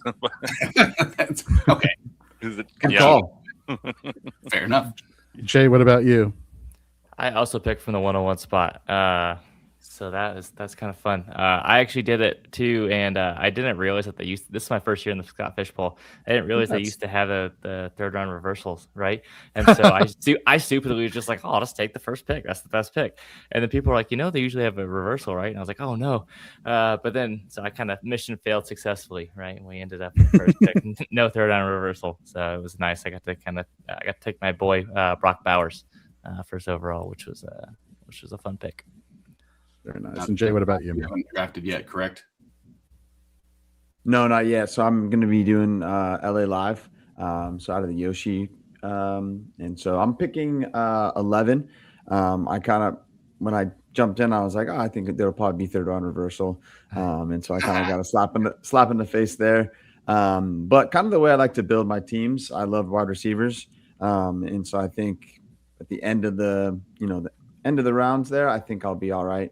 Even without 3rd round reversal. So I've seen a couple of like wide receiver heavy drafts that I think I may dive into as well. So we'll see. I've been prepping a bit. And then actually later today, I'll be going down to San Diego for the Tadhole do the live Oh, draft nice. there. So I'm pretty stoked. So you mentioned going wide receiver. That's kind of been a recurring theme throughout the podcast so far at After Dark. So let's stick with you here, John. Some conversation in the chat has been, which everybody, by the way, thank you very much for tuning in and being in the YouTube chat. If you're not in the YouTube chat, head on over there. A lot of great people in there talking shop. Some of the conversation in the chat has been this morning, it's not necessarily wise to buy in too much into the bonus structure here and go chasing some of these, upside plays. What are your thoughts on that? Do you want to buy in, or are you kind of leaning toward what the chat is saying? Yeah, so I'm kind of like halfway buying in, right? I like to let the draft come to me, right? So I kind of have a framework, but then I don't like to stick to one thing too much. But so we'll see, right? I know those wide receivers will be the ones that can really take advantage of those bonuses, but I do think there's some running backs, tight ends that you can find, and I want to take advantage of the value, right? So kind of I was listening a little bit before I jumped on. And Murph was talking about he went running back heavy, right? And I think the biggest thing there was that he just found that value. And I think that's still the key, right? So even though there's that bonus place for those wide receivers, you can still find those guys that at the running back position, tight end position will get those bonuses as well. Ben, what are your thoughts on the scoring structure format overall for Scott Fishbowl, and what are you targeting early? Obviously, you made your pick already, but in the early rounds. Yep, made my pick. Made actually all my picks. We're done drafting already. So right. I mean, we kicked off the whole thing on day one. But I like to go early running backs, and I actually ended up going really running back heavy because just like Murph was talking about, the running back value just kept falling there because everybody else wants to get their tight ends and they want to get 2 quarterbacks early and grab those wide receivers. So I actually started out with it was 6 of my first 7 picks were running backs, or was it? Yeah, 6 of the first 8 were running backs. I got lucky, and I also landed Jaden Daniels in the 3rd, which I was thrilled about.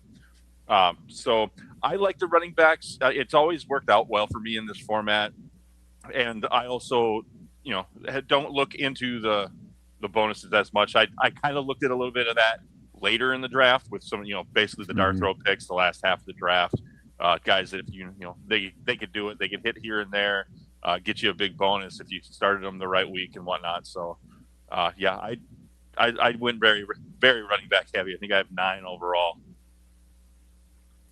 Yeah. Very nice. So, Jay, I have a question. Since you've drafted, what was your take as far as with some of the quarterbacks? Because that's the one area that we've talked a lot about. If there's one bonus level at a position that can kind of close that gap or muddy the waters a little bit, is it quarterback with some of the high volume passers?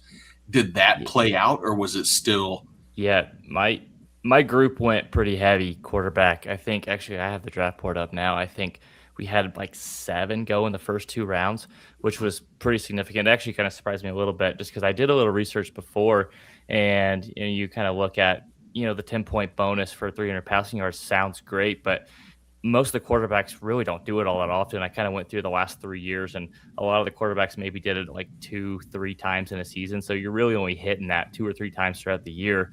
There was a handful like Dak and Goff and Burrow who did it, I think 4+ times, but per season. But for the most part, guys are only hitting it a few times. So the way I looked at it more was, let me get the tight ends, the high volume tight ends, because I think they're the ones that when they get their receptions with their reception bonus and they hit their first downs, you can get 3 points off of a 10-yard catch.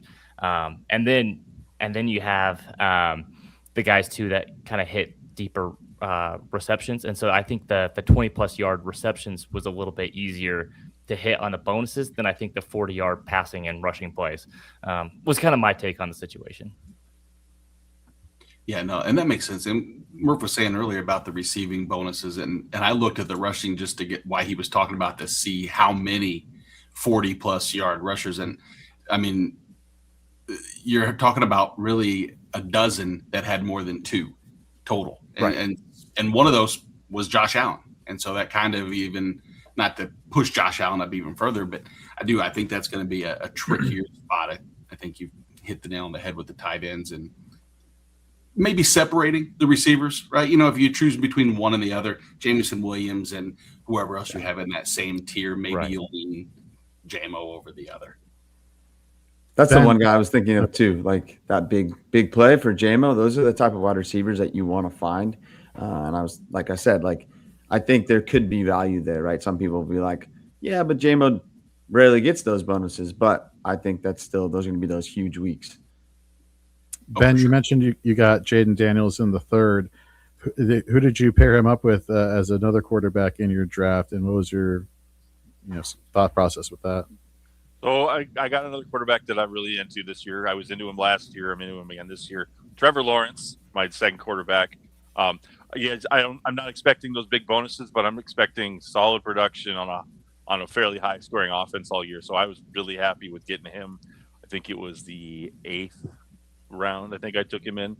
But yeah, I was really happy with that. And then with the last pick overall, I grabbed Justin Fields because, maybe he's going to, start the first couple of weeks while Mahomes gets back to playing shape. You just made Nate Markham's day, as he is a diehard Chiefs fan. So You meet my day. I can't find a mute button on here because I don't have commissioner powers. Oh, you don't? You don't? How about that? Oh, whoops. Oh, I do. Hey, anyhow, sorry about that. Jay, before we get more into the strategy and talking about players, let's bring it back to why we're all doing what we're doing, why we are participating in Scott Fishbowl. And you said this is your first year. Like, what is? Yeah. You mentioned Scott. I say Scott Fishbowl. What does it mean to you? Yeah, I think all the different charities that they bring up, and when I saw that they had a live draft in Salt Lake City, I know they're raising the money for the Utah Food Bank out here in Utah, which is awesome. I think there's a ton of families out here that struggle with hunger and that sort of thing. And so I think I see it in my own neighborhood, I see it in my community. So that kind of touched personally to me, just something that I can kind of do, something I like to do anyways with football, and try to help out just in the community I live in too. So just kind of a two birds with one stone kind of deal. No, that's awesome. John, what about you? Yeah, I mean, so last year was my first year. I've been trying to get in for a while. I think last year I won on like a giveaway. But I think the biggest thing for me, it's just like a bunch of fun people, like just trying to give back, and have a fun like activity and like bring people together. I think that's my biggest thing with Scott Fishbowl. Nice. And Ben? I mean, yeah, charity is a big thing. My personal favorite thing about it is community, is getting to meet all these different people when you go to the live drafts, whether you're drafting or not, which I've been every year. One year I didn't draft, but just getting to meet people, know people, meeting Scott Fish was super cool, awesome. Guys like Brian Johnson, Matt Harrison, Paul Charchi, and all guys that I've met at that. And then, of course, all the other people that I've met along the way who, aren't universally known in the fantasy community. Rachel Tootsie Pop, another one of my favorite people in the world, hanging out with her, at the expo, at the live drafts and stuff. It's definitely my favorite part, but obviously the charity is the big thing. I remember I think it was Feature Appreciation Week. They just, on Fantasy Cares hangout on Wednesday, they just went onto the list and just basically everything that was under $100, fund it. It was so much fun to watch, especially as a former teacher. I found that really special. No, that's you love hearing all the different stories and the motivations people have for why 5,000 plus of us are migrating to this tournament every single year, and seeing that and just knowing how much it helps just so many people. So thank you all for sharing that. That was really awesome. But let's get back a little bit more into some of the other positions that we haven't touched on in this segment. Let's go to tight end, because it's one of those things. Obviously we have the half PPR nature for the receptions, but we get the extra point for the reception for the tight end, and the extra point for the first down. And this is pandering to my co-host because we're going to be on the air for a while. Let's talk about Travis Kelce. Comes back for another season. Patrick Mahomes, may be starting the year, may not be starting the year. Do you consider him a value, Jay, if you're like going to be maybe not targeting the elite tight ends early on? Yeah, I mean, Kelsey's interesting, right? Because he's one of those guys where, what is he, like 37 now? And so he's kind of his plays kind of declined, but he still produces. And you look at that Kansas City offense too, and like I don't personally believe in Xavier Worthy. I think Rashee Rice is great when he's on the field, but he does off the field things that make you question where his mind is at sometimes. So Kelsey kind of becomes old reliable. He scores a lot of touchdowns with the 6-point touchdowns across the board. That's nice. He's also a nice safety check down guy on third downs, right? And so I think he's going to rack up a ton of first downs, which is really going to add up. And yeah, I mean, when did he get drafted in my league? He went in the 8th round, which is well after, guys like Tyler Warren and Loveland and some of those guys went in the 2nd, 3rd round, right? And so that's a significant value. And honestly, when you look at where their point totals might end up at the end of the season, I bet he's not that far off of some of those top guys just because he's going to get a ton of first downs as kind of Mahomes' safety blanket. John, a tight end that was brought up earlier today, Harold Fannin. We look at his targets per game last year. Obviously, they didn't have a lot of good receiving options, and that's me being very nice about the situation in Cleveland. Sorry, Browns fans, but it's true.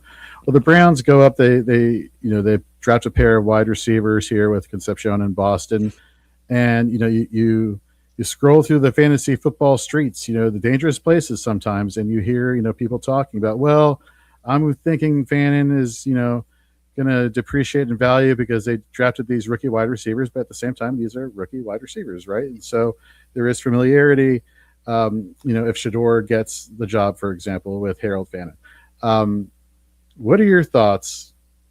On is he still somebody that should be highly sought after in this format or not? For me, yes. I think he's one of the better pass catchers there in Cleveland, and I feel like I'm like you, George, being a little kind there.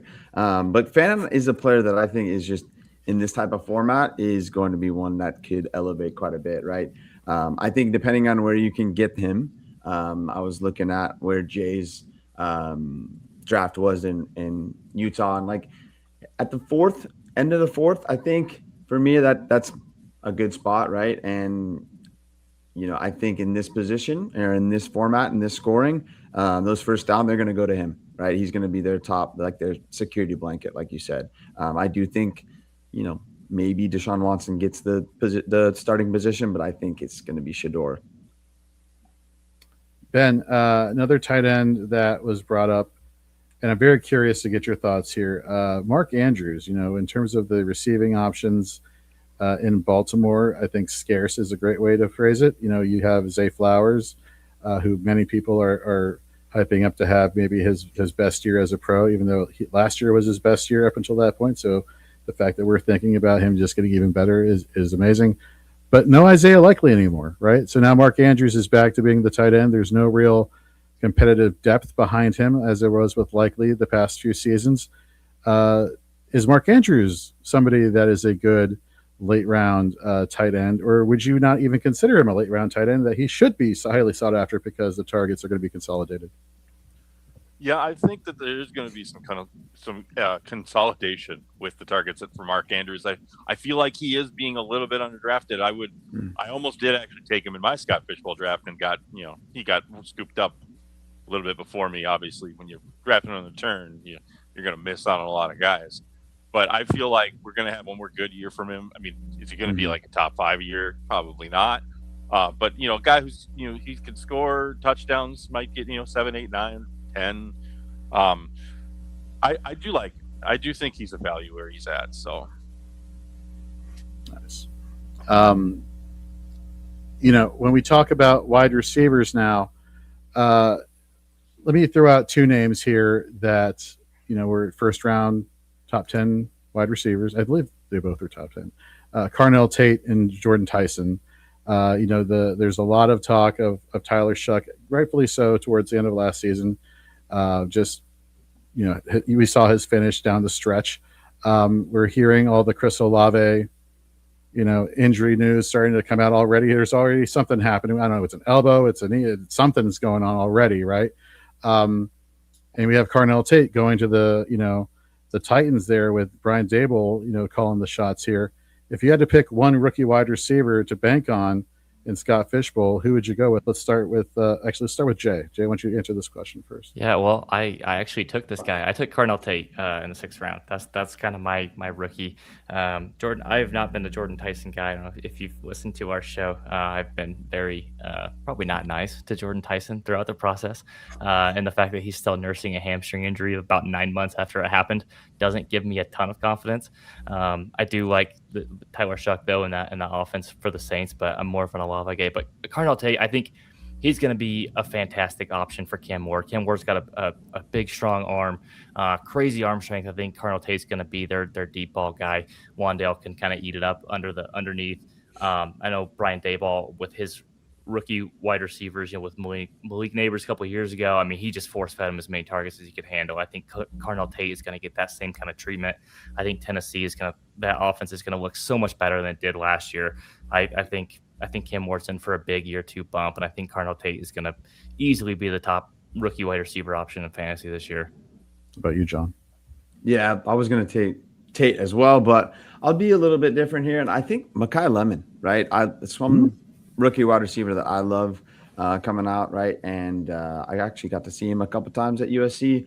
But I think I think he's going to come, maybe a couple rounds later, right? But I think later in the season, like that down the stretch, maybe trying to make that playoffs, I think Mekhi Lemon could be the guy to step up, be that second wide receiver there and for Jalen Hurts. And we just went through it this last Wednesday, but I think the Eagles are going to have a good season in terms of like offense, right? So I think Mekhi Lemon could be really, really good down the stretch. All right, Ben, let's throw that wrinkle into your question. Tate, Tyson, Lemon, who you rolling with? Man, I think Tate's got to be my number one guy too. I mean, we saw Cam Ward improve at the end of last season, and so now he's got a whole season under his belt. He's going to be more comfortable now. The team, and now he's got a real threat, a real passing threat now, as Tate is, as he gets accustomed to the offense. It might take a couple weeks because rarely do these rookies start off with a bang, but maybe it's a kind of like a Justin Jefferson thing where after 3 weeks he's catching every single pass and turning up all the yards and stuff. So he's definitely my number one guy. Another guy I kind of like that I want to throw out there. I like Denzel Boston.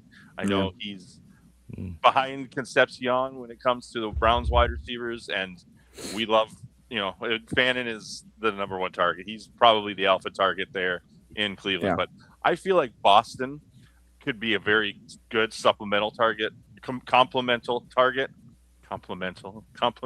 It works. It's 4:00 in the morning. We're good. You're good. Yeah. But I like his long-term output too, and I think he actually could do some work this year. I feel like one of those two wide receivers will, and I'm leaning towards Boston. Good call. Love it. Well, guys, we're pushing close to the end of our time here. So before we get out of here, obviously, tell the good people what you got going on and where they can find you. Jay, let's start off with you again. Yeah, I'll kick it off. So you can find me on Twitter at JLoboskyTRM. Also, the Fantasy Effect is Holler and I are our co-hosts there, so I can kind of give you a little spiel there. We have a free Discord. We put out primarily Dynasty content for people. That's usually our main focus. We do a little bit of best ball, a little bit of betting props here or there, but primarily it's Dynasty content. We have a Patreon if you want to come support us too, but we also just have a free Discord. We put out shows here on YouTube and Apple Podcasts every Wednesday. We're live on YouTube every Wednesday at 9 p.m. Eastern. We have a pretty good community too. I know a couple of guys in there in the chat are in our Discord too, and they're awesome. So definitely come check us out. We have a lot of fun. We have a lot of fun discussions. Fantasy football all year long. So, come find us. John, what about you, man? Yeah, Jay stole it all, but you can find me at Holler Jono. That's my fantasy nickname there. And I kind of stole it already, but our Discord's awesome. And then we've been working on a website here. I think we're ready to launch and give it out to everybody here. So super, super stoked about that. But yeah, it's been awesome. Nice. And Ben, tell the good people. You can find me on X, kind of on Blue Sky, at FF Rabbit Dad, obviously the ears. I I'm going into my 8th year writing for Fantasy Sharks. I'm also I'm going to do. I believe I'm going to do the regular spot on with the FF Faceoff Sports Network on their YouTube channel. I've got a couple other things in the works, one of which I can't talk about right now, but we'll see what happens with that, and that could be very exciting. And yeah, so just give me a follow, come and check it out. Don't just I'm chill. I like to talk sometimes, and yeah, that's me. Okay, well, gentlemen, it has been a pleasure seeing y'all and having you all. Seriously, thank you for your time. Thank you for advocating for Scott Fishbowl and for Fantasy Cares and all the good work they do. And we will see you down the road, and you all have a great rest of your day. Thanks, guys. Thank you. Thanks, guys. See ya. Yeah. Man, how are you doing? You good? Everything? Yeah. Hanging in there? Okay. Easing in, yeah. I'm trying not to doze off in the middle, and I'm good now. I think I got enough caffeine, and I'm There you go. Good news is, yeah, sleep during the day tomorrow. I mean, it's yeah. fine. It's normal. I wish that would be the case, but let's bring in our next pair of guests here. Gridiron Sports Network, Gridiron Experts, and Forbes, Gladys Louise Tyler and CJ Shipley. What is going on? Hello from Denver. From Denver. CJ, how are you? CJ's in Hawaii. I don't know if he can hear you. Hear me? He's on the Big Island. Lucky man. I can't hear anybody. Can you hear us now? Well, it's just the three of us then. And I can't hear anybody. You would say. Why don't I have bunny ears? That's I what I can't hear anybody. We'll just mute CJ just for a second, and then CJ, you just give us a thumbs up. Let me put it in the private chat. Gladys, first of all, I want to give you a shout out real quickly. Newest member of the Butkus division in the Kings Classic. No, not hearing anybody. Sorry, CJ. Let me. Aloha, guys. I hope you can hear me. We can. You can't hear us now. Okay. I'm getting that. You can hear us now. Oh, technology. No. Okay. That would be a no, I guess. That would be a no. Okay, we'll bring CJ back on in a second. Nate, why don't you handle this in the private chat? And then, but Gladys, you're also going to be on the IDP panel at the Fantasy Football Expo, which will be awesome to get your expertise there as well. Tell the good people about what you do in the fantasy space and all that. Okay, all that. So CJ and I do a podcast. We'll be doing a podcast starting August 28th. It's the podcast I used to do solo and with assorted guests called in no particular order, mainly because that's how my brain works and that's what Jeff Lambert decided it should be called. Okay. Which I'm okay with. I'm totally okay with. We'll talk fantasy. Both of us are Steeler fans, so we'll probably lament about how Cincinnati's drilling us in the division, which is going to be okay. I'm all right with it. I've come to peace with it. Mm-hmm. And then on for Forbes, I do assorted fantasy writing during the season. So not particularly, I don't stress IDP, but I do kind of try to write from a defensive point of view. And then I do some DFS writing for them too. And then for Gridiron, I do the Thursday slate for DFS. And for I can't say, but I think I'm switching my allegiance for IDP this season. So yeah, so there's that. And it's 2:00 in the morning here. And yep. It's great. It's great. It's 74 degrees and it's 2:00 in the morning. I'm stoked. Yep. Well, we appreciate you being on with us and whatnot. Let's bring CJ back on and see if he can hear us now. CJ, can you hear us?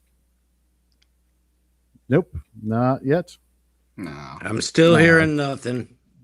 So we can hear if he would just randomly give us the answers to how to win Scott Fishbowl, this would be the greatest advice that he would. Yeah, this would be fantastic. But yeah. Oh, epic fail.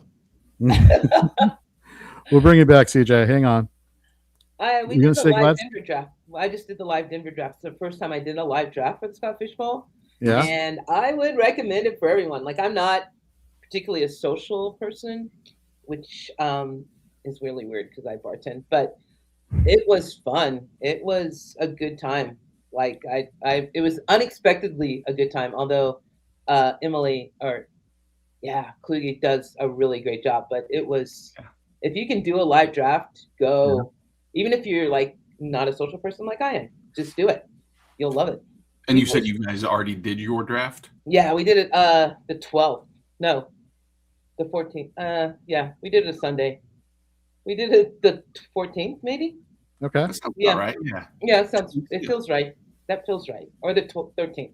But it was like I went in not knowing what, like I had picked the Pikachu division only because that's the only one I knew. Pikachu was the only character that I could relate to. I'm not relate to, but no. And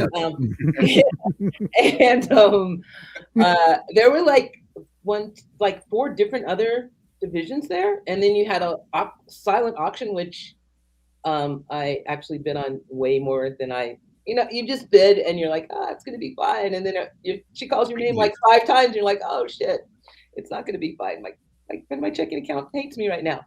But I got like the dog stuff, and I got the home stuff, and I got the pasta stuff, and I got legendary upside subscription. It's a fun time. You go donate. It's just great. It's great. Everyone who's an introvert like I am, do it. Just do it once and you'll love it. Now, what spot were you picking out of? Yeah, I was going to ask. I was the second pick. Okay. I did not know that until I got there. I was like, what? I thought I was like at the end, but then we didn't do the reversal. Right. So I was like, oh, okay, I'll take the second pick. And I'm a Steeler fan, but I got the Chase Burrow stack. So I was like, I don't care who else I get for the rest of the time. I got the Chase Burrow stack. I'm good. And you only have to hate your players twice. Yeah, twice. This season. So the rest of the time, who cares? You're good. The rest of the time I'm like, no, don't get hurt, Burrow. Come on, baby. Unless you're playing the Steelers. I'm like, yeah, take them down. Come on, TJ. So conflicted. Exactly. That would be very confusing to watch the game with. I can hear everybody. Hey. Nice. Oh, that's Very all the time nice. we have for this episode. Hey, look, it's only 10:30 out here. I'm in Hawaii. Like I should not be like half asleep like everybody else. Well, CJ, officially welcome to Scott Fishbowl Podathon. Now that we can hear you and you can hear us, how you doing today? Roy. Appreciate it. Thank you so much. I'm excited to be here. I'm glad GL was able to drag me along for the fun. CJ I met CJ. He was the head trainer at Hard Rock when I was bartending at Hard Rock, and we bonded because we were both Steeler fans. And this year, and I knew he knew. Like I play in this fantasy league that he has, so I knew that he knew fantasy. But this year during the draft, I was doing a show, and he was sending me notes, and I'm like, holy shit, this guy knows like way more than I do. Why isn't he like? Why aren't people talking to him? So I asked him if he would do the podcast with me, and he said yes. And I'm like, great, now I can just like coast by because CJ is the smart one, and I'm just gonna go, oh yeah, I'll be the pretty one. Well, I'll tell you guys, as a not necessarily a Steelers fan, but I am more part of Steeler Nation. Hear me out. Okay. My father recently passed from pancreatic cancer, and so for his Christmas, sorry to hear that. Thank you. And he's a huge Steelers fan, and so Dick LeBeau does cameo, and I was going to do a cameo with Terry Bradshaw or any of those guys, and they were $600-700, and I thought we'll settle for Dick LeBeau, who was like 60. What it is what it is. I'm not cheap. I'm not trying to be cheap. That sounds terrible. It's my grandfather, and I'm trying to be something nice. I'm saving a buck, but at the end of the day, Dick LeBeau made the most beautiful. Like those things are typically what 2 minutes. Hey, Merry Christmas. Hope you do well. Beat cancer. All that stuff that I bet he talked to him directly. Kept saying his name. Like very, very like informal. Probably like 5-6 minutes. And he had that, and he showed. My dad wasn't like out of it or anything. I just don't think he knew what Cameo was. So he thought that Dick LeBeau sent me like his video to him directly. So he would stop everybody possible and show them and make them watch the whole thing. And they're like, oh my gosh. They're like, can you fast forward a little bit? So from that point, the Steelers were so great. I will almost always root for the Steelers as long as they're not playing the Chiefs. And even then I'll take a tie. So to Steelers Nation, I want to say you guys are the best of the best. Thanks. That's they awesome. Are. That's awesome. Yeah. Good story. Awesome. And I love Dick LeBeau. He should have been more than 60. I'm just saying. He should have been way more than 60. He's Dick LeBeau. He is a legend. Coordinator. Yeah, no, I got you. CJ, let's start with you first, and then we'll go to Gladys. Let's just talk about Scott Fishbowl and what it means to be a part of it. How many years have you been participating in Scott Fishbowl? This will be my first. Awesome. I've been following the Scott Fishbowl for a long time. I definitely have. It's not new to my repertoire, but this will be the first time that I do it. They're doing a live event here in Hawaii. It's not on the island I'm on. It's on Oahu, but it's at the Ko'olau Distillery over there in Kailua. I do not know if I will be drafting, hopefully, fingers crossed still, but I definitely am going to go and participate because I think it's a great event. And so I'm super excited to get into that this year. Scott Fishbowl is it's an outstanding event throughout the U.S. and it's in the world, and it's fun to do. And so I'm really excited about getting into it this year. That's awesome. Congratulations on it being your first year. Gladys, same question. My first one was during COVID, because I remember I was working at Lowe's in the morning in the garden department, and I came home and I'm opening my email and I had the Scott Fishbowl invite, and I'm like, I don't care. It's COVID. I get to play in the Scott Fishbowl. It's the best thing ever. And so the first year I did okay. And since then I haven't, but it's still fun. It's still fun. The prior years that like I said, this is the first year that I did the live draft. So I would always do the slow draft and work with Going for Two. Jeff Lambert does a lot of the donations for it. And so I would work with him. This year I did a lot with the Fantasy Cares just because of the live draft. But I wanted to shout out, don't know his name. I think it's at R. Wilson. He does little, I don't know, like logos. Like he just did me one for the Pikachu division, and you just donate like $5 or $25. And I was amazed at what he came across for me. It was like a Pikachu live from Denver, and I'm like, that's awesome. So if you don't have a local and you want to find a way to donate, his handle is at Wilson27 on Twitter, and he will do a logo for you. And all you have to do is when you donate, you just put his email in so they know that it's from him. And they're spectacular. They are. And it's like, that's just what's the greatest thing I think about the Scott Fishbowl. Not that it's the fact that it's international is great. The fact that you have all these live drafts and you get to meet people is great. But there's so many people that allow you to donate in so many different ways and all the money goes to such a good cause that I think that is to me, that's one of the most amazing things. Like, it's not, just give money here. It's like so many different avenues that you can donate, and you should donate as much as you can. Yeah, the donation and the charity side of it all definitely takes a sting out of losing in quite a bit. It's supposed to. That's what I'm supposed to. No, it does not. That's the company line there. Charity.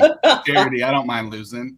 Yeah. No, I do mind losing. I mind it a lot. Good, all right. We're not lying to each other. I hate losing. Losing is not great, but doing it in the name of charity and giving to others yeah, lessens the sting. I think you can all agree. A little bit. Little bit. Let's talk a little bit of strategy. Let's talk a little bit about some players here that we're kind of excited about. Gladys, obviously, you completed your draft. CJ, going back to you, is there a particular position that you were trying to emphasize early on in your drafts, or your draft rather? Wide receiver is so heavy this year. It's very, very wide receiver, and I wouldn't be disappointed to be at 7-8 and end up with Bijan Robinson in my lap. I really wouldn't. The pass catching ability, the bonus points, as a running back position, I wouldn't be disappointed to start my draft that way. Would I love a Jamar Chase? Would I love a Ipuka Nacua? Would I love an Amon-Ra St. Brown? Sure. I mean, I think everybody would. But, I really let the board speak to me at the time I'm taking the draft and say, hey, have we had a run on this position or this position? And if not, can I take advantage of not having that run yet? Can I start that run? So, I kind of let the board talk to me as I draft. Gladys, when you were going through, your draft today, was there anything that stuck out to you as far as like, I'm going to capitalize on X position because of the scoring structure, because all the bonuses that are in Scott Fishbowl, or did that aspect, the scoring structure of the bonuses, did that not even enter your mind, and you were just like, I want to take the best player available at their position? Oh no, I went by the scoring structure. I think I tried to. I was heavy tight ends. I was heavy, and towards the front end of the draft, like the first 10 rounds or so, I don't even think I had a running back until like round 10 or 11. I went tight ends, wide receivers, Joe Burrow, and then when it got to a point where like the big names or the heavy hitters were gone, I went for guys that that I knew would be on special teams, that had a chance of scoring on special teams. So when I draft, I try to draft strictly by whatever the point system is going into it. And I try not to look, like CJ was saying about runs, I try not to look at other people's boards. Like, I don't care what anyone else drafts. Like, I have a list of who I want, and if they're there, they're there. And if they're not, then I go to the next best person. If there's a run, then there's a run. And I don't think we missed out on any runs as far as I missed out on any runs. But in the Fishbowl, it was like, I got Travis Kelce. I picked Travis Kelce. I reached for Travis Kelce. I think I got him like the 3rd or 4th round, only because I think that he's going to get like the majority of the touches. He's going to get the majority of the first downs. So yeah, it was, I don't mind reaching in those kind of, if it's crazy schedule, if it's crazy scoring, I don't mind reaching. I will reach and take it. I don't care. Yeah, we did a mock on our Fantasy and Frame show for the Scott Fishbowl, and I really had a difficult time, even at the 1st or 2nd pick overall, not reaching for, or not even reaching, just taking a tight end, if that's Brock Bowers or Trey McBride, depending upon who your favorite is between the two. And Jorge, I since we have the 2 experts of the four right now, the question that we ask each other each week is, choose a side in Pittsburgh between Michael Pittman and DK Metcalf. Tell us all who do we pick? Does it matter? Are they going to cannibalize each other? Is there enough to go around? Will they both be better than ADP? Will they both fall short? CJ, I'm going to start with you. I hate to say it because I love DK Metcalf. I do. I've always loved him. I loved him in Seattle. I love the muscles. I love the smack talk. I love the speed. I've always loved DK Metcalf. But the way Aaron Rodgers is at this point or time in his career, with those quick 2-step out, 3-step out, he loves the middle of the field, and Michael Pittman dominates the middle of the field. I think he will probably have more receptions, although DK will still get the big plays that he gets here and there. I honestly think that they're going to run the ball more than you expect. I mean, I really do. With having, Rico Dowdle there, who McCarthy has loved since his time in Dallas, and then, Warren back there as well. You're going to have the opportunity to run the ball a lot, and they've really beefed up their offensive line. Obviously, it's true, some rookies, some second-year players, but I think they're going to really lean on time of possession. And wide receiver wise, I would go with Pittman over Metcalf, even though my heart says Metcalf. Gladys, you agree? Are you on Pittman's side as well, or? Oh yeah, I have Pittman and Scott Fishbowl. I got him like the 6th, 7th round. He was just laying there. I totally agree with what CJ said. I think that Metcalf is too volatile. I think actually for an Aaron Rodgers offense, and Pittman's ability to dominate the middle, especially. I don't think Darnell Washington's going to be back anytime soon, and I love Pittman this year in that offense. In terms of, let's stick with one Steeler running back and a former Steeler running back, referring to Jaylen Warren and Kenneth Gainwell. And Gladys, we'll start with you this time.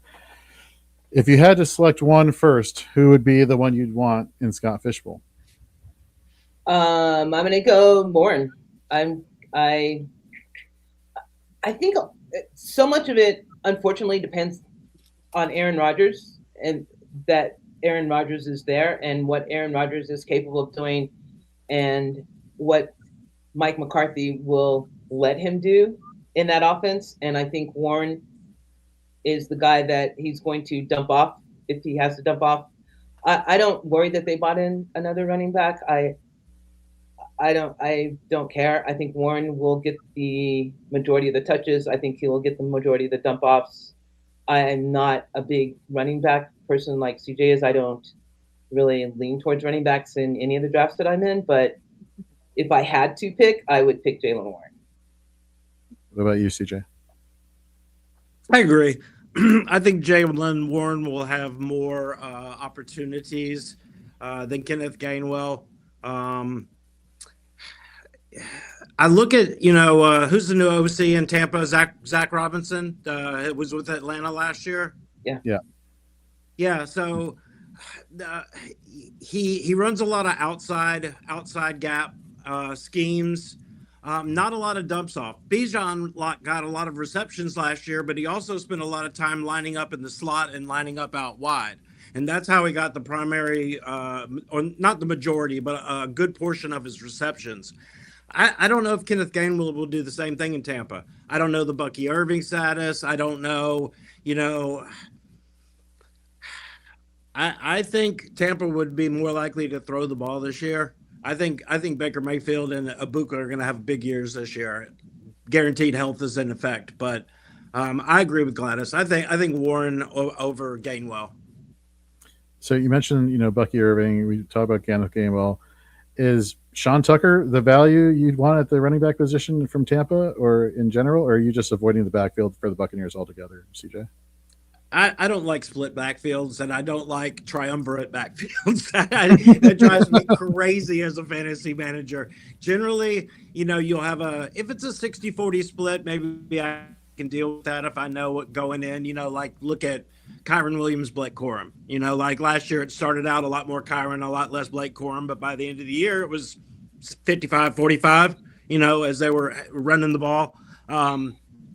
But when you have that third back in there, it just makes it tough. It makes it tough every single week on who to start. You can't really play matchups. It's really kind of the coach's decision. What's his name? Sean Payton in Denver. Drives me crazy. I hate having Denver running backs because, all of a sudden Amari Demercado will come out of the pickup free agent off the street and rush for 140 yards. It's crazy. So I try to avoid backfields like that for the most part. Yeah.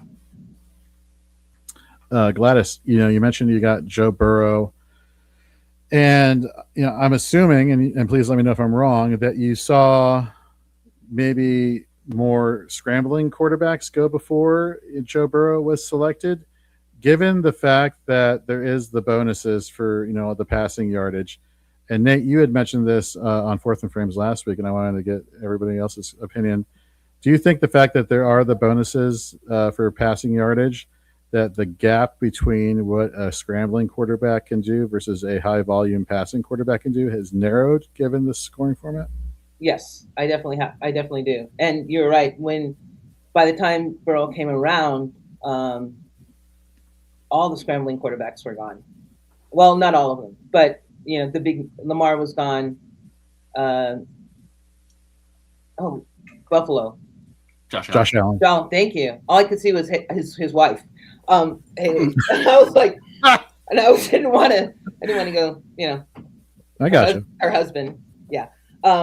But I think that I think Burrow Chase. I think if you can get the connection in Scott Fishbowl, if you can get a quarterback that is going to be high volume, and you can get his wide receiver or his tight end, that would be the stack I would go for immediately.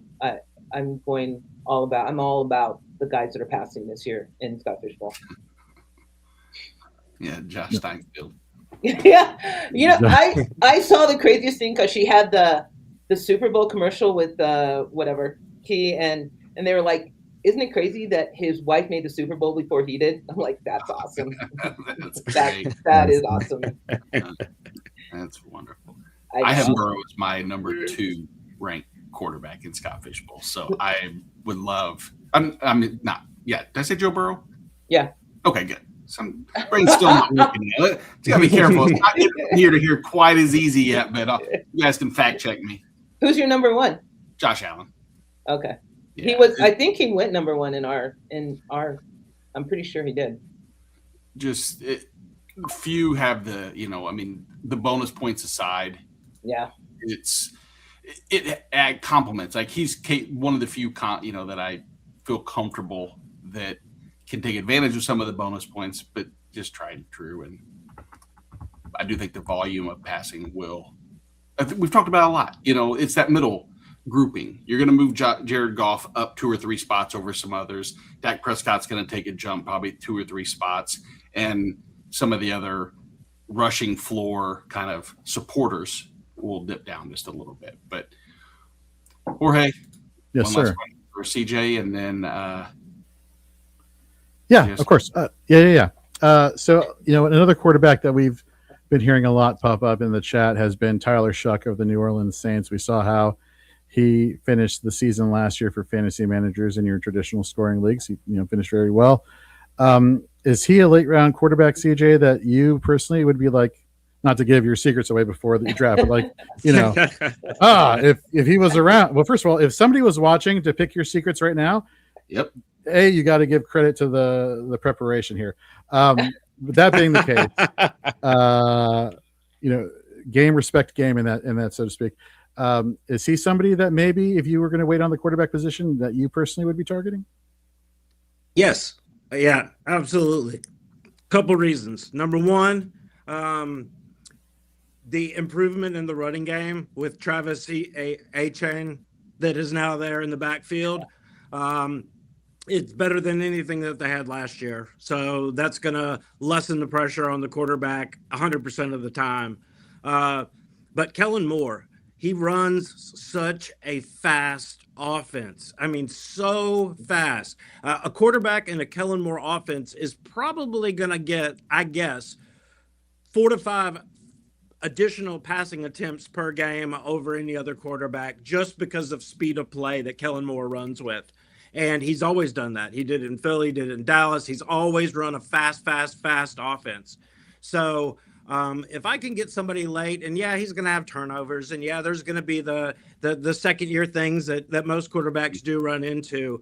However, I'll take those extra 5, 6, 7 plays every single game and chalk those up to fantasy points. What about you, Gladys? Yeah, I like his improved receiving core too. Like, yeah. So he would be I actually wanted him, and I got Skyped like right before my pick. Someone picked him.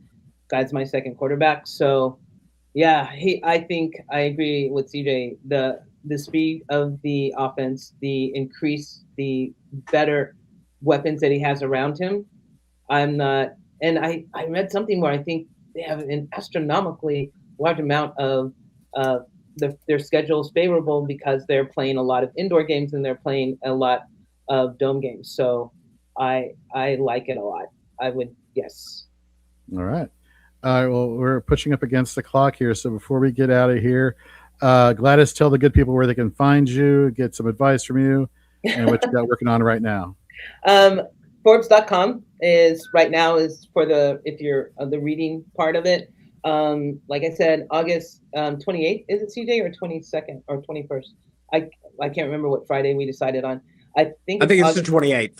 August 28th, we will start again with the In No Particular Order podcast, which will be on 7 o'clock my time, the good time, the mountain time, the time that everyone should be on. And then 9 o'clock, like on the East Coast or whatever, you guys. And then if you guys are at the Fantasy Football Expo, like I said, not a really big people person, but you can come say hi. Say hi, and I will be on the panel with Jorge, and we'll talk IDP players, which matter. Defense matters, baby. IDP players matter. That's what I'm talking about. CJ, tell the good people where they can find you and what you got going on right now.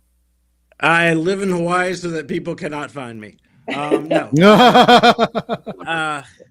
I just started a new Twitter account, X account, at FF Adjacent. Just going to be dedicated solely to fantasy. I think I've got 9 followers right now. So boom, bringing in the big numbers. Like I said earlier, GL pulled me along to do the In No Particular Order podcast on the Going for Two platform. So I'm super excited about getting into that this August. Other than that, I'm just running a couple fantasy leagues and playing in a couple more and just living the life out here in Hawaii. I mean, besides the 7 a.m.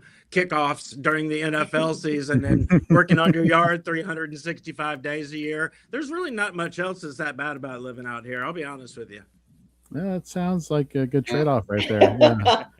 As we are all not in Hawaii. Yeah. So love it. Well, thank you all very much for your time. Thank you very much for supporting Scott Fishbowl, and we will see you all soon. Okay. All right. Appreciate you guys. Roger that. Yep. Bye. Before we bring in our next guest, first of all, shout out to everybody watching. We started at 12:30 p.m. Eastern. It is now 4:30. We started with 500 viewers. We got now 800. I don't know what. I'm not complaining. All you all in the chat, all you all who've been watching, thank you very much for supporting the Scott Fishbowl 16 Podathon by Fantasy Cares. Head over to fantasycares.org and make a donation today. Tons of charities to support. Like it means the world that we have Nate, over like 5,000 people participating in this tournament each and every year, and at 4 o'clock in the morning, close to 1,000 of you are watching because you care about giving back to this community and to those who are in need. So it means a lot. I'm alive, Doug. Looking alive. I'm ready. No, you're good. All right. Well, let's bring in our next guest here. We got Dustin Ludke. I always avoid saying your last name because I don't want to say it wrong. But did I say it right here, Dustin? Oh, you are muted. Let me. Yes, you did say it right. It is Ludke. Yes. Good job. Yes. Awesome. I don't feel completely like an idiot. From Fantasy Football Today, Nate will tell me, Jorge, you always sound like an idiot. No, I was gonna say that's a great segue because one of my favorite things last year, and maybe even previous years you've done that too, Dustin, is you put out the pronunciation guide for players, and great segue from Travis Asian, or if you don't want to go back to I was going to ask you, as we obviously get going, who's going to be infamous this year? And obviously Asian, but are you doing that this year? Are you taking that upon yourself? I do it every year. I actually had someone reach out who wants to help out this year. So I initially did it because people were just pronouncing, Foster Moreau. and was like, is it Moro? Is it? And so I did it, and it was had to piecemeal together. Some teams' websites are really good about it, some are not. So I piecemealed together the first year. Then the NFL put one out 2 years ago, like their own official one. So I was like, awesome, converted it, and then they just stopped. And so now it's back to this like piecemeal between what some teams have. So I can get about half the teams when they update their site once they get their this year's roster. And then on the media side of things, NFL teams put out what they call a flip card every week for like their broadcasters, and that has pronunciations. So like if the Raiders don't have a pronunciation guide, I have to like wait until week 1 when they play, the Chiefs, go to the Chiefs flip card, pull it off there. So it's this whole building thing. It never ceases to me that we get guys like Travis Etienne, who is on like, I've been pronouncing my name wrong the whole time. And I guess he told us at the combine and we just no one cared. It's mind-boggling. I mean, Devon Etienne was the same way. Like, is it Etienne? Is it Etienne? I get the Travis Etienne thing, like the whole regional dialect, and I can see I can see the steps it took to get there. But yeah, there's always just going to be guys that we pronounce wrong. And it should matter. Like, we should want to pronounce guys' names right. Like, that's part of it. Like, they are putting their bodies on the line for our entertainment. Let's pronounce their names right. But just tell us. Like, just tell us. Well, I'm waiting for people on Twitter or other fantasy football platforms to be tweeting, I got HN at the turn. I'm like, that's going to get sick and real old real quickly. But so since you do put out the pronunciation guide, I got to know, because I actually, this is, a little bit of an embarrassing story. I don't know if it's Kamara or Kamara. Which one is it? I believe it is Kamara. Okay, that's what I thought. I'd have to look. It's so funny because some things you think should be on the pronunciation guide are just not. Like, they just don't put it in. You're like, I need to know this, and it's just not on there. No, see, the Saints were not one that put one out last year. Interesting. Of course. No, they keep us all guessing, I guess. So Dustin, doing this though, this is the truthful yet be honest here. If you're in a draft, and we'll say with random, maybe not necessarily like at the expo or in some of these where people typically are probably a little more knowledgeable, do you get irritated when numerous people mispronounce names now that you've put so much time and effort into it? I can get the HNETN thing. Like, if you want to keep calling me ETN, like, I'm okay with that. It bothers me when there's like clear, obvious ones. It drives me nuts when I listen to podcasts, to be honest with you. And they're like, that's a better one, yes. When they're going like Malik Nabbers, it's like, no, like how do you not know his name? Like, it's neighbors. Like, it's there. And I get it if you just don't know. Like, we don't know you're calling Travis Etienne the wrong last name, and he's okay with it. If they're not okay with it, just like, that's part of being if you're going to do a podcast, you have to know people's do your names. research. Like, that's part of being we can talk about knowing ball. Like, that's the basics of knowing ball. Right. Is knowing the players' names, especially if you're just covering like the high end guys. I get it. Tyler Shuck. You guys have been talking about Tyler Shuck for the past hour or so. When he came out, it was like, is it Show? And I'm like, okay, it's Tyler Shuck. Like, we've now know that. But if you're calling the wrong name now, how are you doing a football podcast and you can't pronounce a starting quarterback when there's only 32 in the NFL, even at most 40 names you need to know? You don't know his name? It doesn't bother me too much. It bothers me on podcasts. If I listen to a podcast and they pronounce the name wrong like multiple times, I'm like, I'm out. I'm done. Like, you don't know ball. Like, that means you just don't know ball. There is an exception, Jorge. Sorry, I don't mean to cut you off, but there's an exception I'll give you, and a lot of the people in the IDP circle, is that when you get players like Tuli, Tuipulotu, and those, to say it and not be able to get it all out of your mouth, you're close. Yeah. I'll give it. Something like that where it's just hard to say and get it out, totally understand. Yes. Like, it's just hard to say some of those names. What is it? Rook Aurora? Yeah. It's like,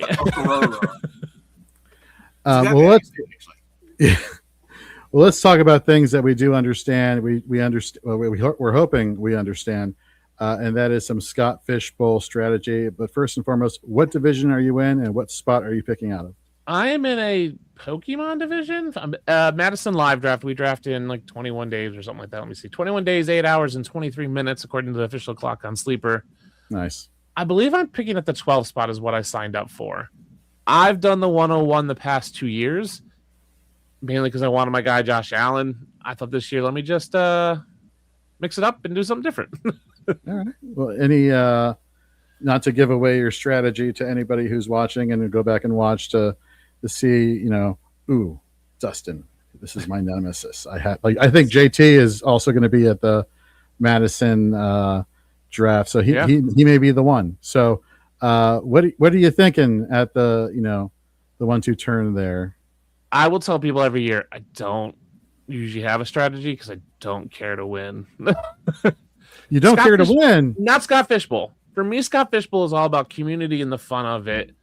I've always gone. I try to go to Chicago live draft I didn't go last year because it was the same day as Madison, but I try to go down even though I'm not drafting just to hang out with people. Mm-hmm. I'm notorious at Madison live drafts when I'm the first pick. I make my pick and I walk away and I'm downstairs and they're like, "Hey, it's your pick." I'm like, "Oh yeah, I'll be back up." And I'm the one holding up the clock because for me, I want to go there and connect with people, right? I want to go hang out. I want to, John McGlynn was up in Madison last year, so I'm talking to him. Rachel Switch pops in the chat. She was there. So just I want to go talk to people. I'm not trying to win Scott Fishbowl. I'm just not. I'm there for the fun. I love what Fantasy Cares does. I'm there for the community aspect of it. I'll try to get a guy or two that I like. I love Chig Okonkwo. Go back to pronunciation. Love him as a late end tight end, so I'll probably scoop him up late. I just want to be there just to hang out and see people I don't get to see that often. Build the community. I think we have 4 divisions in Madison this year, so there's gonna be a ton of people. It just, for me, it's just the fun. So I go in with no strategy. I'm like, whatever, I'll just have fun. Take a guy I want. That's why I did 1-on-1 the past years. I was like, I want Josh Allen because I'm a Bills fan. This year, maybe I'll try to get James Cook, maybe at the 112, and just take a bill and be happy and root for my guys and just enjoy the fun of it. For me, if I make the playoffs in Scott Fish, that's a win. As from an analyst point of view, I should be able to make the playoffs. But I'm not trying to win. I'm just trying to have fun. I'm just trying to enjoy the community. I'm trying to raise the awareness, raise some money for Fantasy Cares. That's what it's about for me. If I were to somehow win Scott Fishbowl, what does that give me? Yeah, I get a ring and a trophy, and I get to go on the Podathon next year. Yeah, right. I get all that cool stuff. But in 5 years from now, can you guys tell me who won Scott Fishbowl 12? Can't tell you who won last year, honestly. Exactly. Can't tell me who won last year, but you could tell me who you talked to at your live drafts. You could talk to who people you've had on the podcast. Mm-hmm. That's what it's about. Those are the connections, and those are the things I'm more looking forward to than trying to win.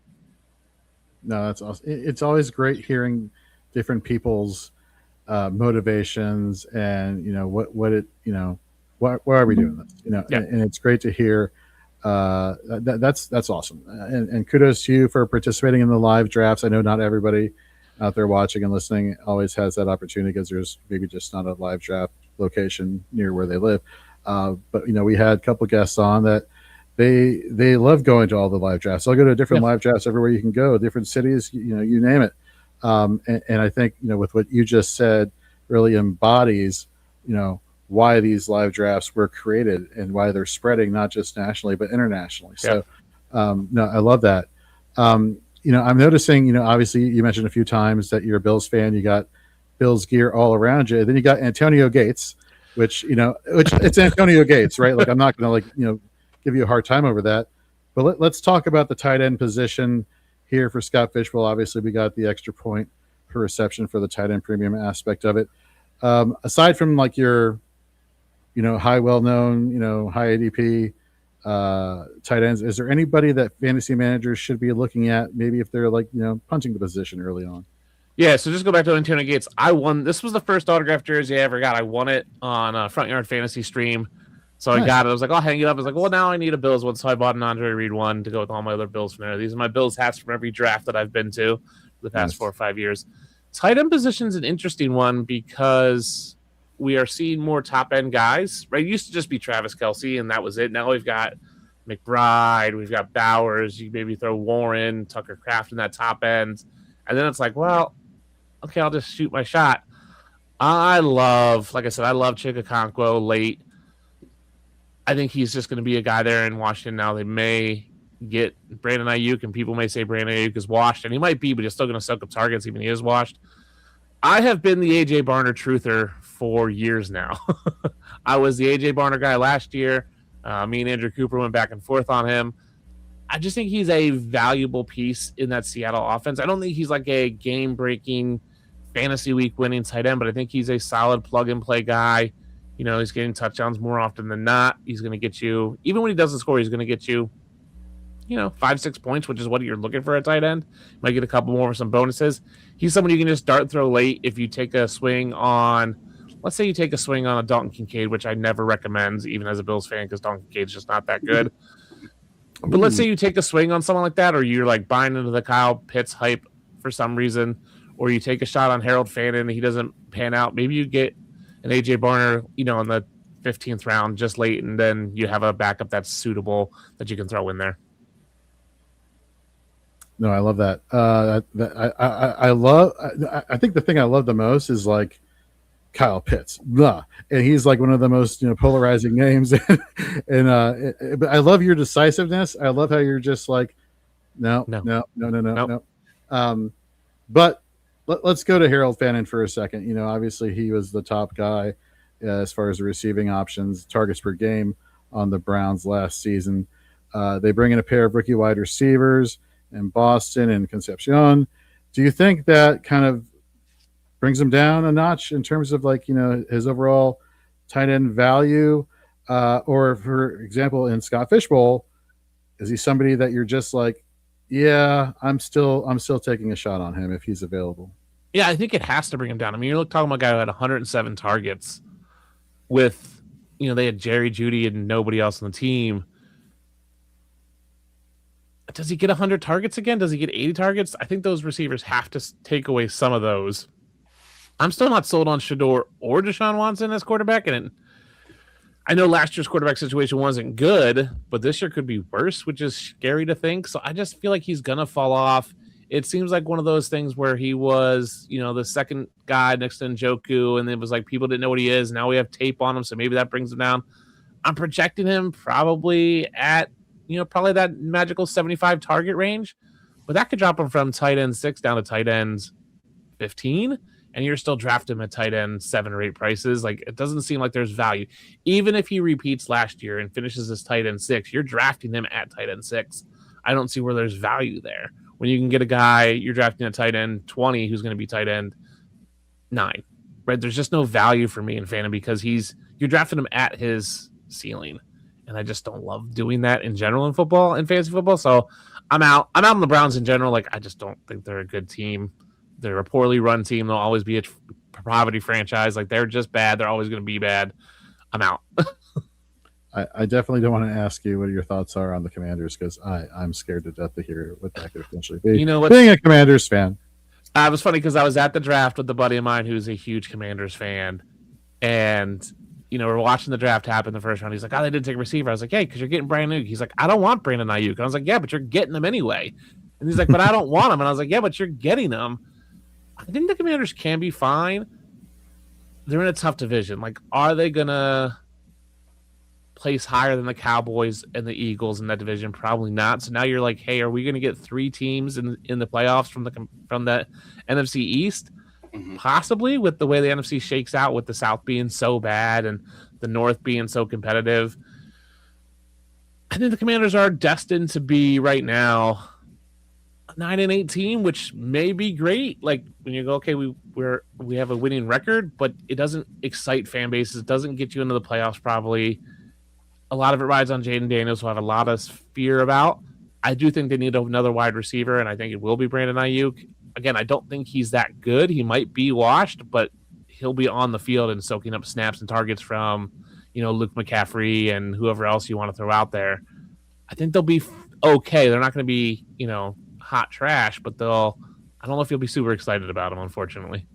So I hear this, and my initial reaction is, I'll leave your microphone on, but take off the video. So there is like some good, but then some bad, much like your review of the Commanders right there. But I won't do that because I'm trying to be nice, and I respect you. So both of those things. In terms of running backs, who are some running backs that you're interested in, given the scoring format? Obviously, there is more upside, at least per the bonuses of the receiving options, whether it's a receiving tight end, high volume targeted receiving tight end, or a wide receiver. But going running back, who are you thinking? I mean, I would love to get Jahmyr Gibbs. I think he should be the 101. I just think the place I've been a Gibbs guy for a long time, even over Bijan when they got drafted. I think his style, but obviously I'm not getting him at the 112 unless something crazy happens. I was thinking about this and kind of talking to someone about the whole zero RB and is that dead and is it still going? And I think there's some late guys. I'm okay taking Aaron Jones late. I think he's a fine player.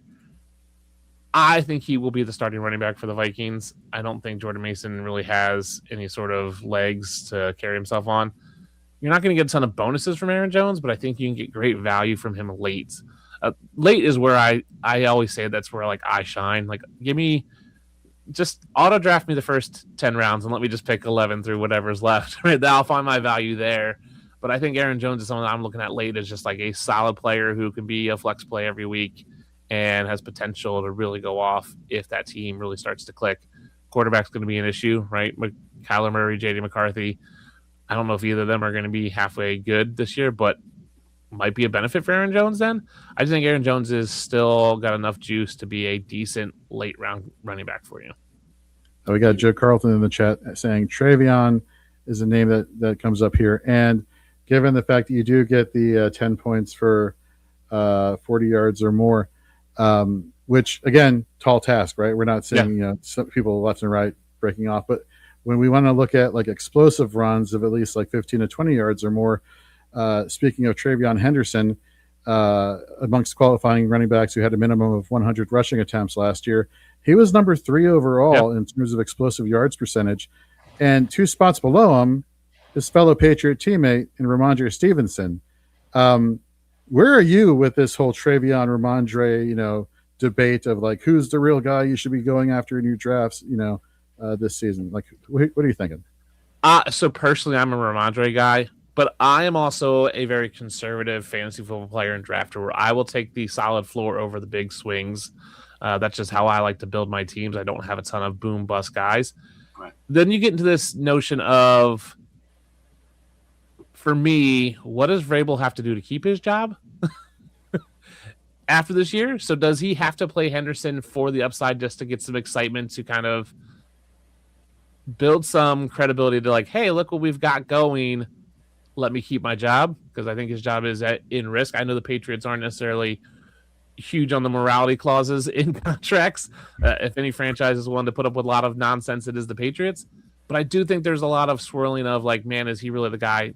I think if he wasn't in the Super Bowl last year, I think he would have got fired already. I think the fact that he went to the Super Bowl saves his job for this year. But I think he's looking at, how do I keep my job? So do I have to give Henderson, who was a high prospect coming in, a lot of talent, we've seen these big runs, does he have to play him more just to kind of appease the fan base and kind of squash the noise of fire Vrabel midseason?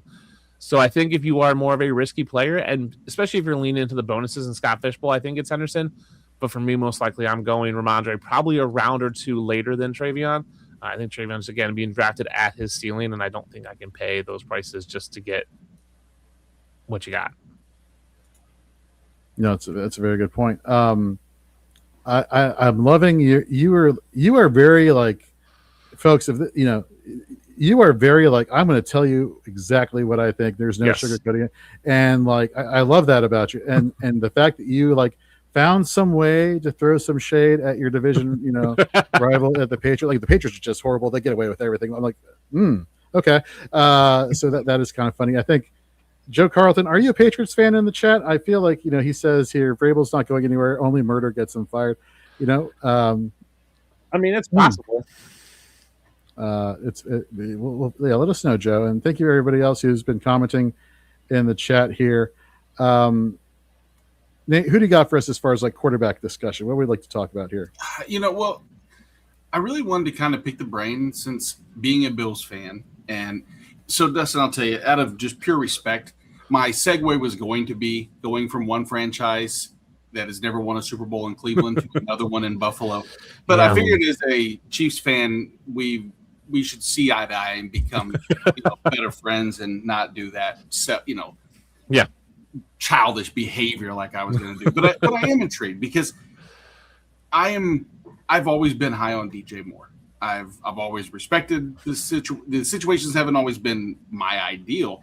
I want to say I love the situation going to Buffalo, but there's always that concern that we have of spreading the wealth and who's going to be that. And we see Keon Coleman in training camp looks like the best player in the world, and then the regular season he disappears. Joshua Palmer is another name that I always think, but after Moore and Shakir, or is it more than Shakir? Is there a large gap between those two overall in terms of what our expectations should be this year? I honestly don't think the gap is that big. Okay. I think we're going to, DJ Moore last year in Chicago in 17 games had 85 targets. I think if I was doing projection, I'm not a huge projections guy. I would project him around 100 targets. Khalil Shakir had 95. I think I put him right around the same number. I get it. The Bills like to spread the ball around. Everyone gets theirs. I just don't think Josh Allen is the type to hyper target a receiver. I think there's going to be some chemistry issues with DJ Moore. I think they're trying to build that, but I think Josh has obviously been super busy, right? Got married, had a kid. He doesn't have the off season like he's had before to just go on trips with these receivers and throw balls to them. He's had a lot more going on, so there might be just some other stuff. I won't say this too loud, but I'm really worried that Josh Allen doesn't play all season. I've been saying this for a while. I'm very nervous about his health this year, next year in fantasy. He's at that number. There's a magic number of 1,100, 1,200, basically between rushes and sacks, where you see some of these top end quarterbacks, these rushing quarterbacks start to miss time. I had an article 2 years ago about Lamar, and then he got injured. It was literally going to publish, and he got injured that week. And I was like, oh, man, there's just this ticking clock. Allen's probably going to be on the later side of the 1,200. He's right at that number between rushes and sacks. I'm worried about his long-term health. I just feel like I'll take Shakir at 5 rounds later, probably. He's just going to be such a value. Again, I'm out on Kincaid. I've always been out on Kincaid. I still have hope for Keon Coleman. I don't think he's going to be what we thought he was being drafted, but I think he can still be a solid role player. He may end up just being, Quentin Johnson light, where he's just kind of this high touchdown efficiency guy. Figure out the jump ball. He's out there running on 3 wide receiver sets. He might end up being like what DJ Moore was with the Bears last year, where it's like, hey, you're the third guy on a team that throws, 500-600 times, and you get your 80 targets, and you catch, 60% of them, but you still get a ton of touchdowns. We got Doug Orth in the chat from the huddle saying Joe Brady has been, and everybody gets theirs, play caller in the NFL. Yeah, that's everyone gets theirs. I think they had the most people catch a touchdown last year. They just have a ton of people, your trial shavers. You're gonna see, Jalen Virgil. They got McCole Harmon, Skylar Bell. Palmer, who I think is Trent Sherfield's on the team. You still have Knox with Kincaid, Jackson Hawes as a tight end. They're all going to get touched. They're all going to get passes. They're all going to get receptions. They're probably all going to get touchdowns, at least one. It's just a spread the ball out because that's just what they do, because they just let Josh Allen do it. And so I think part of with the chemistry with DJ Moore, with Josh Allen not being there, with my fears for Josh Allen's health, I'll take Shakir just at the value way later. I like DJ Moore. I was not super thrilled with the trade. I wish they would have got something else or did something different. Got Michael Pittman. I wish they would have got T. Higgins 2-3 years ago. I'll take it because I wanted somebody, because we needed someone desperately. I don't know if DJ Moore is that somebody, but at least it was something. And I'm riding on something at this point. That's the half almost glass. The glass almost kind of half empty, full. Yes. It's like we're currently pouring something into the glass, whether that's water or is it vinegar or moonshine. We're not sure yet, so we'll figure it out. I think so Joe's got a question, and let's start to you, Dustin. He says, is James Cook being drafted at his ceiling, or are we fine with his price? I do think he's being drafted close to, right, his ceiling is RB1, so he's not being drafted there. I think he's being drafted right around RB6, which is what he finished last year. He had 12 touchdowns. Is he going to get 16 like he did 2 years ago? Probably not. He's probably in that 12 touchdown range. So he is probably being drafted at his ceiling, but I'm okay with it because I think he could go up a little bit. Like if you're drafting him at RB6, he might finish as RB4. Yes, he could finish as RB1 if he really, had a great season. I'm okay with. He's one of the few guys where I'm okay drafting at a ceiling because at that top end, you got Bijan, Gibbs, McCaffrey, Jonathan Taylor. James Cook are the only guys who I think can finish as RB1. Yeah. I mean, maybe Saquon, and I think James Cook is the lowest price out of all of them, so I'm okay with him. I've been saying for a long time he's a buy for me for Dynasty, for redraft, just because you're getting a guy who could finish one at his position, and you're not getting him anywhere close to one at his position prices. Exactly love that. Love that. So we are coming up against the hour. So just wanted to remind you who are the people who are participating in the Madison draft. If you are in a draft and you are realizing that, hey, somebody is supposed to be making a pick right now and I can't find where they are, it's Dustin, and you should be going downstairs and saying, hey, it's your pick, and then he'll come back up. So just, for all the Madison drafters, just know who you're drafting against also. But no, seriously, Dustin, it has been awesome always catching up with you and talking shop, and great to hear your perspectives of why Scott Fishbowl and it means so much to you, and it really resonates. Just giving back, making not only the making friends aspect, but like encouraging giving back and fostering a good community and whatnot. So loved hearing that from you. Tell the good people where they can find you and where they can find what you're working on. Yeah, you can find me on Twitter at the DUnit13. You can check out all my writing at fftoday.com. You're right, Scott Fishbowl's such a great thing. Jorge, you know me. You know that I'm all about helping people out. No matter who you are, whether I'm affiliated with your company or not. Like, if you ask me a question, I will help you out. Whether that is fantasy advice, whether that's life advice, whether that's company advice, media advice, whatever it is. I believe my role is to help people. And I think part of that is just fostering community. I've always said fantasy should be fun. And if winning is fun for you, I'll help you with that. If trading is fun, but if community is just fun, like, that's why I love Scott Fishbowl live drafts, because I can just go and meet new people and talk and hang out. I actually prefer going when I'm not drafting. That's why I love going to Chicago when I can, just to kind of hang out and talk to people. That's where I met Jim Coventry and got to talk to him for a while, Andy Behrens, Nick Script, John McGlynn, JT. It's just, for me, that's what it's about. It's about community. It's about the people you're with. Those are the memories you're going to make, not winning Scott Fishbowl. Yeah, you'll remember you won Scott Fishbowl, but no one else will. So, yeah, check me out on Twitter. Find me on FF Today. I appreciate you guys having me on. You guys are killing it tonight, so good job. Thank you very much, man. I will talk to you soon. All right, see you. See you, man. Is it wrong that after hearing his Twitter handle, I wanted to be D Unit, or do you think people do not understand G Unit from back in the 2000s? No, I think. Well, I was gonna say people if you're up listening to this, but I was gonna say also that the age, the demographic of people that could stay up this late to watch are definitely not my age. But then, sorry, Doug. No offense. I see Doug in the chat, and I'm like, good for him. And not to age shame anybody, but I'm proud of everybody staying up. It's late. Yeah. I mean, it's 4 Central, the real time. But yeah, you could change your Twitter handle. Look, see, MJ says I'm 65. There you go. And I had a question for I guess for you or for me. Are you worried about Jonathan Taylor with Daniel Jones and an injury concern? I'm worried about the contract situation that apparently is starting to fester, and we saw what happened when he held out. What was it, 2 months? A few seasons ago, when they were trying to figure out how to that to me is like, okay, that happened before. That could, I don't know. That's kind of after Le'Veon Bell. I'm still that was the first one that really kind of got me.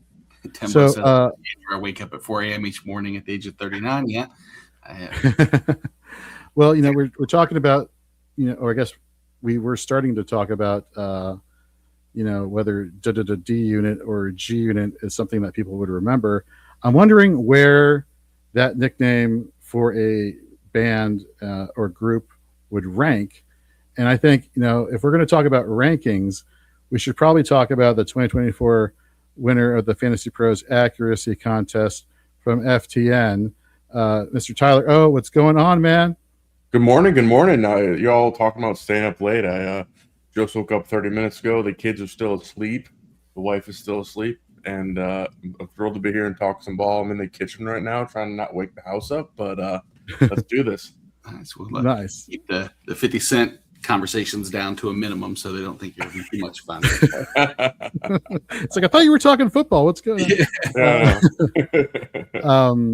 It was seriously, your rankings over at Fantasy Pros year after year after year have been just the work you do is unparalleled, man. Like, congratulations on all your success. Thank you. All the work you put over at FTN, like, just incredible. So thank you very much for your time this morning. And let's get into it. Which division are you in, and where are you picking out of? Yeah, so I went with the Rosalina division. Big fan of Rosalina in both Mario Kart and Mario Party. It's been my kind of main for probably since it never came out on the Switch. Right, I'm big on the Mario, big on the Switch. So whenever I'm playing the kart, whenever I'm playing the party, it's always going to be Rosalina. So when I saw Rosalina there, I was scrolling through, was able to pick her. I was pretty excited about that one, and then picking the 101. From my perspective, I kind of wanted to just create my own destiny in a way and just pick the player that I think was going to do the most, especially at the scoring this year. We're going to see some pretty crazy swings. I was running through some numbers, and there's some players that have the opportunity to put up 100-point weeks. So I was like, who are those players going to be? And I decided hey, let's just put my destiny in my own hands. And I think the second piece is just I really like the turn. I believe there's no third round reversal this year. Is that correct? There is not. No, correct. Exactly, and that also played a big role. In the years past, I'd like to center myself or be towards the end, but I really liked the players that I have projected around that 2-3 turn. So the 101 was a pretty easy smash for me. Is that an easy smash at it? I guess you could tell us who you want to take since no one can. Yeah. Except if you don't, you don't have to. You can keep it a surprise. Yeah, no, I think from my perspective, I haven't settled on it completely yet because I have been able to attend the Philadelphia Live Draft the last 2 years and really enjoy that atmosphere. Wanted to come again this year. I'm right outside Philadelphia. But the date was during a family camping trip. Truly couldn't have been there was 1 weekend in the summer that the live draft couldn't have been, and it was that weekend. So I'm back to doing the slow route. I believe this is going to be my 7th Scott Fish Bowl, and before the last 2 live, I'd always been able to do the slow draft. So I'm going back to the slow draft, and because of that, I don't have to draft for a little bit. I got a little bit of time. I've seen some live drafts go down and been connecting with some people. I'm still trying to feel it out a little bit. From my perspective, it really seems like I'm going to end up taking a wide receiver, although Brock Bowers is staring me squarely in the face. I'll put it that way. It's every time I do the projections and just get an idea, and it's the gap is so far that I just feel like I can't miss as egregiously with some of the other picks as much as the advantage you gain with Bowers. And speaking of some of these advantages and some of the projections, using your overall rankings, you said you did a little bit of the rankings or projections for Scott Fish Bowl versus a redraft. Who are some of the players that maybe stand out the most? Who, both positive and negative? Yeah, so for me, it's going to be just generally players. And I guess I have to put a little bit of a caveat on this is trying to project those bonuses is tough, right? And it's something I've never tried to do. Have I ever been in a league that has these bonuses? Which played enough fantasy football. I'd say I don't main leagues that have these bonuses, but I've played with them. I think they're fun. I'm really glad we're doing them this year. In the past, I've tried projecting them. I think it's kind of like a fool's errand in some way to try to figure out how many times is a player going to do this X, Y, and Z. I've been diving into it, trying to kind of figure it out. With that said, I feel like the first round of projections I ran didn't really heavily tie into the video game projections. It was more just kind of basically I believe it would be just half PPR with tight end premium. If you take away the bonus, is that right? I'm reading this correctly? Yeah. So if I'm just projecting for that, but I always have to keep in the back of my mind the players that I want generally are going to be those higher ADOT wide receivers are the ones that are going to come out to me. Jameson Williams is a guy where I'm all right, he could easily come down with 2 catches for 44 yards in a Lions game or something like that, and that's normally a pretty tough end for you. But with the video game bonus, that's over 20 some points. So. Those are the kind of guys I think Christian Watson was another guy that kind of popped for me when I was looking through some things.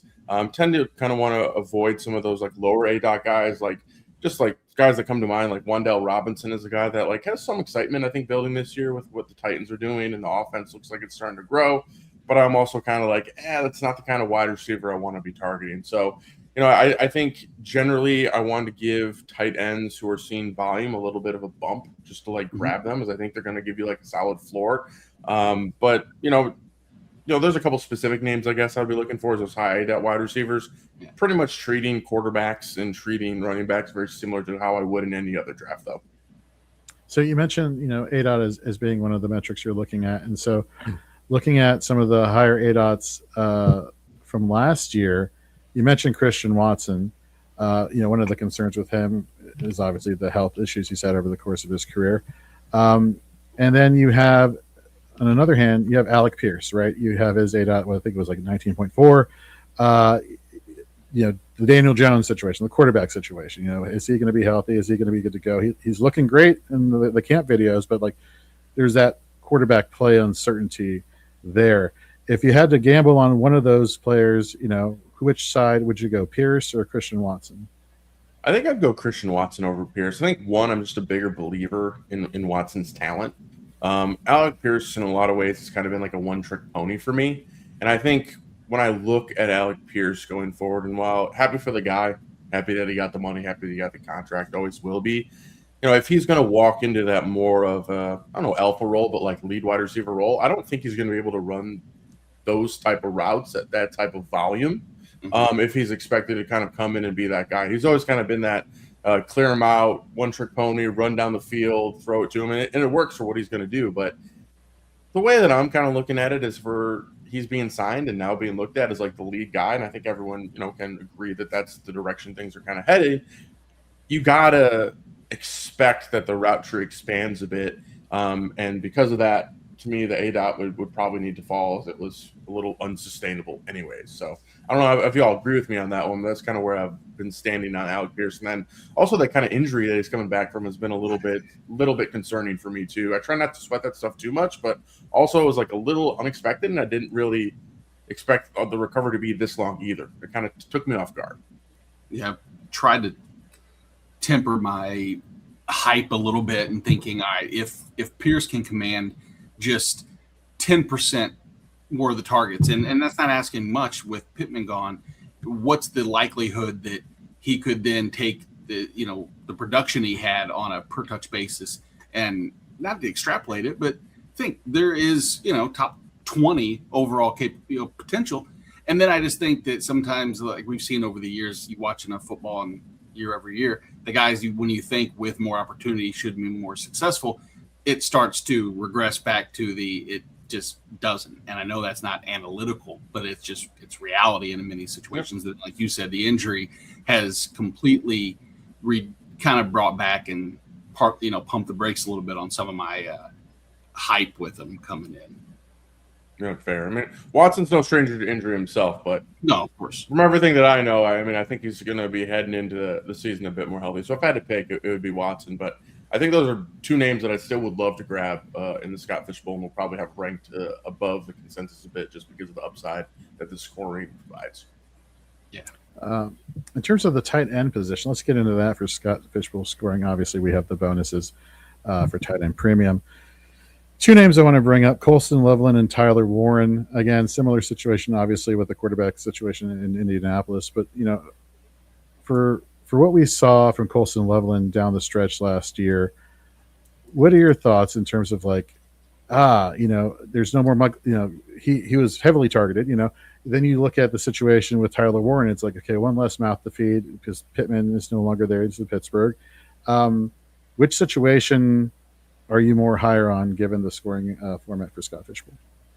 It's such a good question because regardless of the scoring format for Scott Fish Bowl, I think it's a really important question to ask yourself because they're always going to be compared to each other, just the nature of where they were drafted, the nature of being in the same class, I should say.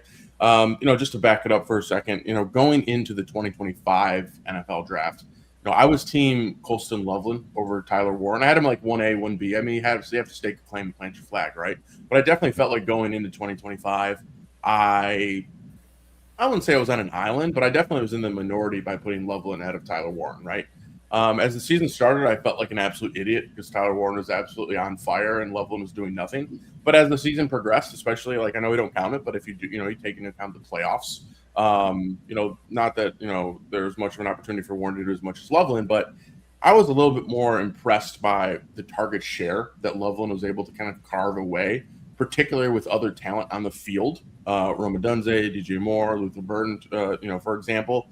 So I look at the two situations, and let's just say their talent is close enough for me to say, they're pretty close, right? I don't think one is necessarily that much more talented or skilled than the other. They're pretty close. So that really brings me to the larger situation of kind of what we're looking at. Now you can paint the story or tell yourself a story with Tyler Warren, because there's not a lot of mouths to feed there, right? There's not as much talent there. We've already seen him be a bit more of a target hog. Heck, I would even almost expect in a full season, all things equal, that Tyler Warren does command probably a little bit more of a target share than Colston Loveland does.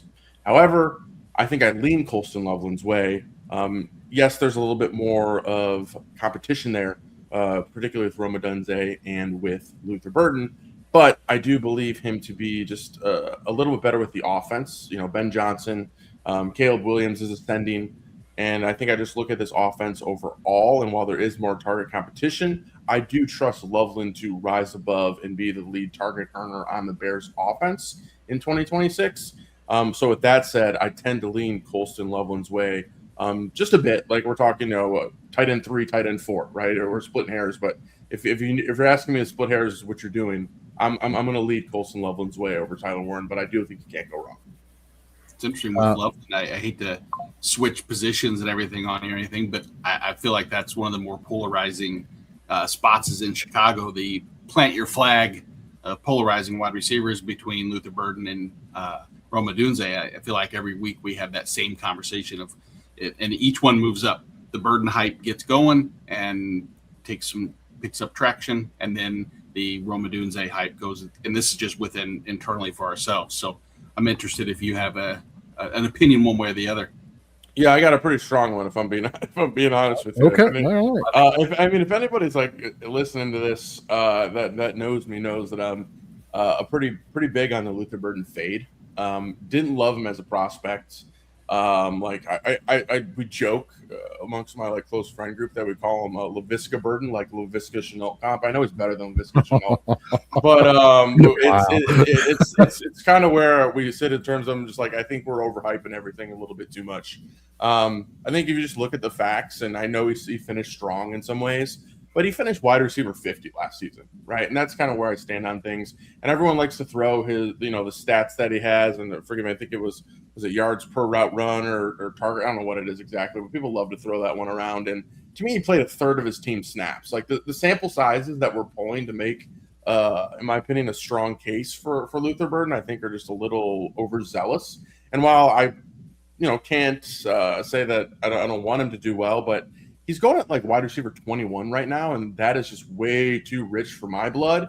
I have him is kind of the wide receiver 31, 32 range, and I'm not going to get any Luther Burden putting him that low right now. So for me, it's just I'm not there. I'm not seeing. I'm not on that hype train. Would I would like to say I'd rather grab Rome, wide receiver 29, wide receiver 30 range, but he also was dealing with that foot injury. I think he said himself that he's not feeling himself. So that just brings me back to Loveland, being the main target earner and being the guy that I want to be grabbing and planting my flag on as the pass catcher in the Bears offense. Yeah, I think speaking of Roma Dunze, he was being asked, how's your foot or what's going on? And he's like, yeah, my bone. Basically, the summary was, yeah, my bones are different in my foot now, and I just gotta get used to how they feel. I'm like, that's horrible. That's horrible. For quality of life, let alone for football. I have to get used to the new way my bones feel in my foot. Just to run different. I think he said he has to run different or something like that. Yeah. Oh my god, that's not good. Don't say that out loud, dude. Yeah, exactly. You keep that in the facility. Yeah. That is crazy. Let's talk about quarterbacks here for a little bit.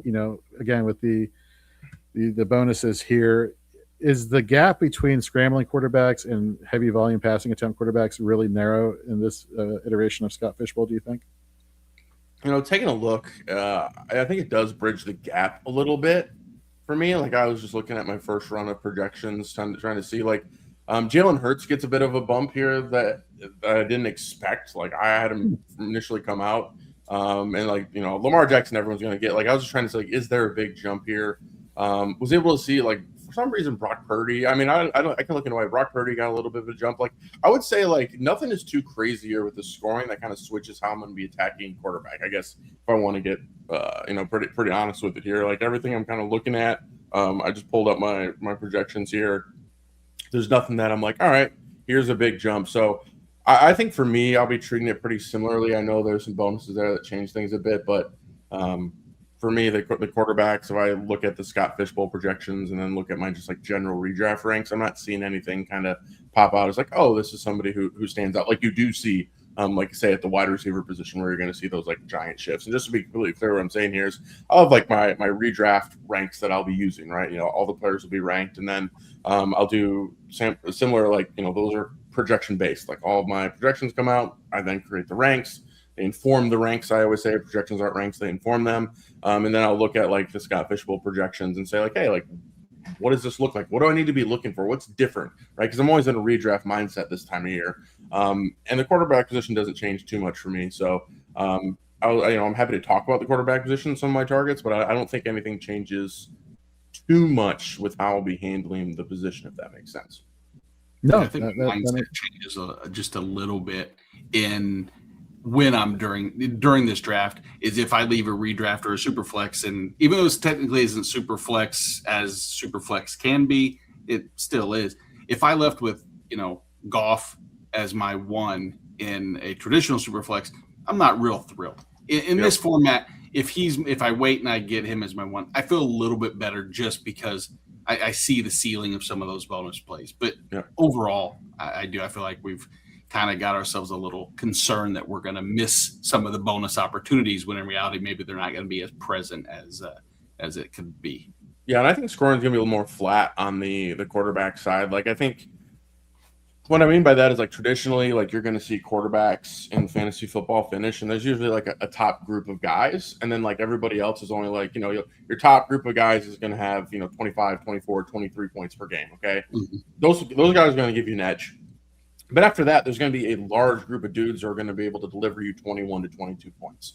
That's just how the position works, right? And we every year we're like we take the quarterbacks that we think are going to give us the edge, and basically, unless you grab Josh Allen, you're pretty much you've been wrong the last couple of years due to injury and whatnot. But I think I'm looking at it this year, and I look at the projections, and it seems a little. There's not that big gap at the top as much. Like you definitely, you know, I think guys like Josh Allen, you know, Jalen Hurts, Drake May are going to finish towards the top, but with the bonuses, I think it's going to flatten things out, especially with those guys that can be able to, you know, that can throw more yards per game. Like I think you mentioned Goff's a big. I mean, Burrow came out a little high. If I had to pick a guy that was like, hey, who came out in the projections high that isn't as high? Like Burrow, the scoring helps a lot, you know. So I think you can wait at quarterback and not get too crazy about it because you're right. Like there's guys that you can get at quarterback, you know, 13, 14, 15, 16 that could easily get you 30 points per game. But there's guys that you take 4 or 5 rounds earlier than that are getting like 32 points per game. Let's talk about the couple running backs that we've heard their names throughout the Podathon pop up here and there, and these are deepish cuts here. So I would really like to get your opinion on if you had to, you know, hypothetical scenario, if you had to pick one of these guys, who for your, you know, who gives you the feeling that this person has more upside? Jordan Mason for Minnesota, or Nate, you'll love this, or maybe not, Isaiah Pacheco as the RB2 in Detroit. Oh, it's gross. I know. Let me preface it. It's gross, but if you had to, I guess like I would probably. All right, so let me preface this. So I would draft, if I drafted either one of these guys, I would not want to be starting them. Sure, of course, right? Yeah, these guys in my lineup, but I guess like technically, I'd rather be rostering Pacheco because here's the thing: Mason to me is more of like a plotter, which I think Pacheco is to some regard as well. Like, don't get me wrong; like they're not offering a lot in the pass game. Like that's just a fact here. But I think for me, I would look at the Minnesota Vikings as like a little bit more of like a time-ish share, and even when we've seen Mason take a little bit more, I haven't really been impressed with what we've been given. When Aaron Jones was out with injury, I think a lot of people were rushing to get Mason on their teams. But then we saw Scott, I think was the wide receiver there in Minnesota that was like taking all the pass catching. Like they're not going to give the pass catching to Mason. I think we already know that. Now, while I don't think Pacheco would get the pass catching if Gibbs would get down, if you're asking like, hey, who do I want more in a lead role, Mason or Pacheco? I would probably lead Pacheco. I think he's a little bit less of a early down plotter, and I would rather just bet, I think, on that offense, particularly with Jared Goff not being a rushing quarterback, than the Vikings and Kyler, who I do think will take some rushes. So I guess, all things considered, I don't want to be starting these guys. If I am starting these guys, I'm assuming there's some type of injury that has thrust them into my lineup. And if that's the case, I think I would lean Pacheco's way. All right, let me give you. Let's go with some actual fun. No, I was going to go with a bit more, a better. No, I'm getting there. I'm happy to talk the deep cuts, man. I'm happy to talk. I am too. I prefaced it. It was a deep cut. Okay. Anyhow, these are two that I'm finding myself when I'm doing my early Fantasy Pros rankings, or late now by that consideration. And I keep wanting to move Devon Achane up because I love the talent. I hate the situation. Well, I love the situation. I just hate the team. And Breece Hall, very simple. Two, I think, really, really good running backs on really, really bad teams that I worry about scoring upside. And I have a hard time placing them exactly where I want them to go. And I'm not saying where do you have them ranked so I can, copy or anything, but I would just pick your brain. Yeah, it's a really good question, because I think I've always been a big Breece Hall believer, right? I've always been like a believer that he's in, I think for the longest time, like squarely in the I would say like top 6, top 8. I think for pretty fairly top 10 of RB talent in the NFL. I would probably be leaning Achane's way here, just because I have a much higher target share, or more targets, let's just say, going to Achane than I do Breece Hall, like probably by 10 to 15. Like, don't get me wrong, I think Breece Hall is a great pass catcher. He probably deserves however many passes Breece Hall is going to get probably this season. He probably deserves more. Like, I'll be the first one to say that. He deserves more than what he's getting. He deserves to have better use than what he's been getting as well. And I think he's been slept on a bit. I will be drafting Breece Hall, but I think there's just a little bit more going Achane's way at this point in time, that he will see a little more volume on the ground. I think the volume for him is safer on the ground. And I think he's going to have a little bit more of a target share and earn more targets. I mean, the touchdown equity for both teams is pretty rough, but I do look at the Jets and see more weapons overall for them to be going to than I do the Dolphins. And I think they both have, I think Geno's going to stabilize things a bit. Like, I don't think the Jets have even seen below average QB play for years at this point in time. And I think they're going to get that out of Geno Smith. And it sounds like a dig, but it's not. Like, it's going to be nice for them to have. And I think Geno Smith is an NFL quarterback, like top, like 25th or something like that. But like they've been rocking out like arena style quarterbacks, like guys who I'm not sure should be playing in the NFL. So with that said, I would lean Achane's way. But I think if you're telling me like both these running backs, land, let's say I'm a Detroit Lions fan, like, hey, Achane's in Detroit, he's the lead back. Or Breece is in Detroit, he's the lead back. I would pick Breece in a vacuum, but just considering we always have to consider the situation, I got it at Achane this year.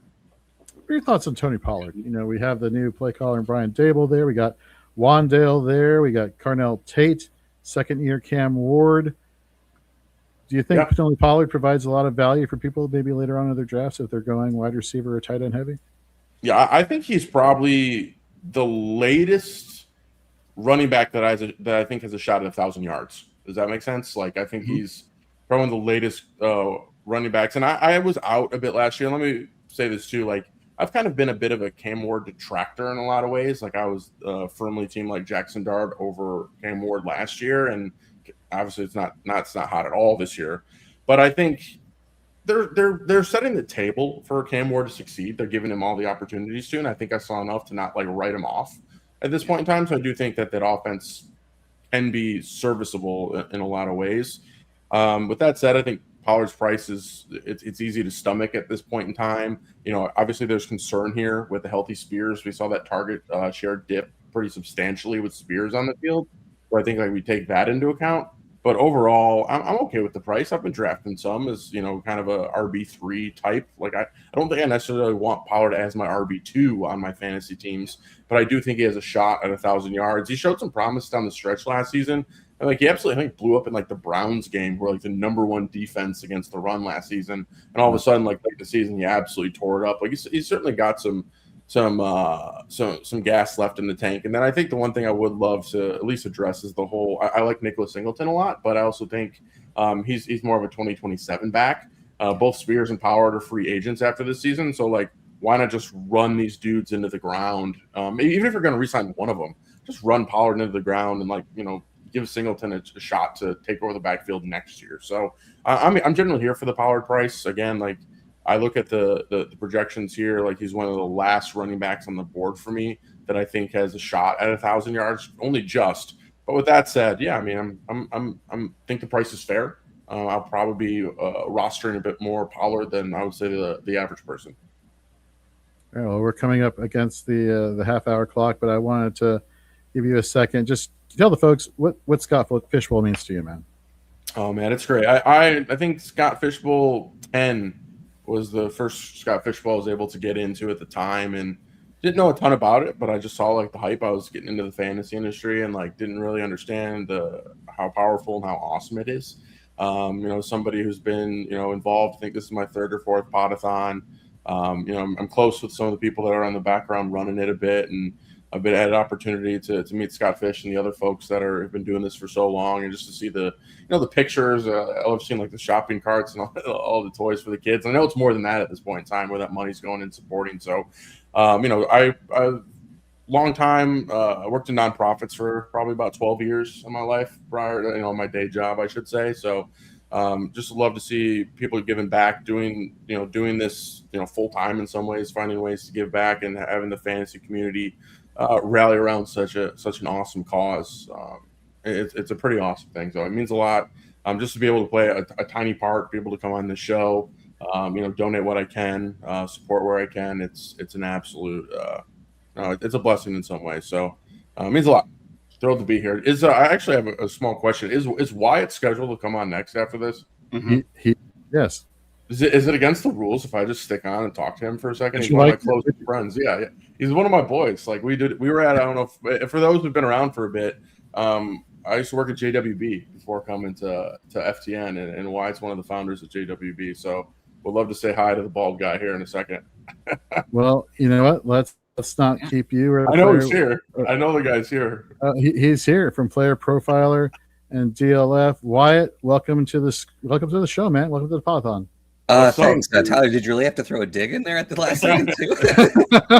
It's going to be fairly obvious once you jump down the show. I know, but why do you have to call it out? I would love to see my extremely sharp and smart bald friend here. I think it's only because you've improved your hairline in recent Dude, months. I really have, man. I've been on those. Oh my gosh, those like you ever see those like Hims hair pills? Like they probably get you. They work. Dude, I was seriously going bald, and I started taking them like 8 months ago, and the flow just like immediately came back. So they're not a joke, folks. If they work. He started to convince me to start to use them, but honestly, I think I'm too far gone at this point. If I started growing my hair back now, people are going to be like, "What is going on?" Well, I don't think people can imagine. You have the big beard. It's like part of who you are, man. Yeah, I'm here to stay like this. You come for the fantasy advice, and you get advice that you didn't even know you needed, and now you know people. Now, yeah, Hims works. It sounds like we got a sponsor. Bro. Yeah, it's the right demographic. I mean, you know what I'm you have saying? an affiliate code? No, yeah. I don't. I need one at this point in time because I probably told enough people about this. Like, are you serious? I thought it was a scam. I'm like, no, not a scam. You got a hustle, scam. man. Look at the flow. Well, I'm good to jump. I got to get on with my day, but I just want to say hi to Wyatt because I knew he was scheduled here. Him and I think, just like both told Mike, who's on the background, who schedules things, like, hey, just throw us on the slot where you don't have people who want to come on and what. And I was like, whatever that slot is, let us know. We'll jump on to support. Guys, thanks for having me, Wyatt. Always a pleasure to see you. Absolutely. All right, Tyler, take care, man. Thanks, Tyler. See you, man. Well, with that intro, how are you doing today, Wyatt? Good. It's hard to say how I'm doing today since I've only been up for half an hour. I don't know where the day is going to take me at this point. If I yawn, I apologize. I've got my coffee, but it's still pretty early. As somebody who, much like Nate, was up early Saturday, maybe had a screaming toddler all day because that's what they do apparently. Got an hour of sleep. I went to Target before I started at 12:30, and I was looking for blueberry Red Bull because that's been like one of the things I'm slowly discovering because I'm late to the party. And I go and I'm looking at like the caffeine stuff, and I'm like, all right, cool, and I see all these different flavors for Celsius, and I'm like, oh, that sounds like a good flavor, pina colada this, and pineapple that, and I'm like, let me just load up on all these flavors, and then it's not till I'm through 1.5 cans in the Podathon, and I'm feeling a little bit shaky, and I'm like, what is happening? Am I those like 200 milligrams or more?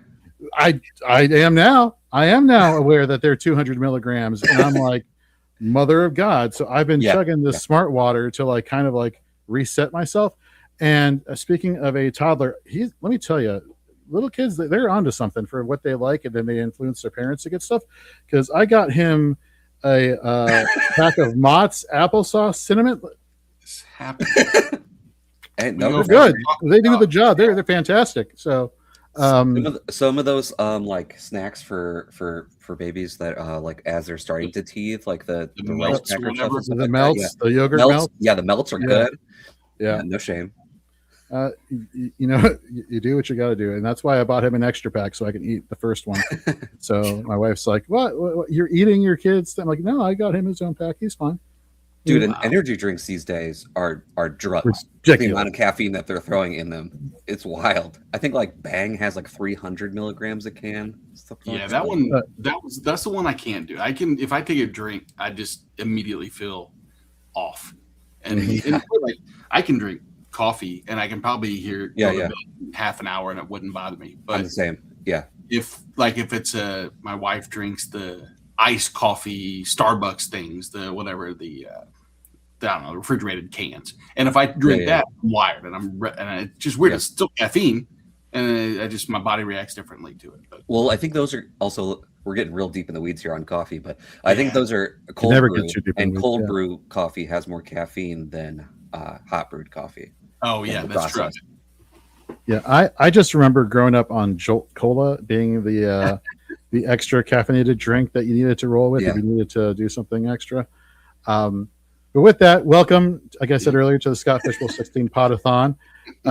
Tell us which division you are in and which spot you're drafting out. I'm in Legend of Zelda for Cincinnati Live. My team is done. I drafted. Congrats! Yeah, we were. I think Cincinnati was the second live draft that happened. I think Minneapolis was first that one Saturday, and then Cincinnati was the second one. So I drafted number 1 overall. I try to always pick first or 12th. Basically, I want to be on an end, and it has nothing to do with draft strategy. It's just because I know I'm going to a live draft and I want to walk around. So it gives me as much time in between picks as possible.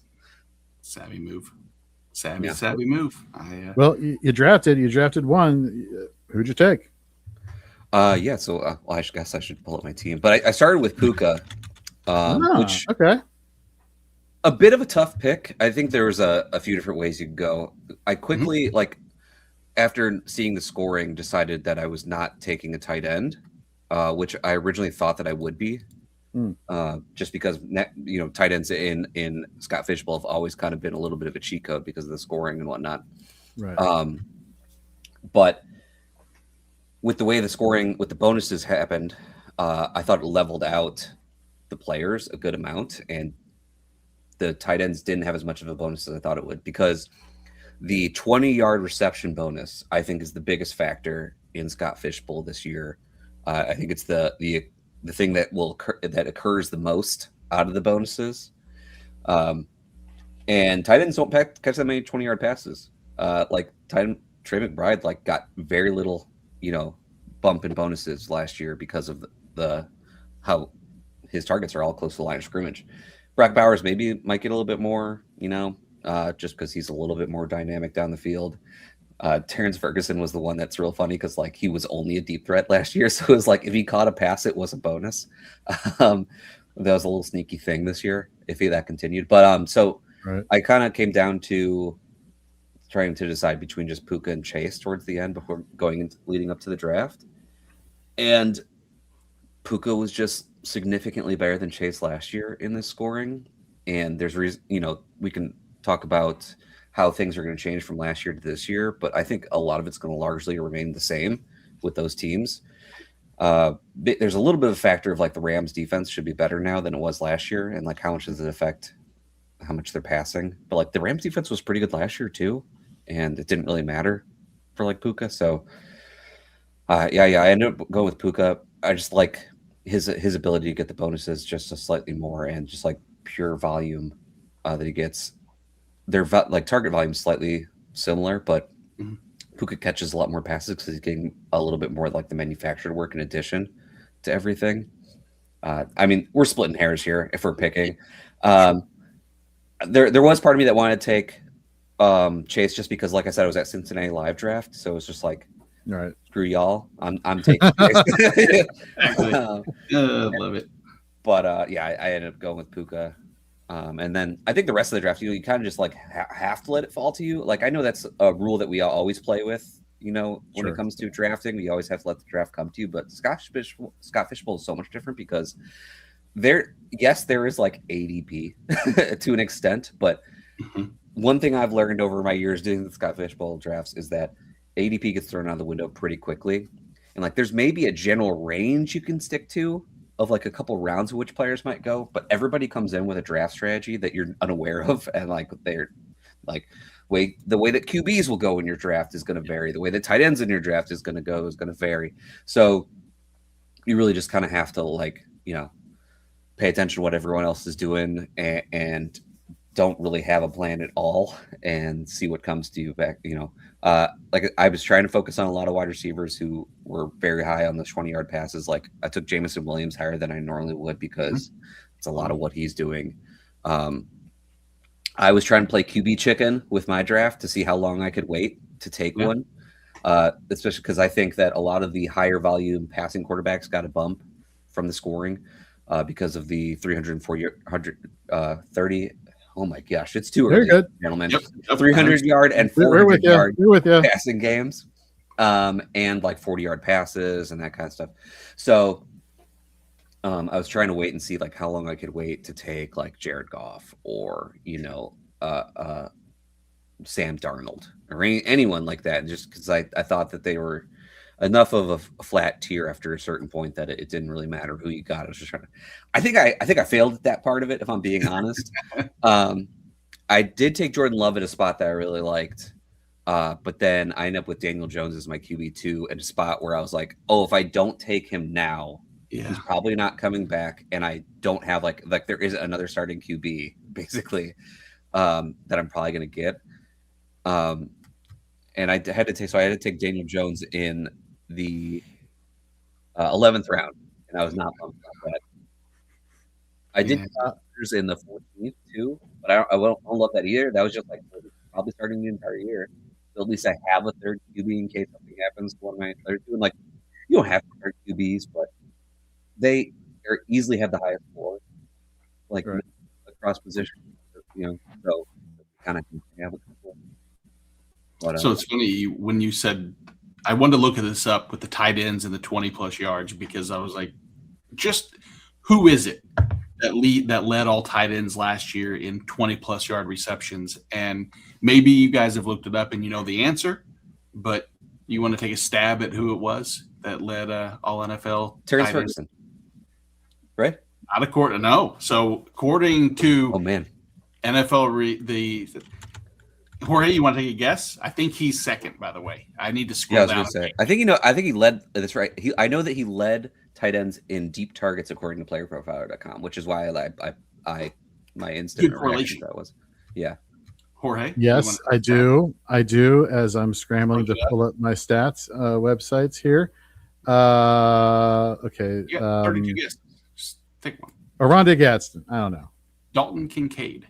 Ah. Okay. Oh, yeah, that makes sense. That makes a lot of sense. With 13. And to put that into perspective, here's some names of players, wide receivers, who had more than that. And I know this isn't a sticky stat that's going to carry over year, but Wan'Dale Robinson actually had more receptions of 20+ yards. Parker Washington, Cortland Sutton, and then the rest, the normal cast of characters there. But Dalton Kincaid. So something that I was kind of using just bonus as like a whole grouping to put towards tight end, and I see bonus point. Of course, the reception and the first down is going to be huge overall. But I was kind of throwing that 20-yard reception into that mix, and maybe I shouldn't do it. And glad I haven't drafted yet, and you guys have. You can be the beta testers for all my flawed strategies. Way to sabotage the field, all in the name of winning. That was smooth. That was clever. I love that. So who's your team? What's your team? What team do you root for? Despite me currently drinking out of a Buccaneers cup here, they were my second favorite team. I live in Ohio, so the Browns, unfortunately, are my favorite team. And you went to Cincinnati. So I live in northeastern Ohio. So the first year that they did live drafts, I went to the one at Canton, which is great. I mean, like I personally, I think there should be one at Canton every year because it's the Pro Football Hall of Fame. Like we were at the Pro Football Hall of Fame for our draft. Why not? But Bob Lung, I know the next year actually went to England, so he wasn't able to run the Canton live draft. It just hasn't come back since. So I went to Cincinnati, and that was my first time meeting John Bosch in person, and had a great time there. And John Bosch was talking about like, oh, the next year I'm thinking about trying to do the food for the event. And Ryan McDowell, who, from DLF, knows that I used to be a chef. So he said, hey, you should talk to Wyatt about helping out with food if that's what you're planning to do or whatever. So we started chatting about like plans for the following year and whatnot. Now, we did not end up doing food for Cincinnati that following year. But from that point on, I was like, I had such a great time in Cincinnati. I'm going to keep going to Cincinnati no matter what happens if Cleveland comes back, which it did. It's just not at the Pro Football Hall of Fame anymore. And funny enough, I just have not been able to even go to the Cleveland one. So there's always been something coming up on the Cleveland date. But I've continued to go to Cincinnati. Last year for Cincinnati, we did do the cooking and foods for everyone. It's the biggest live draft in Scottish Bowl. If I remember correctly, I believe we were up to 11 leagues this year. Wow. Wow. Yeah, it's crazy. It's such a good time. I am actually going to go to the Cleveland one this year. I'm actually able to make it. My guy Joe Frick running it this year. I'm going to try and help him out with whatever I can. But yeah, so Browns fan going to the Cincinnati live draft, which is part of the reason why I said like I wanted. There was a part of me that wanted to take Chase like number 1 overall just to see, to stick it to him. But all right, the Buccaneers are my second favorite team because when the Browns got sold, I needed a team to root for. And there were so many players in the Buccaneers. I was a big fan of like Mike Allstott, Simeon Rice, Warren Sapp, John Lynch, Derek Brooks, like a big fan of a lot of players on the team. So I started rooting for them. And then they won a Super Bowl not that long after. The Browns came back at that point, but it was funny. A little bit of a bandwagon fan there. But so yeah, they're my second favorite team. It's funny that then Baker Mayfield ends up going to the Buccaneers as well. Because I was real pissed that the Browns let Baker go and after making that trade because I hated that trade. And I kind of felt for Baker because I don't know how everyone remembers like that final year he played really poorly, but he was playing through like the torn labrum. He was just basically too tough for his own good and wouldn't stay out of the games. He wouldn't sit down injured. So he played poorly, and then they make the trade, and the rest is history with the worst trade in NFL history. So, as not from a Cincinnati perspective, you not being from Cincinnati, I got to ask you on a scale of 1 to 10, you being a chef, where do you rate Skyline Chili at? I have never had Skyline Chili. Say, don't do it. Good. I don't know. Maybe I've had plenty of opportunities. Like I said, I'm in Cincinnati every year. Nothing about that seems appetizing to me. Do you like? Do you like spaghetti and chili? Like it together. I'm also Italian, so there's a little bit of like, what are you doing to spaghetti right now? I'm another. This is also important. I'm lactose intolerant Italian, so like I can't really go down on cheese too much. Yeah, and when I see that pile of cheddar cheese, I'm like, oh my gosh, this would kill me. Like, I have no. Not worth it. I'll tell you that. Yeah. Well. So you mentioned the Browns, you mentioned the Bucks. How about we talk about each of these teams and some fantasy assets potentially for people in Scott Fish? Well, let's start with your primary team, the Cleveland Browns. Draft a pair of rookie wide receivers. Harold Fannin, though, last year was the 9.5 targets per game. I believe it was like one of the top tight ends in that category.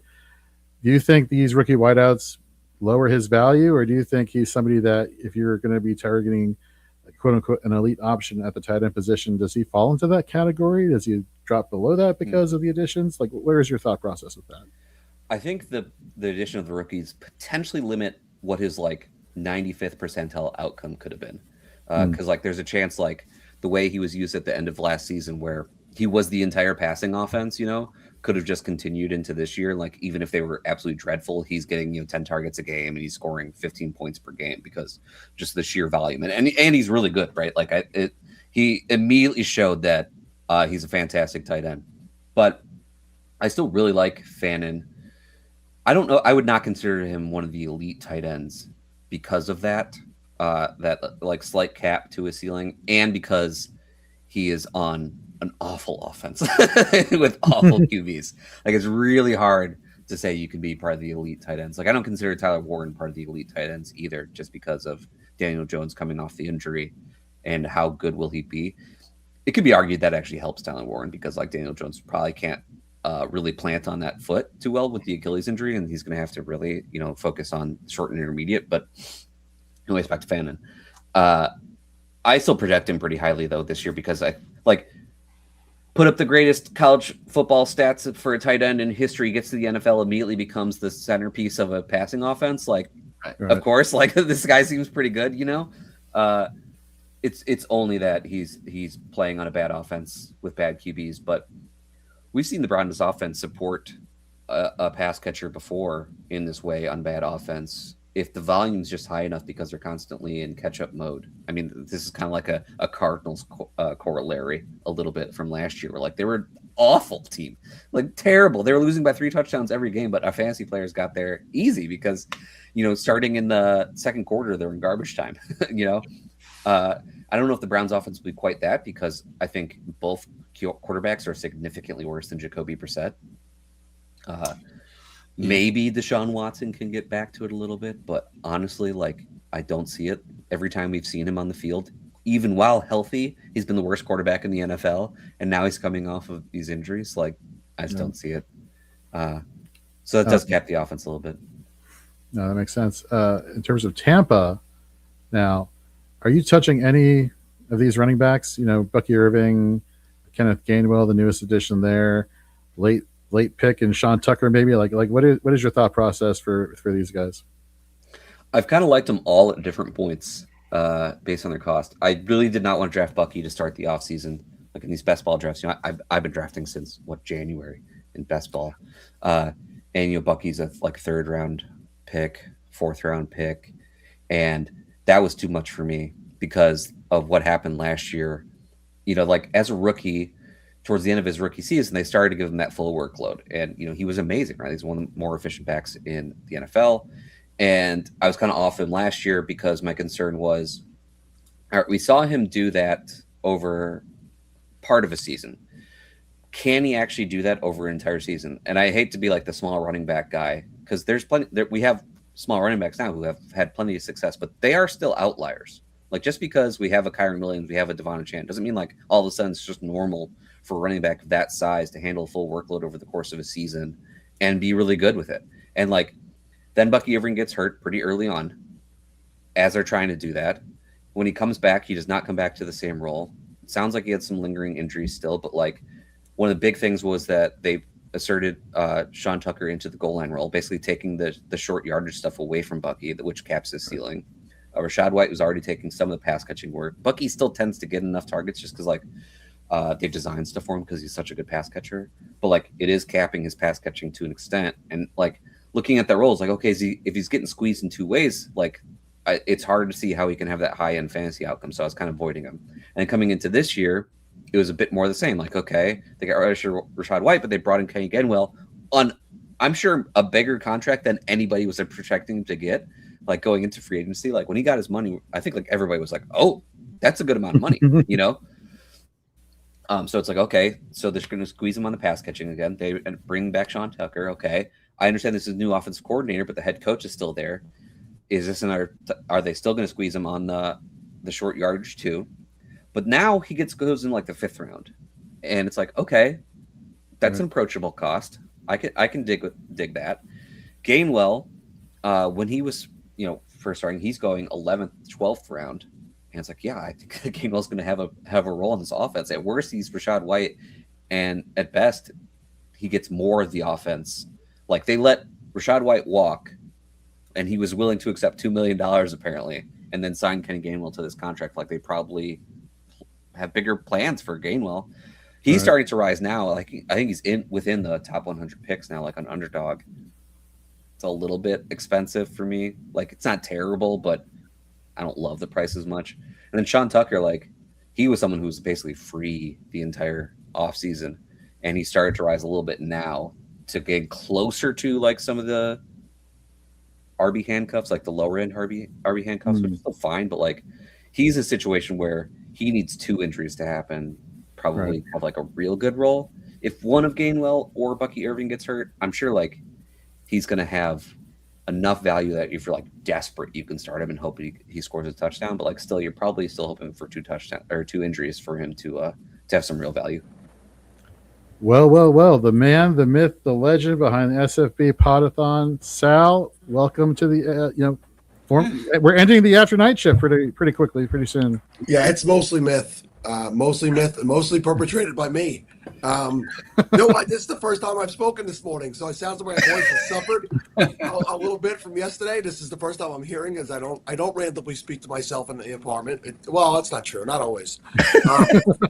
And I just wanted to pop in. I want to say hello to these 2 gentlemen, especially my good friend Wyatt, who I've gotten to see out on the road the last couple of years and get to know in person. And I know that we're switching over to another feed after this. I was already in there, and I'm I got a few more minutes. Let me jump in. I got my protein waffles, by the way, that I'm eating this morning. Nice. Which normally Aldi brand? No, Kodiak. Okay. Yeah. Normally I eat a huge plate of eggs and egg whites and grilled chicken, but I couldn't possibly make that this morning in the limited time that I had. So that's always my backup plan when I can't do that. But you guys were flowing and having a great conversation about actual football, which I probably will not do for the next 6 hours. But I just wanted to jump in and say good morning to you guys. I'm going to jump right back out, let you finish your 5 minutes, and I'll be over on the other feed, Jorge. When you're ready to join me, we'll be with Eric Moody starting at 6 a.m. Sounds good. So I just want, before you get out of here, though, I want to throw up this question that we have in the chat, and it's regard to Scott Fishbowl invites. And so I just want to make sure that we're given the right information. He said he hasn't gotten his invite this year. He made the semis last year. He actually doesn't remember his social emails anymore. What should he do? Like, how do you think at this point should he try to go about getting an invite for Scott Fishbowl? Email Fantasy Cares. He could. I know there's gonna be a lot of emails there, but who is that? Who is it? MJ. He doesn't know. I'm gonna tell him to DM me, but he can't get, or he or she might not be able to get into their DMs. See, I was going to say maybe tune into some of the programming that goes on the Fantasy Cares. Absolutely, YouTube always. channel. Yeah, always. If you're following along this show on Fantasy Cares YouTube, then if you follow along, if you just subscribe, every time a show comes up, you're gonna get notified and put on notifications. And we do stuff 3, sometimes more times a week, where we're giving away spots. But you'll definitely be able to communicate with Scott and others through that platform as well. So that's a great recommendation. But I would also email. Live drafts sometimes have people that have to drop out last second, that if they just so happen to be near a live draft. Did you get to Pittsburgh today? I heard Shane Hallam before I went to bed last night saying that he had people dropping out for today's. So Pittsburgh today, just get on a plane. Get on a plane. Get on the bus. Do something. Thank you, Sal. We'll see you over in studio. I'll catch you guys on the other side. Be well, gents. Thank you for being a part of this. Of course. For sure. Thanks, Sal. So if again, folks, just remember every 6 hours we have to switch it up to a new studio. So if you're not subscribed to the Fantasy Cares channel, subscribe. Head over there. You'll literally see the next screen that says, Scott Fishbowl 16 Podathon stream number 4. We're literally going to hop over there in a few minutes. So Sal and myself And Nate, if you're available, will keep joining us. If not, you okay? You doing all right? You hanging in there? I don't know. I as much as I would love to, and I don't know if you guys need 3 All different right. Well, hosts sitting around. I sent you the list of I see times available at 9, so maybe I'll see you then or not. But we can talk about that in a little bit. But Wyatt, before we get out of here, just tell us a little bit of just what does Scott Fishbowl mean to you, man? It's the best. It's the best thing in fantasy football to me. The good it brings out in absolutely everybody. The good that Scott Fishbowl does for charity is so awesome. It's personally touched me in a way because, like, I do. For those who don't know, I put out Scott Fishbowl projections every year and send those out. And there have been people who have reached out to me and want to thank me in some way. And like some people have tried to pay me. I'm like, don't pay me, like pay the charity. And a couple people over the years have like reached out to ask what like my personal charity is and have donated to that. I donate to the Preeclampsia Foundation every year. My son was born 10 weeks early because my wife suffered from preeclampsia. For those who don't know, there's no known cure. There's no known cause at this point for preeclampsia. So like the fact that happened because of Scott Fishbowl, like meant the world to me. And I've gotten to meet so many great people through Scott Fishbowl. Every year I meet new people at the live drafts. It just brings everyone together and it does so much good. So it's great. No, thank you very much. That's a great. Tell the people where they can find you on social and what you got working on real quick. Sure, you can find me on Twitter at WyattB_FF. I got shows coming out every week on Player Profiler, articles a couple times a month there. I also write a weekly article during the off season for Dynasty League football, positional buy sell hold, where each week I pick 4 players from a different position and talk about what I'm doing with them in Dynasty. And I guess it's not known yet, but I'm going to be writing for 4 for 4 as well pretty soon here. Nice. So check All those right. Pick them up. Well, thank you very much, Wyatt, for joining us. Thank you. Always a good catching up. Are you going to be at the expo this year? Always. I live within half an hour of the expo. Well, then I will always be there. You have a beverage coming your way from me, so we'll see you there. All right, Mike?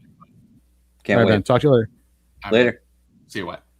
For everybody who's been in the chat, close to 850 of you strong during the overnight. We made it. We made it through the overnight hours. Nate, I know you need sleep, but I'm going to try and pressure you to joining a little bit later. I may take you up on that. I just don't want to overwhelm the screen with me just sitting there looking. Even Right. I'll be around, so don't worry. All You right, can't get all me this easy. And Well, good. All right. Everybody in the chat, appreciate you all for tuning in. We will jump right over to the next channel here now.